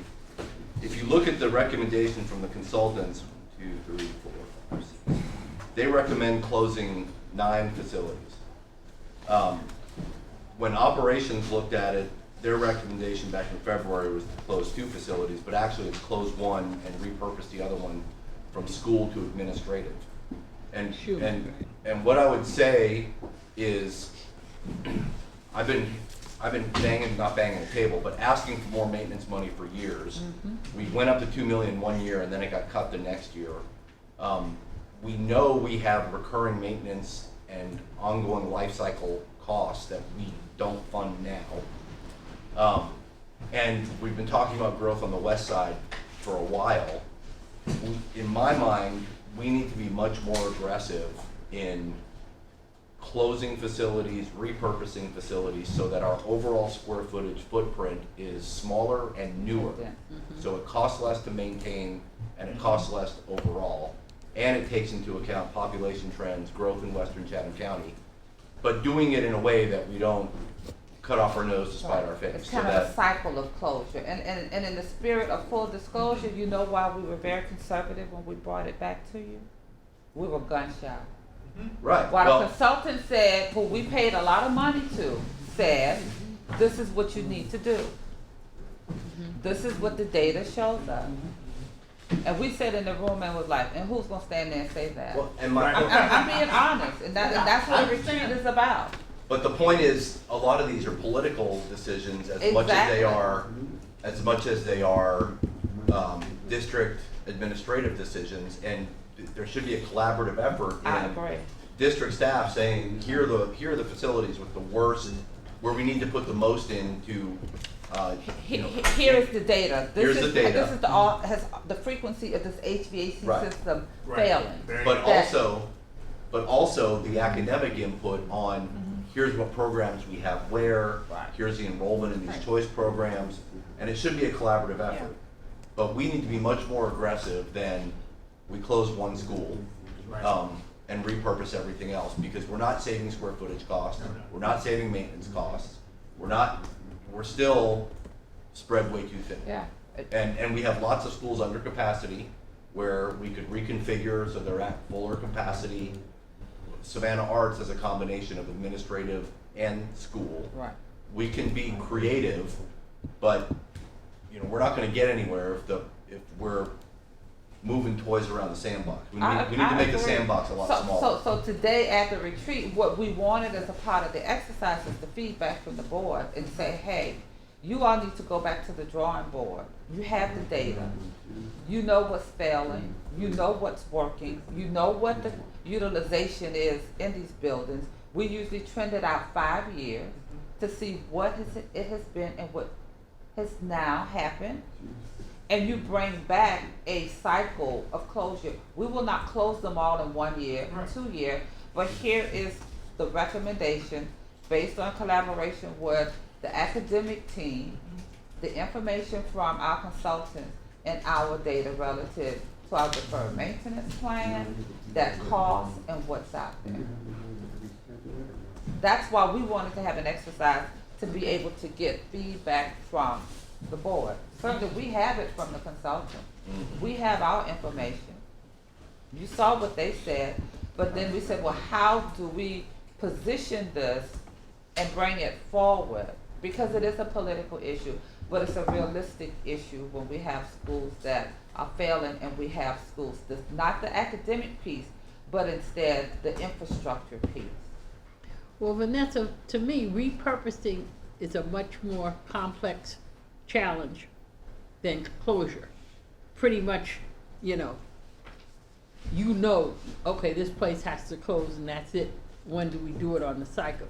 Repurposing takes into a lot, academics and everything else.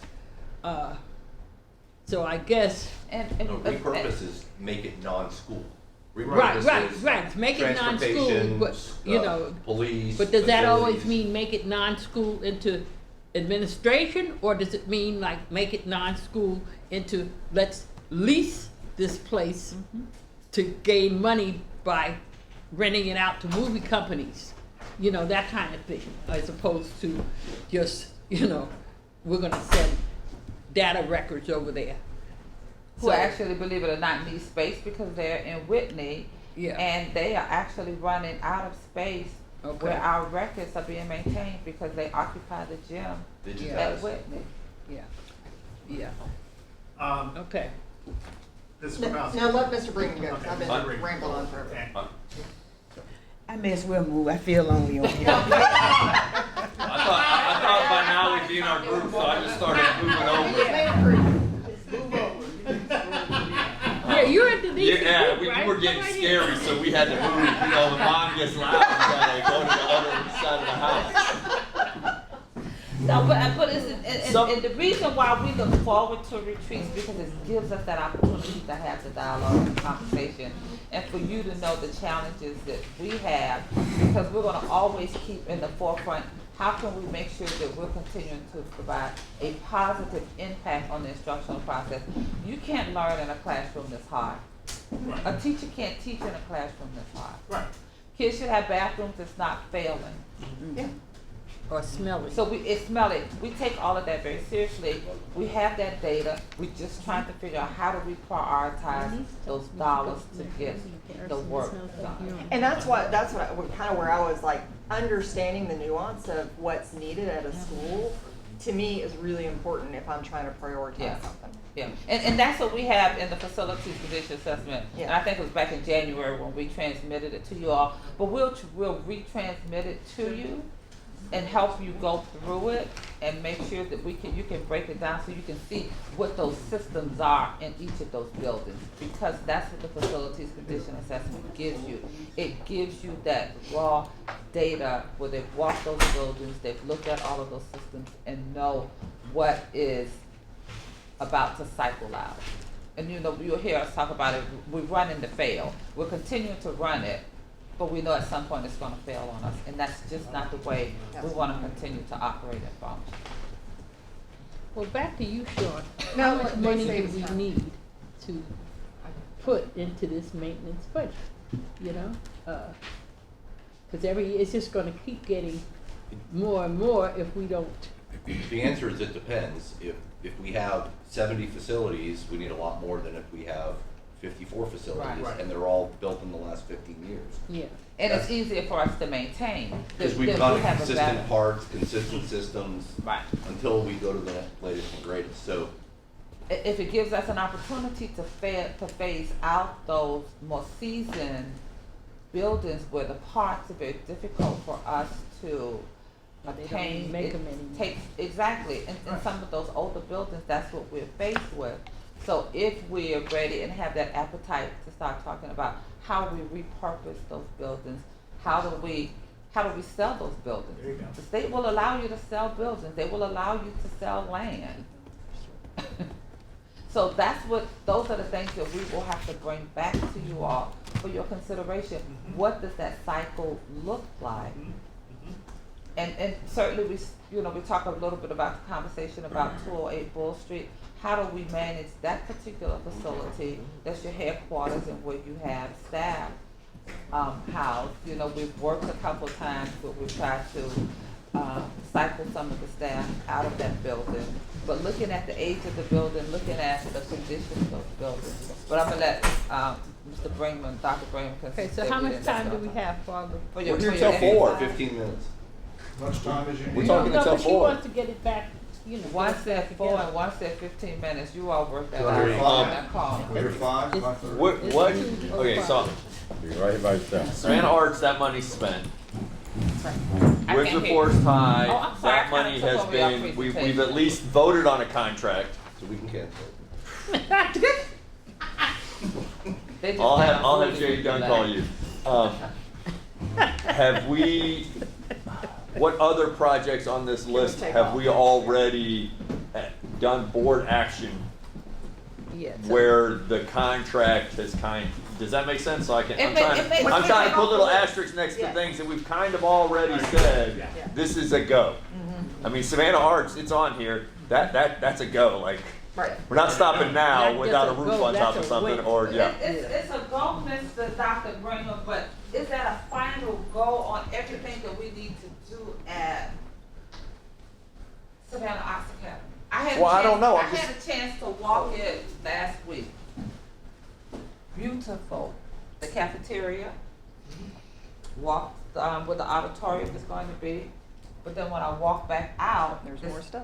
There's still more stuff. There's still more stuff.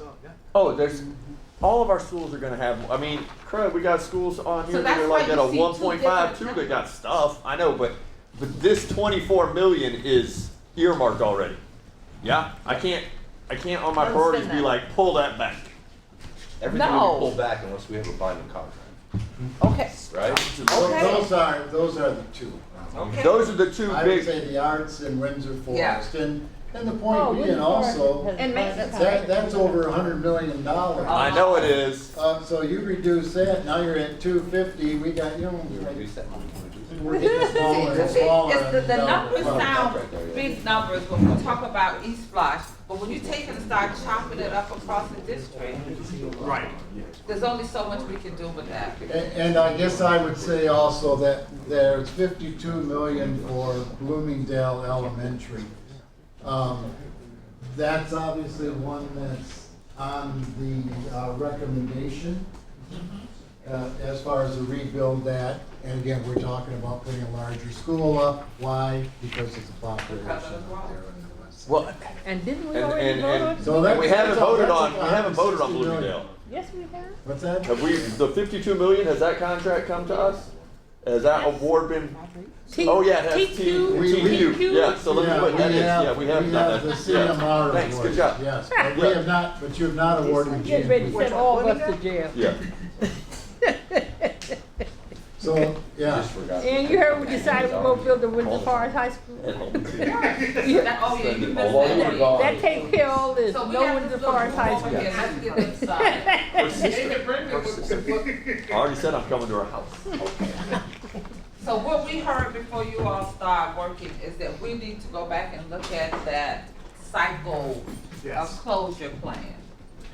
I told them in the spirit of full disclosure, while we did receive the recommendation from the consultant, and it wasn't Dr. Levette, it was staff, we were truly gun shy to walk in the room. When and was say- that presented? I'm trying to find. In January. It was January. January. Yeah. Oh, okay. It was January. That's not the book we got. Okay. I think it. My book fell apart. Oh, I have another one. I'm trying to like flip through Okay. pages. Make sure they have all. Oh, no, I got it. I got it. A little bit of time. I got it. Let's go.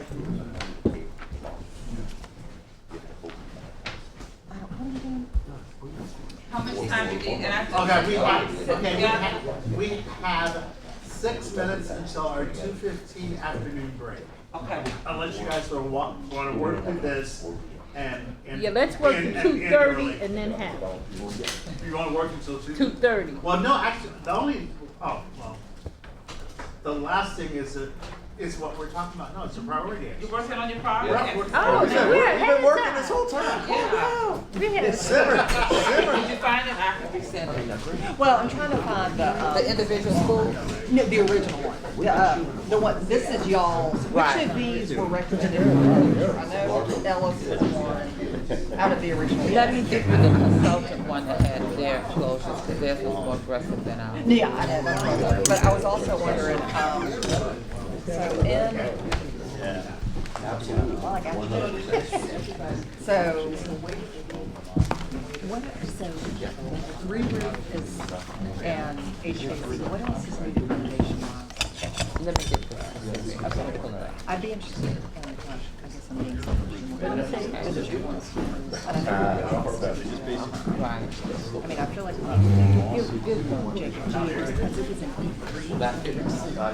And we're gonna do that one, because that's, remember, you still have some book we talk about. Yeah.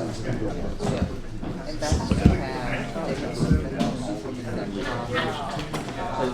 Can we get a sidebar? We're gonna do different, because the money is. well, and I also, yeah, okay, I mean, I know we've been talking about a lot, but I'm still,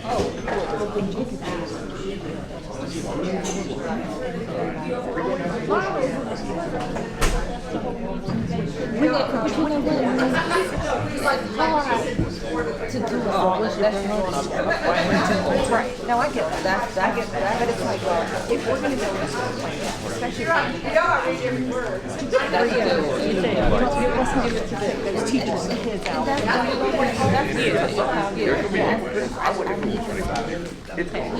Yeah, we can do a one aside.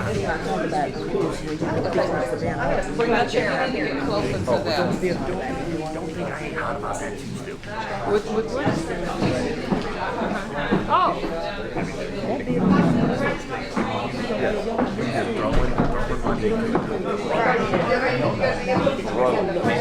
That school was supposed to get torn down. But enough now to build another. And people in Savannah are still mad about how they I know that. I have. Johnny got a lot of stuff. Sell everything. We need Yeah, less. 15 minutes is enough. I'm on Sean's boat. We need less square But we're footage. getting kind of. But at what cost? What are you selling? Whitney, Schumann, Largo, Gould. Well, so that's what, so Whitney, Largo, Gould. yeah, and see, Not be on our books ever again. Largo and Schumann, One of those would go to some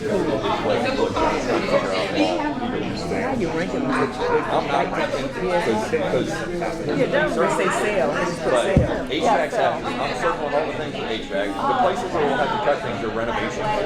You got tons of well, schools. I think you gotta do a re-roof and you gotta do HVAC, HVAC. yeah. And then I think from there, Figure out what renovations has to get done the most. Yep.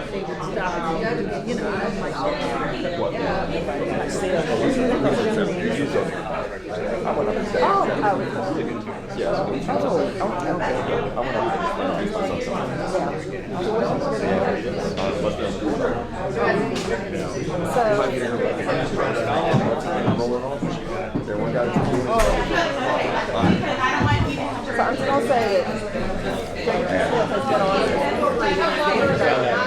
Because we've been going back and forth, like 2 times, it's up here. They got this Smith Elementary School. Yeah, no, I love that. It took me a second. I was like, It's like the one name it doesn't go by.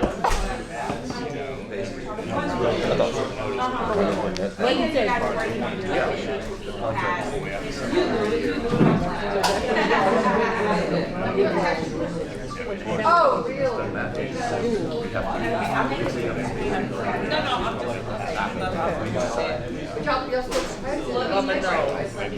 Well, I'm gonna. No, say it. these are all long. They're recording.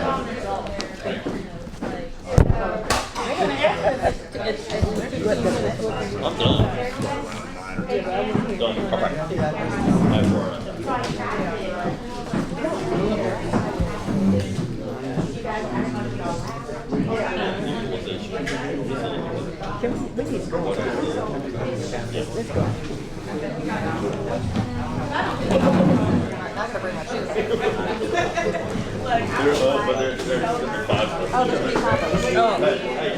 I'll stay.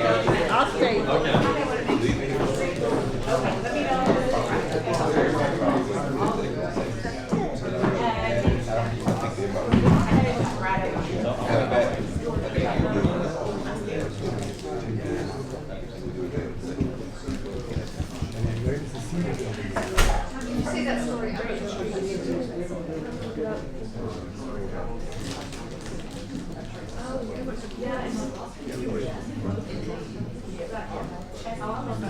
Yeah.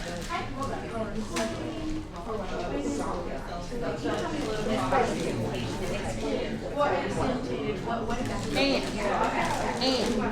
is it against the rules if 5 of us go out to talk together?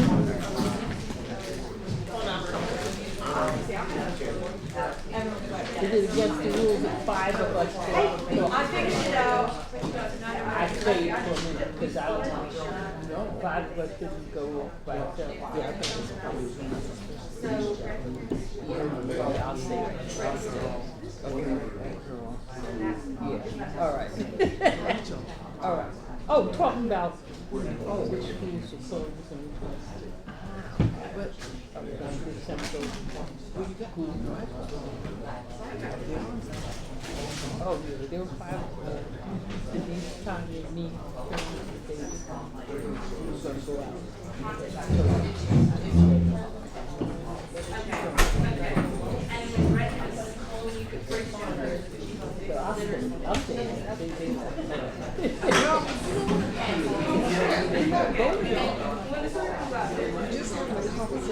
Which means they could actually.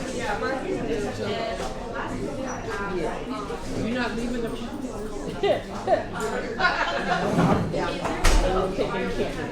The look, the perception. Yes. Why did they have to? Yes. Yeah, yeah.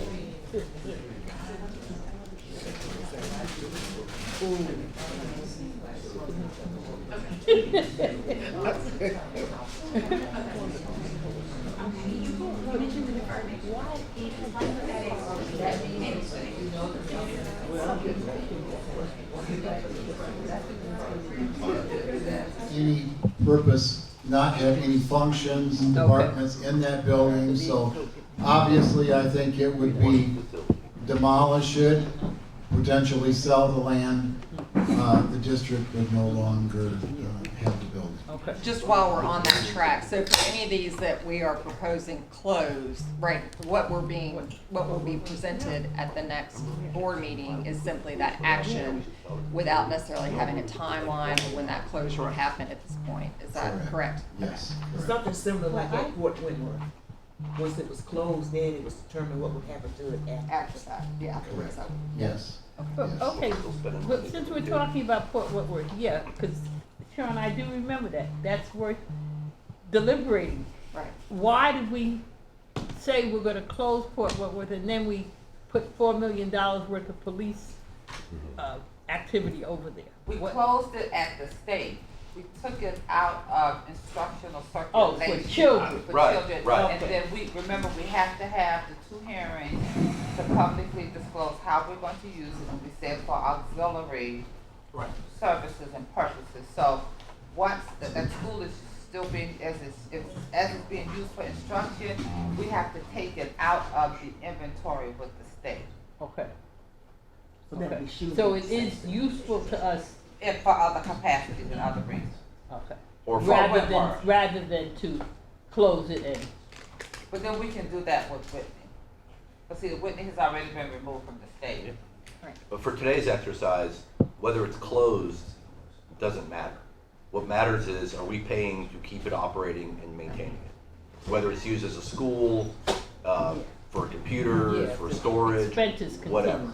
The expenses are still there. Okay, next one is the Largo Tibet, very high FCI. And we've talked about this school with the floodplain issues. And so this one we have as a repurpose. When we say repurpose, we mean take the school, the educational function out of it and repurpose it for some other use, possibly other district departments coming into it, but no longer have it as a educational school. But it still becomes a cost. It's still Yeah, part of our. you still have to pay the What? electricity. and- Remains, sorry, yeah, remains a cost that now doesn't even Yeah. get any, doesn't get any educational funding. Like, I think that was one that they wanted us to close, correct? Well, instead of floodplain, Yes. so, yeah. So, I mean, So I wouldn't think that part of the help us harder with the money, conversation Ron? today is, Yeah. and y'all thought it would be a harder, and maybe it would have been, people left, that maybe we need to add more closes to that recommendation rather than repurposes. Well, but And make that hard decision. But I think the other, because several of these that you have repurposed, the plan, as I understand it, is to repurpose those for admin. So understanding the kind of vision for admin between the sites where we have admin now and outgrowing their space in 208, like, I think that's a separate but related conversation of, are we looking at dispersing our admin into existing facilities across the county? Are we looking at a new facility in a central location? Because that also informs if we need to keep some of these sites as well, I would think. Well, if we're talking saying we're about it from an closing admin. Whitney, those people are all gonna need somewhere to go, and I hear they're bursting at the seams. So I guess what you're saying, Yeah, like all those people from Whitney might end up at Largo Tibet. You know, you have Or at professional Schumann. learning there. So Oh, and Largo Tibet professional could be learning. an opportunity Or professional learning. for professional learning. And you So it's probably- worth us keeping it as an expenditure as opposed to closing it. Okay, but for that discrete issue, it is. What we need is a comprehensive discussion on the academic programming and administrative programming in conjunction with our facilities management. Right. And right now, They're- we're talking past those issues are talking past each other. So we need to figure out all of it. And that, if we know we're gonna sell 208 and close it, and we have to, and close some other facilities where there are administrative programs, where are we gonna put them? Then you decide that. Then you decide, are you gonna close one school or four, because how much other square footage do you need to replace? And then you have the discussion of how many schools are under capacity. What, can we consolidate schools? Where do we have to add schools out on the west side? You know, all of that has to be taken into consideration. Not just what's the facility condition. If I could suggest, maybe I could just go down through them and then we can just open up and discuss. And then just walk through the rest of these recommendations. Montgomery swing site, obviously that's been a swing site for a lot of years. Isle of Hope was over there, Haven was over there. White Bluff was White there. Bluff was over there. Mercer's there. And so now we have, Mercer over there. And so that building is not in good shape at all. Very, very high FCI, nothing's been done for a while. So we're looking at maybe renovating it, getting it up to speed and repurposing that building. The maintenance building, we've talked a lot about the problems with maintenance, transportation, separated, trying to put them together. We have some property there yet that is undeveloped that we're looking at putting some electrical vehicle battery charging stations, and that's gonna get started. Bus charging stations, that will get started through this year, hopefully have that completed in November. There's some other property around there that's trying to be acquired.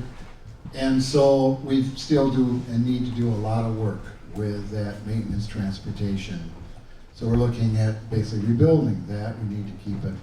Coastal Georgia Academy, again, to renovate that. The former Mercer Middle School, which Groves is in right now as a swing site, we're looking at repurposing it, and Sela is what we're looking at to move into that facility with some major renovations. Gould Elementary School, once K-12 is ready, Gould will move over, and we would be looking at, again, keeping and repurposing that building. Bloomingdale Elementary School, obviously a very small school. Looking at rebuilding, we have the plans for rebuilding a 1,000 FTE school on its existing site. Currently, Bloomingdale has 353 students. So that will accommodate some good growth on that site. Also, yes, sir. On Bloomingdale, how many are there now? 353. And we're going to what? going to 1,000. Do we have the land for We that? do, yeah. 'Cause if you Yeah, look the at existing, behind- go the ahead. existing land is relatively small, and in last month, you approved a waiver that was submitted to the state, and it got approved. So that property got approved for the 1,000 FTE school, because we were able to show we could do a school, parking, proper playgrounds, etc. So, just looking forward, where would those kids then go to middle and high school? The K-8 and the high school, the New Hampstead K-8 and the New Hampstead High School. The K-8 is what, 1,200? 15 for the K-8? And we're anticipating all of the growth around that particular facility as well. And we were talking a few minutes ago, we have enough land near Rice Creek, we're gonna have to take a look at that. You know, East Splash is only every 5 years. It's probably gonna require us to look at how we're gonna end up having to finance some additions out there. We're back to chasing enrollment because of all of the growth that's on the west side. You know, we were able to add on to Godly Station in this particular splash, but we're gonna probably, in the very near future, looking at that to happen at Rice Creek. So, all the construction's going on at Bloomingdale, where will those students be going to school? They'll be going to the New Hampstead K-8. K-8. Yes, sir. The central office, lots of discussion obviously about that, high FCI as everyone knows. Recommendation is to relocate, and Woodville lower, again, very high FCI, and that one we're looking at renovating. So those are the recommendations that operations has come out of to try to address the facilities that have the high FCI scores, and this is a resolution that would be on the table. I just have a question. What are we doing with Thunderbolt? Right now, we're continuing to use Thunderbolt in collaboration with the film industry here in Savannah. That's primarily what that building has been used for, you know. Yes, Ms. Grabowski. So I know that the central office obviously is an ongoing conversation, and I'm not at all advocating that we need to continue to have our staff working in the building in the condition in which it's in, but I think it's because it is our headquarters, relocate to where is a really important discussion. And so I'm a little bit unsure about making that through a board action at this point, and with the potential of not having a presence in downtown. I feel very strongly that it's important for us to have a downtown presence. Okay. So that's You've where got I'm land for me. I thought, Mr. Cashmore, you had mentioned us That was in doing exec, so we shouldn't talk about it here.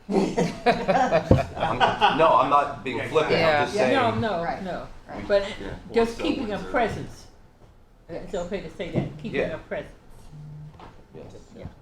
Most definitely, because the building, the block is worth more weight than the building.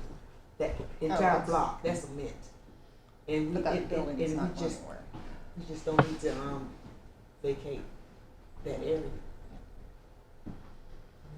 But that's to be, discussed further. Everybody started getting it, voices got lower. We started talking about 208 Bull Street. So I was eagerly listening to what. The other thing is, where do we have excess land? And excess is a relative term. It is. But Rice Creek, we have a little bit We of do. room. For me, we have a little bit of Right. room. Are there other facilities like that that we should at least put on the list of things to think about? Any particular part of the city and county or just overall? I think Zipper Okay. New complex. Hampstead, There's some space in the Zipper complex, isn't there? Southwest.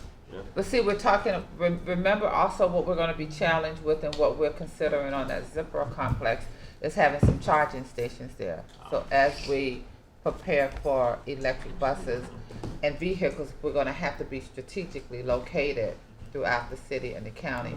So you'll see us, having charging stations probably in the Port Wentworth area, possibly on the islands area, and then over where Southwest, where we have land. Now, we do have land over near West Chatham, but we're vigorously evaluating our land mass for charging stations as well. There is significant, if you look at West Chatham, where the middle and elementary school is on the side of the middle school, there is land. I keep hearing that we have lots of land that we've engaged in agreements and, this, you know, swapping leases and all, that if we actually called all that in, we have a lot of land that we may not even be aware of anymore. And the way, the reason this comes up is that there've been a couple of discussions where people thought that it was their land and we found out it was ours. So I just wonder, do we need to have some search done to? Okay. Well, I think that's a good idea if you think that that's a valid assessment, or that we have land out there that may not be showing up where it needs to be. I'm not opposed to us doing Mr. that. Holiday, what do you, is there any, does that sound like there's any Are truth you to hiding that? land somewhere? In his pocket. Might Well, there be up any, until 2 days ago, I would have said, no, we're not. But I did find something yesterday, or the day before yesterday. so- Okay. really? But the land was, we assumed we owned it. Mhm. Well, we just couldn't find the deed for it. It turns out that we had condemned it in 1994. So that had been recorded. So it is now recorded, but Ah. I don't know what other property might be available. I'm not aware of any large Tracts of parcels. land that, okay, that we don't have. know about. The only one was the one at Rockingham, that was 20 acres, which we sold. Okay. That's the only piece I'm aware of. All right. But And it may be other. So take my comment with a grain of salt.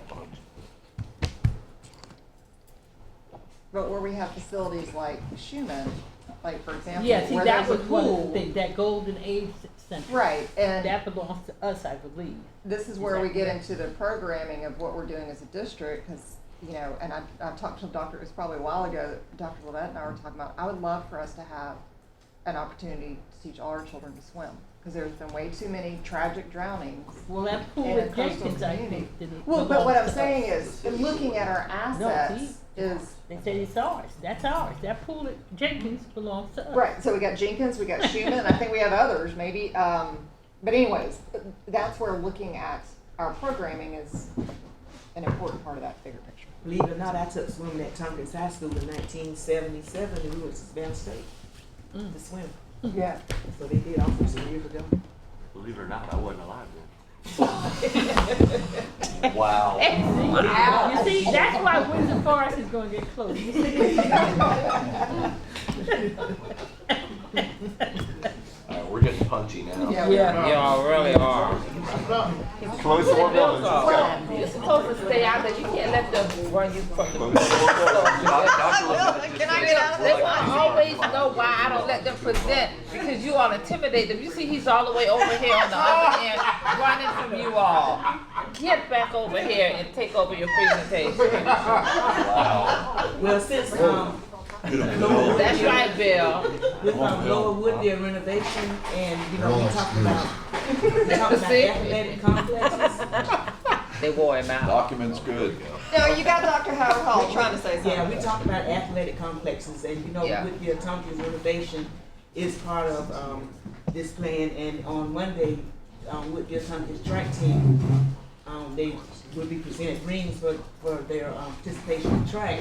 And although there's not a football team yet, they do have other sports that they participate in, such as track and field. So, and there's land over down there at the Lower Woodville, so I was just wondering would that renovation be used to assist in the athletic complex? Yes, ma'am. Just ask when the ribbon cutting is. That's Paul's new question. Yes, we are looking at that as a part of our turf initiative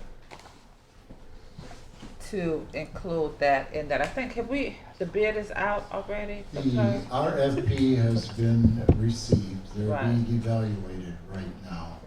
And so hopefully we'll have that ready for the April board, but we're doing, it's pretty extensive Yeah. reviews on these, along with some interviews too. And there's 3 firms. Right now, of course, there's the 6 schools actually, of course, that we need to have.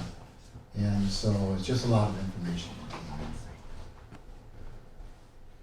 I have a question. Due to the growth on the west side, when will something actually happen? How long will it take to really begin to be aggressive?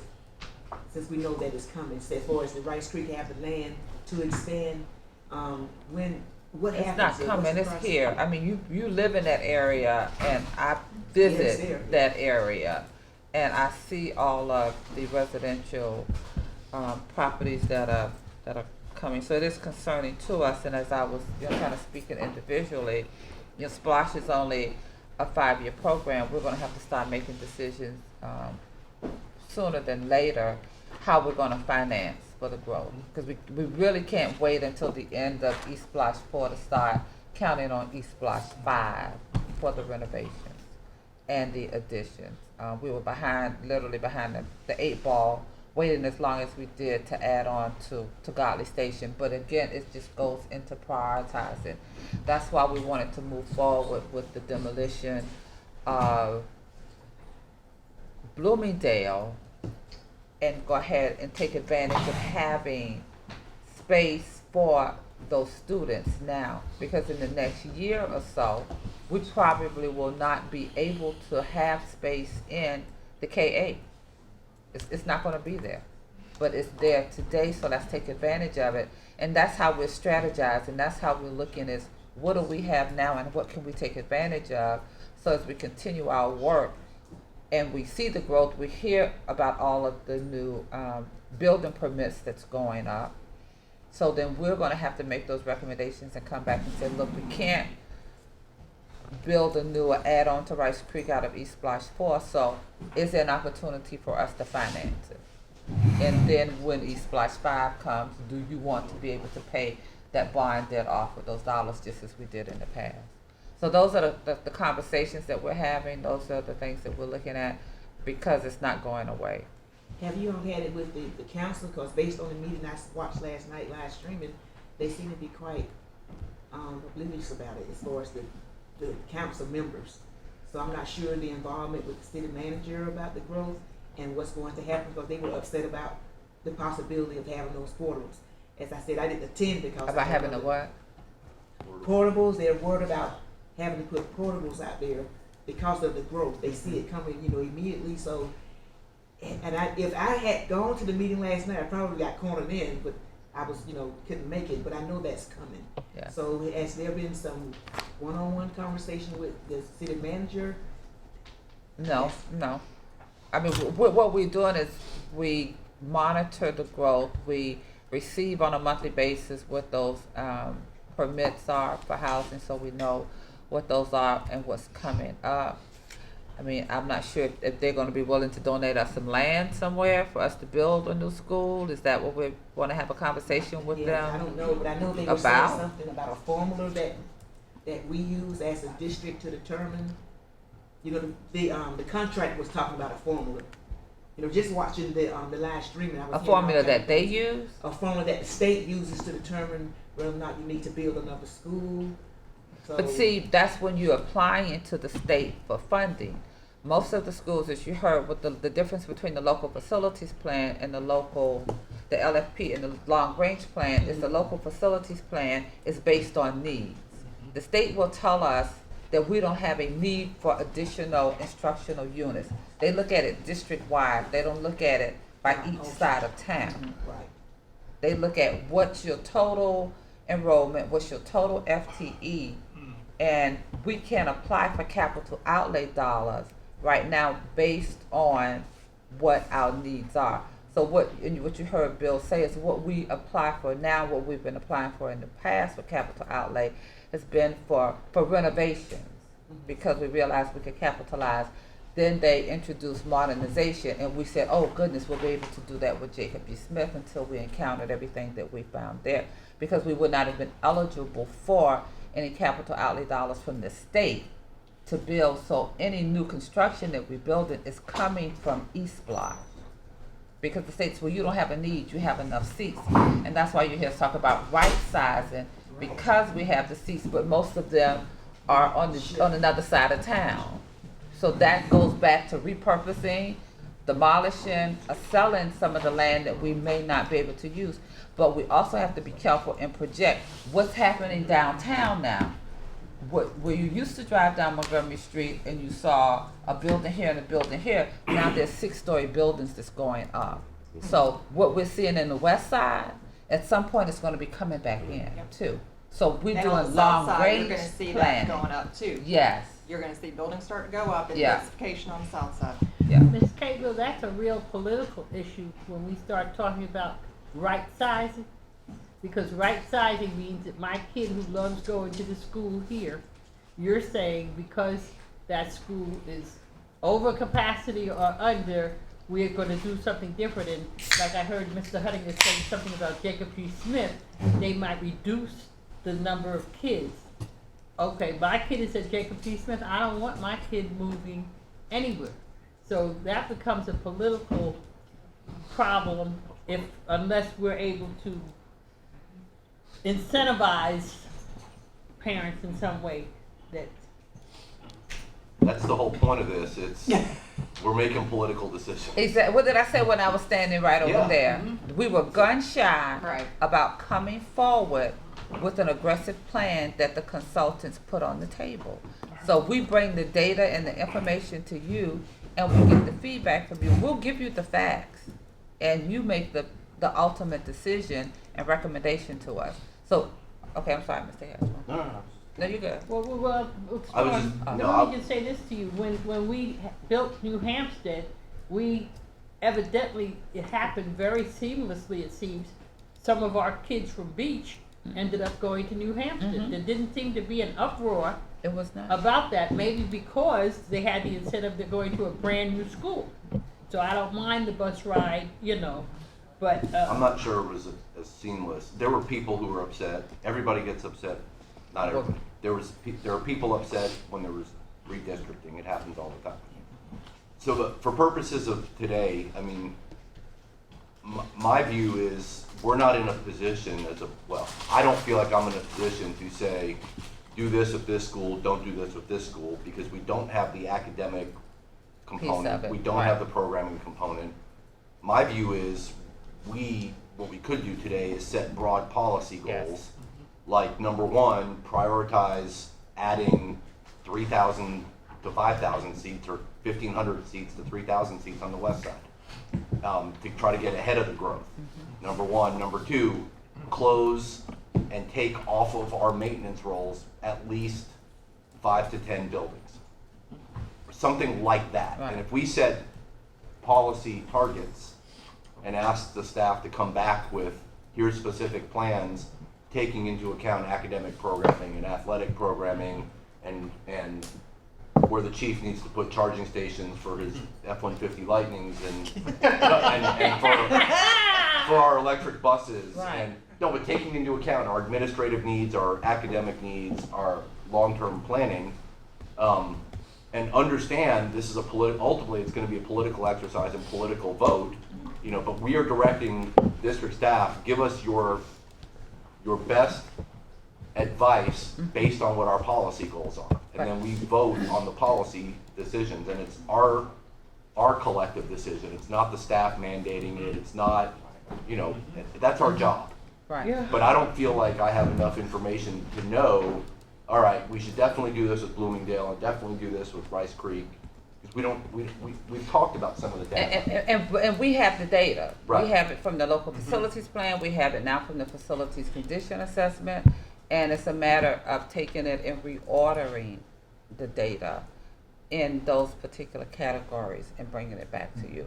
But also what you did not say is that with those 3,000 seats that we want to add on in Western Chatham County, how we're going to fund it. We're going to have to be able to include that. We certainly will take a look at and bring back some recommendations and bring back what that cost is going to be. But then we're going to have to also be cognitive as we're going to have to determine how we're going to do it. And there's three methods to fund. Right. Bond, borrow, Mhm. borrow and bond, E-SPOS, or take money out of the general fund, Right. or add money to the general fund For that purpose. for that purpose. Right. And that means you sell facilities. Exactly. And there's two other components too that I think that this recommendation will help achieve.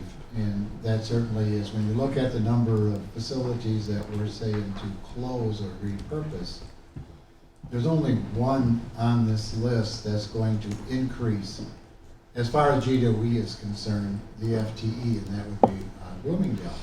The rest of those facilities will be able to take out of inventory, GDOE inventory, and we'll be able to start saving seats that we're certainly going to need to have on the west side if we start wanting to look at how we can maybe make some capital outlay dollars. And so that's one thing. But Mr. Hutton, on the capital outlay, the state doesn't give us money because of population shifts, right? No. Right, it's so, overall. but what you're saying is, if the state says your FTE is 30,000, and you're gonna replace a school that has an FCI of 50, so we're gonna give you X dollars in capital outlay money because of authorized FTE. If we shut down 5,000 FTE on the east side or the islands, and we transfer that FTE to the west side,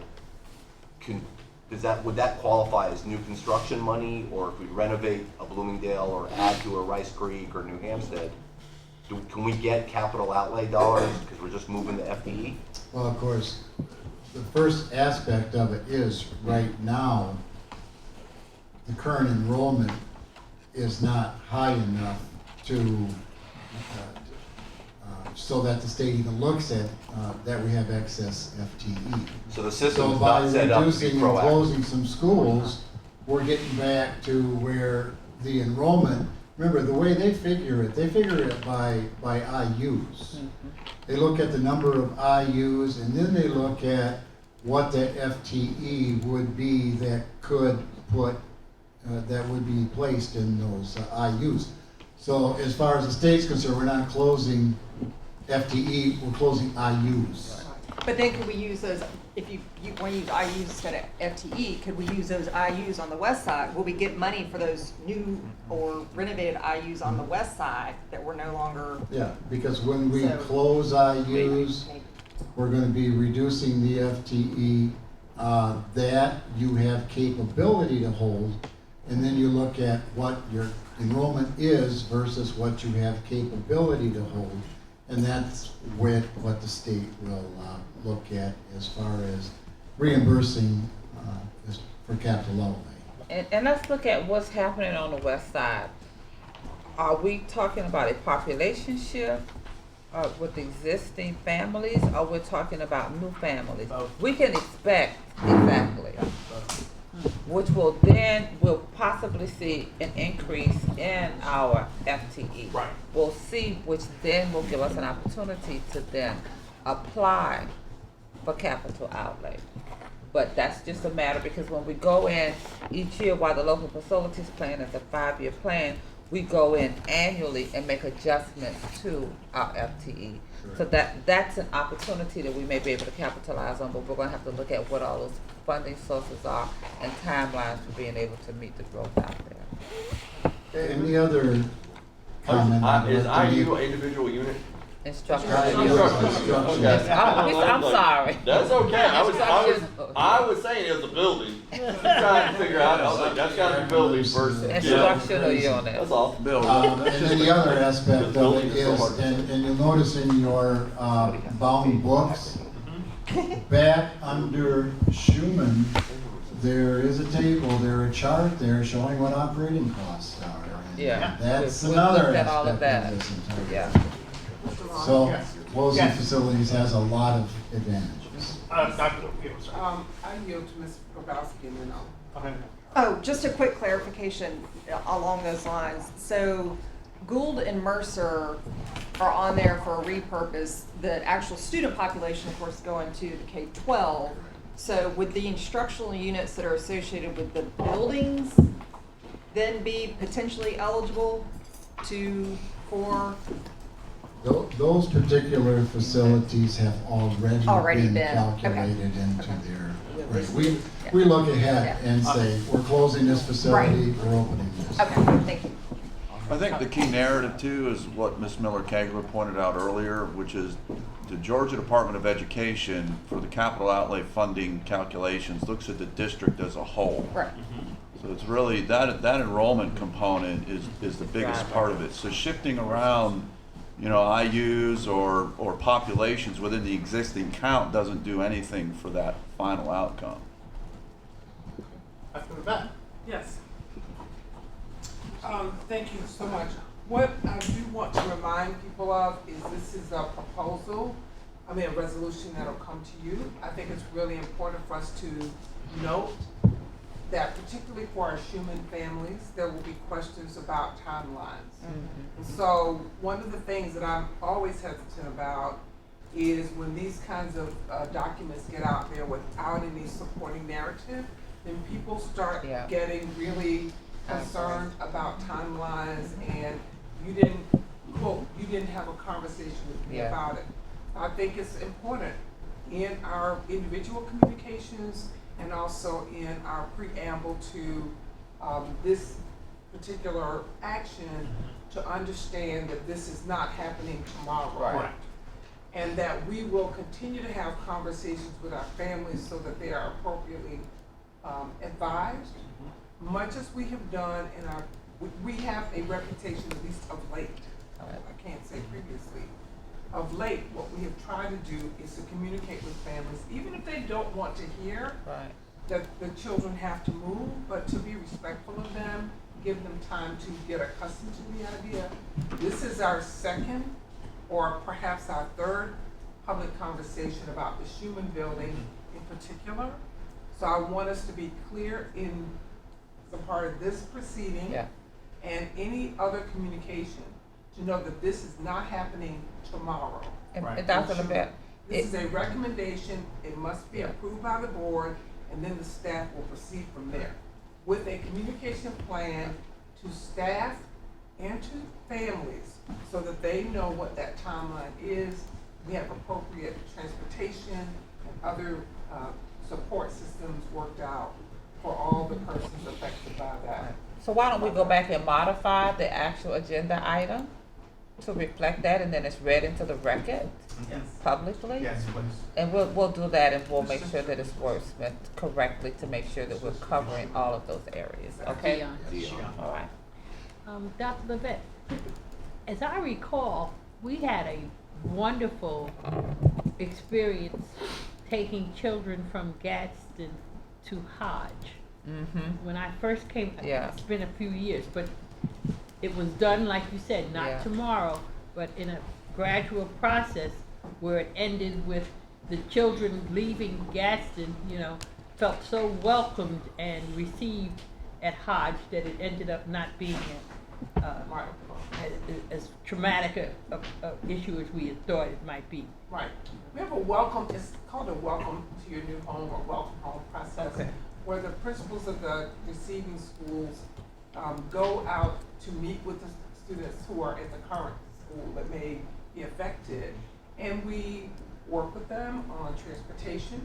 Sometimes there's a process where time might allow for, if you're going into your final grade, that maybe you are not moved at that point, but we work with the parents so that they understand that that change could be disruptive, but we're trying to make it as humane as possible. And it has proven successful. I'm not saying everybody likes it, but at least you feel like you're heard and trying to make the adjustments that we need to, so that people feel comfortable with the change that is coming. We just had that experience with Fort Whitworth. Yes. Students That's had right, to go. the same thing. Fort Whitworth, and then when we moved students from Garden City because of the overcrowding, and they moved to Brock and another school, so we did that as well with them. Ms. Don't we- Grabowski? Don't we need to do that same thing with Largo Tibet? I'm sorry. Don't we need to have that same messaging with Largo Tibet? That practice should be in place anytime we move Yeah. children from an existing Well- school. I just pointed out Schumann, and I think particularly because it's on our minds based on Right. the most recent fire Right. situation there. But certainly with any school that we're going to do that, we would want to have that same message. Well, and since I just wanted to make sure that as we're updating the agenda item, that we also include Largo, because I think those are the only two schools that we're really talking about for a repurpose or a closure, right? Schumann and Largo Tibet. But anyways, we just need to make sure we. Yeah, and I think we also have to make sure that we're very clear in reading it and following up with the school family as well as the families in the community. It is a part of the long-range facility planning. Right. That's what this is. It's not happening this school year, and it may not happen next school year. We'll be coming back with a timeline of events. It is a part of, like we do the 5-year local facilities plan, it is a part of the long-range facility planning at the district level that we're required to do as a part of our policy. And Yeah. I would go back to what Mr. Kachmar said earlier about these kinds of activities. I think, we talk about what's the process when you want to change the bell schedule. We talk about what's the process when you want to change the criteria for special programming. I think we can take the same approach when it comes to moving children or making these kinds of changes. What are the processes that you want in place so that staff and students, outside of an emergency, so that staff and students' voices are heard and we're thinking about the kinds of things that can prove disruptive to one's employment and or schooling experience.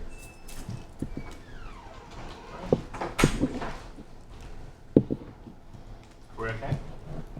Okay, any further comments about the prioritization that would want to be made? Can we just turn in our things to anyone else? Okay. Well, but I think one of the things that we kind of talked about in our small group was like re-roof, HVAC, like those things need to, because you don't re-roof a building when it needs it, that just exacerbates any additional damage to the building, so that maybe those two should be a priority. And then in the renovations, understanding a little bit more detail about what each of those renovations include would be kind of like we talked, would be helpful in understanding kind of where those prioritizations might fall. Is that fair, David? Yes, that's what I have on mine. All right, good. I didn't want to put anybody else's name on it, but you're welcome to sign it on the bottom. Well, I think based upon that, based upon the SPOS and where we have funds now, based upon what you see here, and if you do adopt these recommendations, it certainly gives us a path forward. And, we're not going to put money into a project that potentially might get closed down the line.